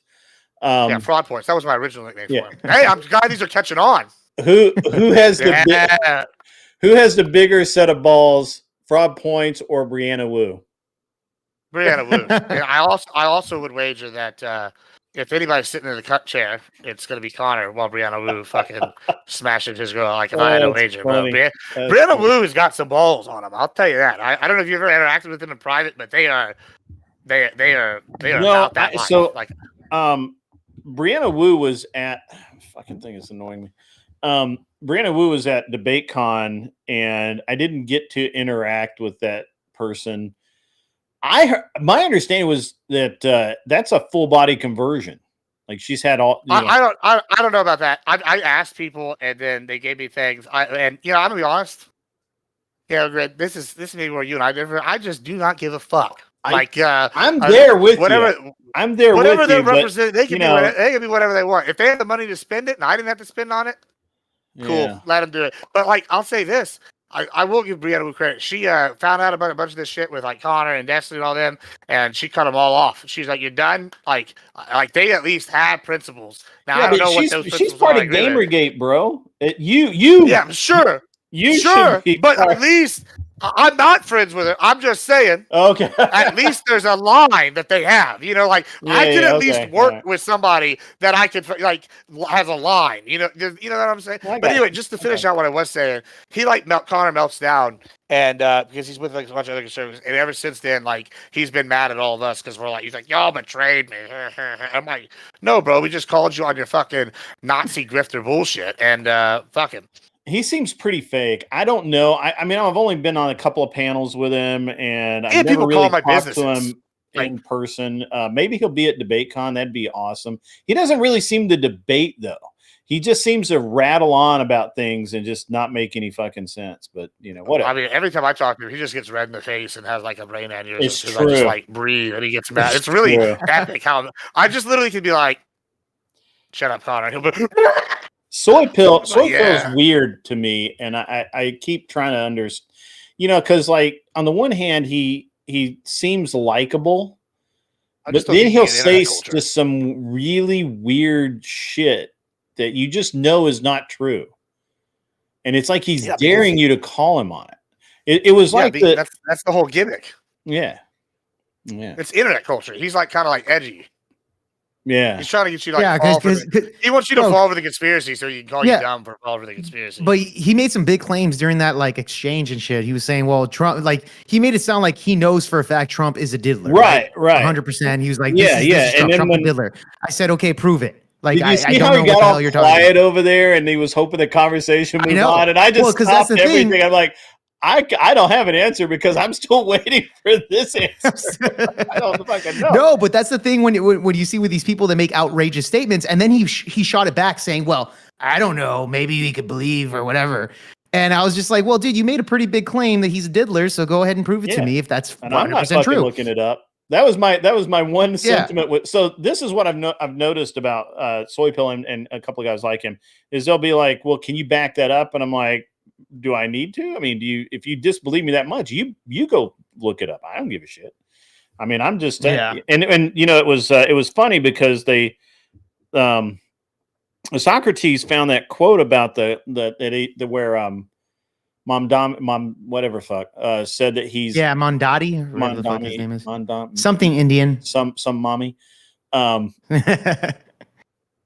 that they weren't communists, but I could have sworn that he admitted that guy admitted to being a socialist and communist, and he's well, they're gonna say socialist and communist are different things, but but anyway, so. And tonight was just a wrong night. First of all, I've been up since 4 a.m. Dude, I got up at 4 a.m. Actually, I got up at 3 something, but I was on the water by like 5, maybe 4:30, and fished until early morning, probably 8:30, 9 o'clock. Went home, got on the bike, went to the rode to the gym, and being on the motorcycle today was like perfect. It wasn't too hot. Because, some days, I don't know if you guys are right. Some days you get on the bike and it is just so fucking hot. Like, it is just absolutely uncomfortable unless you're moving. And so Texas is like 95-degree weather, bro. Yeah, bro, it has been 100 degrees every day this week. But it's a dry heat, right? It's a dry heat. You're going to tell me it's a dry heat. No, it's not a dry heat. It is a hot heat. It's a sweaty, wet heat. It sucks. I live in San Antonio. I got 80%. Houston's got 120%. It's like walking through a fog, bro. Like you're just like, oh, and it's all your own sweat. You're just like, just gagging. Today was perfect because you could sit in traffic and I would only sweat a little bit, right? Like I didn't have like rivers of sweat coming down underneath my helmet. And so it was like perfect. I have an AC at 60. Let me tell you how hot it is. I have an AC at 60. I have a good AC. Great. Fantastic. When it's like the winter, whatever. I have it at 60 right now. You want to know how hot my house is? It's 78. It's 78. Bro. Same with me. 78. It's hot. I have blackout curtains on every window, bro. Like same thing. Me too, bro. All blackout curtains. It is hotter than the devil's dick, bro. It's no. Bro. I drove across. So I drove from San Francisco down to pick up 40 right outside of Vegas in Kingman, Arizona. When I went through Vegas at 10 fucking o'clock at night, it was 110 fucking degrees. Vegas is 10 o'clock at night. That's dry heat though. Vegas so is dry. Hot. It was so hot that it was just, and I did not have air conditioning in my truck. It was so hot that I was just like, it was hell, bro. Baking. It was hell. But the day was not like that. I got to ride the bike. I got to work out. I got a really good workout in. Came home, hung out with my kid. If the only thing would have made it better is if I could have scheduled in flying. If I could have gone flying the day, it'd have been like pretty and shooting. If I could have done all that in one day, that's like the perfect fucking day.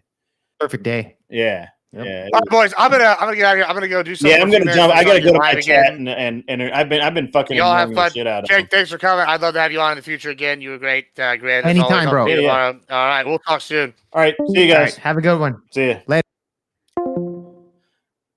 Damn it, man. What's up, guys? What's up, guys? What's up? Man, how the hell are you guys? It's been cool, right? I saw somebody saying something about Vibe. I ride today. I was riding a Chinese like Leafon or something 250 single. I like I forget actually what brand it is. It's sold as the Venom 22R or some shit like that, but it's a 250cc single cylinder. I like it. It's fun around town. I've got a Benelli TNT 135. I've got a Kawasaki Z1000 R, which is kind of a street fighter. It's a Ninja.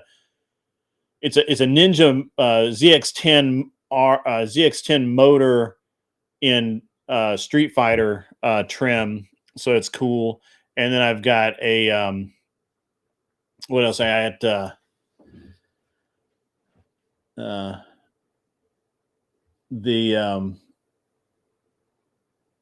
what else did I've got the CBR. I've got a 99 CBR 600 F4, which is like really, it's just such a cool bike. It's a Stormtrooper bike. It's all black and white. It's fucking awesome. And actually, I'm going to be riding it next week. And then I've got a 76 450 Honda 450. Pardon me, Honda 554K.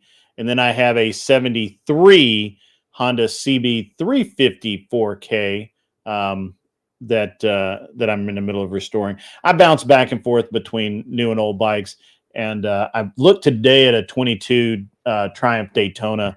I really like the Triumphs. I've always have, so I may have to do that. But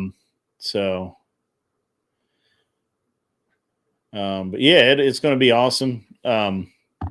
It was a perfect day. If I could have just got up in an airplane today, it would have been the perfect fucking day. I just didn't. Yeah. You know, the thing is that like sometimes the 600 is just so. I mean, I love my 600 CBR, but it's got so much fucking power. It's like 108 horsepower in the F4 carbureted version. It's so angry, dude. It's so angry. And it's just like, it's just kind of, it's too much sometimes. But that, I tell you what, man, it's so much fun to ride that 135 Benelli, man. It's so small. It's considered a mini moto. So it's kind of small. It's like a Honda Grom with a little bit more power. And it was just really awesome. It was really cool. Come steal my boat. Sure. Yeah. And the Z1000 is nuts. So yeah, I like 600s a little better too, but I've had leader bikes for a long time. I had a CBR 900RR. I had a CBR 1000RR. And the CBR, the interesting thing is the CBR 1000RR is such a tiny bike. It gets so small. It's just nuts how small it is. And I've been looking at maybe buying another leader bike other than the Z. The Z is cool. I mean, but it's a street fighter. It's a more upright riding position. I don't know. It's pretty cool though. I like it a lot. So, but I really, I don't know. I like bikes. I like riding. The problem is that when you have kids and or you're always doing something, it's hard to justify riding a bike.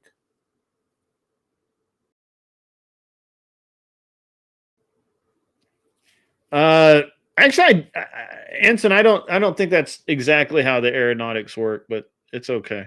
I understand. So,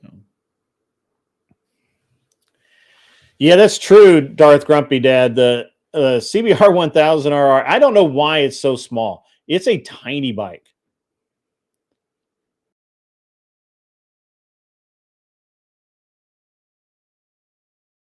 Yeah, bikes are. I don't know. I've never had. So I've been down twice on a bike, and nothing big. And I've ridden for a long time. Agrillipus, that is terrible, my friend. I'm sorry to hear that. I did not know that. I'm sorry.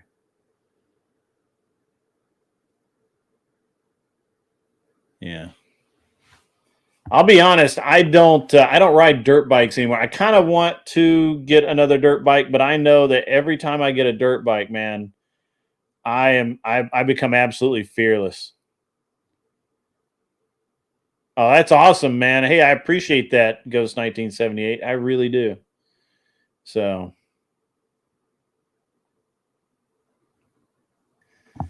yeah.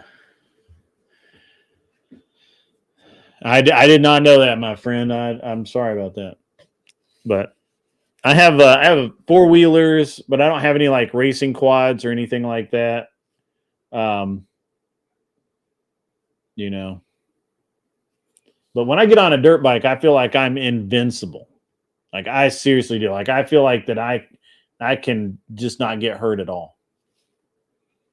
So, all right, guys. So just to remind everybody about the schedule. So tomorrow we're going to do the normal day shift. Okay, normal day shift, and then I'm going to do a panel discussion, debate, whatever the fuck it is.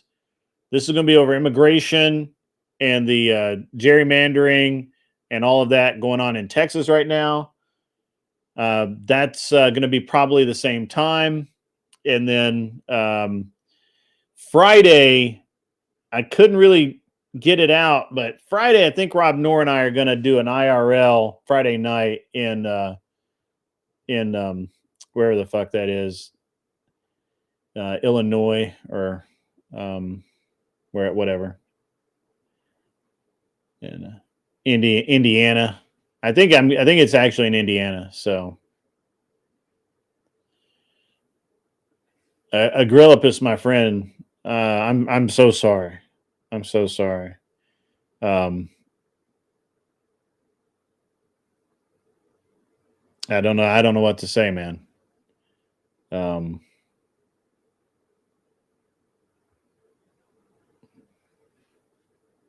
You know, I don't know what to say.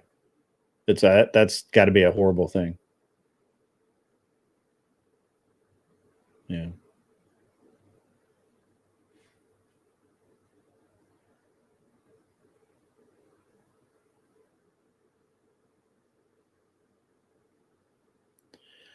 I got to be honest. I am very guilty of riding in shorts and a t-shirt. I'm very guilty of that. And I ride without a helmet sometimes too. So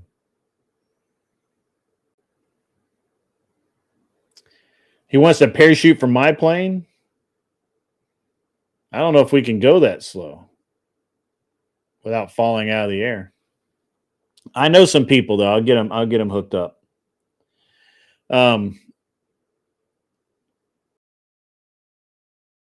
So yeah.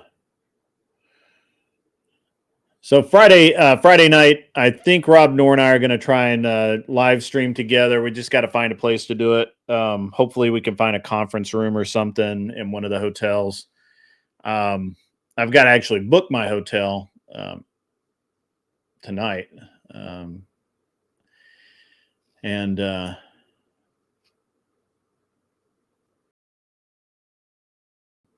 I'm really sorry about that, Agrillipus. So my wife doesn't ride, and when we were younger, when we first got married, she would ride with me, but I never really felt good about it. I don't like to take I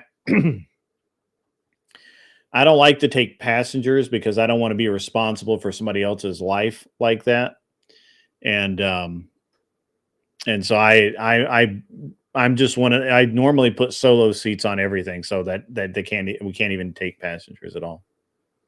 So both of the CBR can still, I mean, it's still got the long seat, but I don't take passengers at all. Yeah, I understood that part of Grillipus.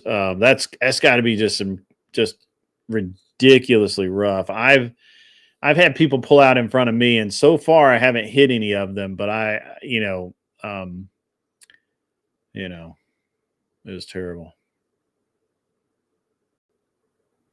Oh, you had a CBR? She had a CBR. That's awesome, man. Yeah. Well, I'm very sorry.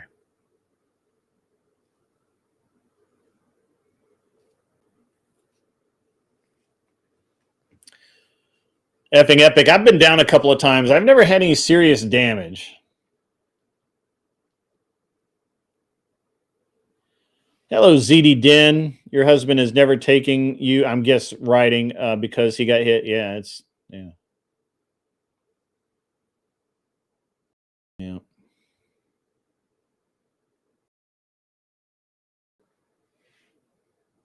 Yeah, if you want, you don't have to, but if you want to, that's fine.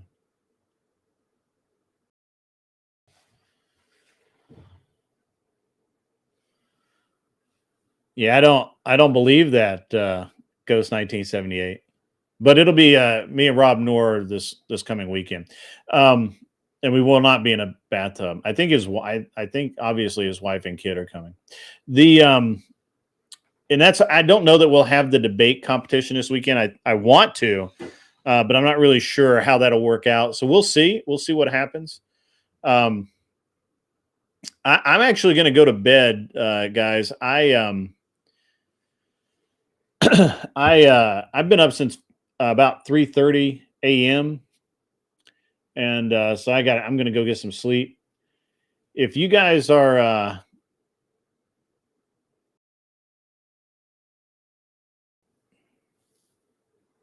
if you lame, it is lame, Kissy Cat. Kissy Cat, before I forget about it, if you're going to buy a boat for use on salt water, especially if you're going to go offshore, you have to get at least 2 motors, because the risk of one having an issue and you being really far out is too high. So always get at least 2 engines on any kind of bay boat or a saltwater boat off. Even if you're not going far offshore, even if you're only going to go 2-3 miles offshore, you absolutely need 2 motors. So that'll be fun. Anson Knowles, that's hilarious, man. That's hilarious. But I'm gonna get out of here. I really appreciate all the donations tonight. I hope I did you guys proud. I tried to keep Soy Pill in line. I've watched him debate everyone, and I figured, I kind of understood his tricks. And I understood the way that he kind of moves, if you will. He's one of those people that's just really he acts like he's good faith, but the reality is he's not good faith. He's more bad faith than anything else. And the and he absolutely he kind of sucks, to be honest with you. I keep trying to like the guy. I want to, because he seems likable, but it's just like this thing tonight. He called, like I gave him a document that was not based, by the way, on AI. It was literally where I just entered it into Excel and then charted it. And he's like, "We shouldn't use AI," and I'm like, "Well, I didn't, but okay." And it's it kind of annoyed me. I mean, I was like, "What the fuck, dude? What the fuck?" So anyway. That was I felt like that was kind of bullshit. You guys may have other opinions. I just felt like it was kind of bullshit. But I've learned that the thing to do is just not to give him that head. You can't let him start the roll, because he'll just actually he'll just keep going. He's a wannabe Destiny for sure. Yeah. What's up, Vikas Ganesh? I hadn't seen you before. I wonder if you're coming in from yeah.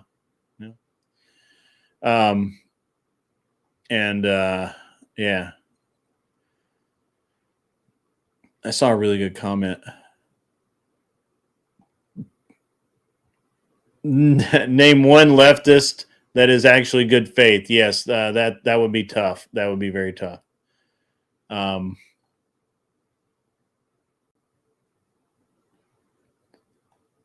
He is kind of a wannabe Destiny, but he doesn't spurg well enough.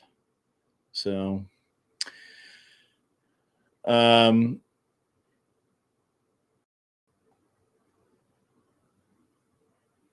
Who are you talking about? You mean the guy that he was debating, the black Israelite or whatever he was? He was a black Israelite, right? He was a Brat. I don't know. I'm not up on all that. Anyway, guys, I'm going to send you over to Sarah the Raging Tomato. I might jump in over there for a couple of minutes, but I am debate opponent. Yeah, he was terrible. And you guys have a great rest of your night. Again, thanks for all the grift. Thanks for showing up. Thanks for showing out. Let Sarah know I sent you. And, for all of you, have a great night. And, be cool. Wear glasses if you need them, even if they reflect every single light in the room. And get off my lawn and go hang out on Sarah's.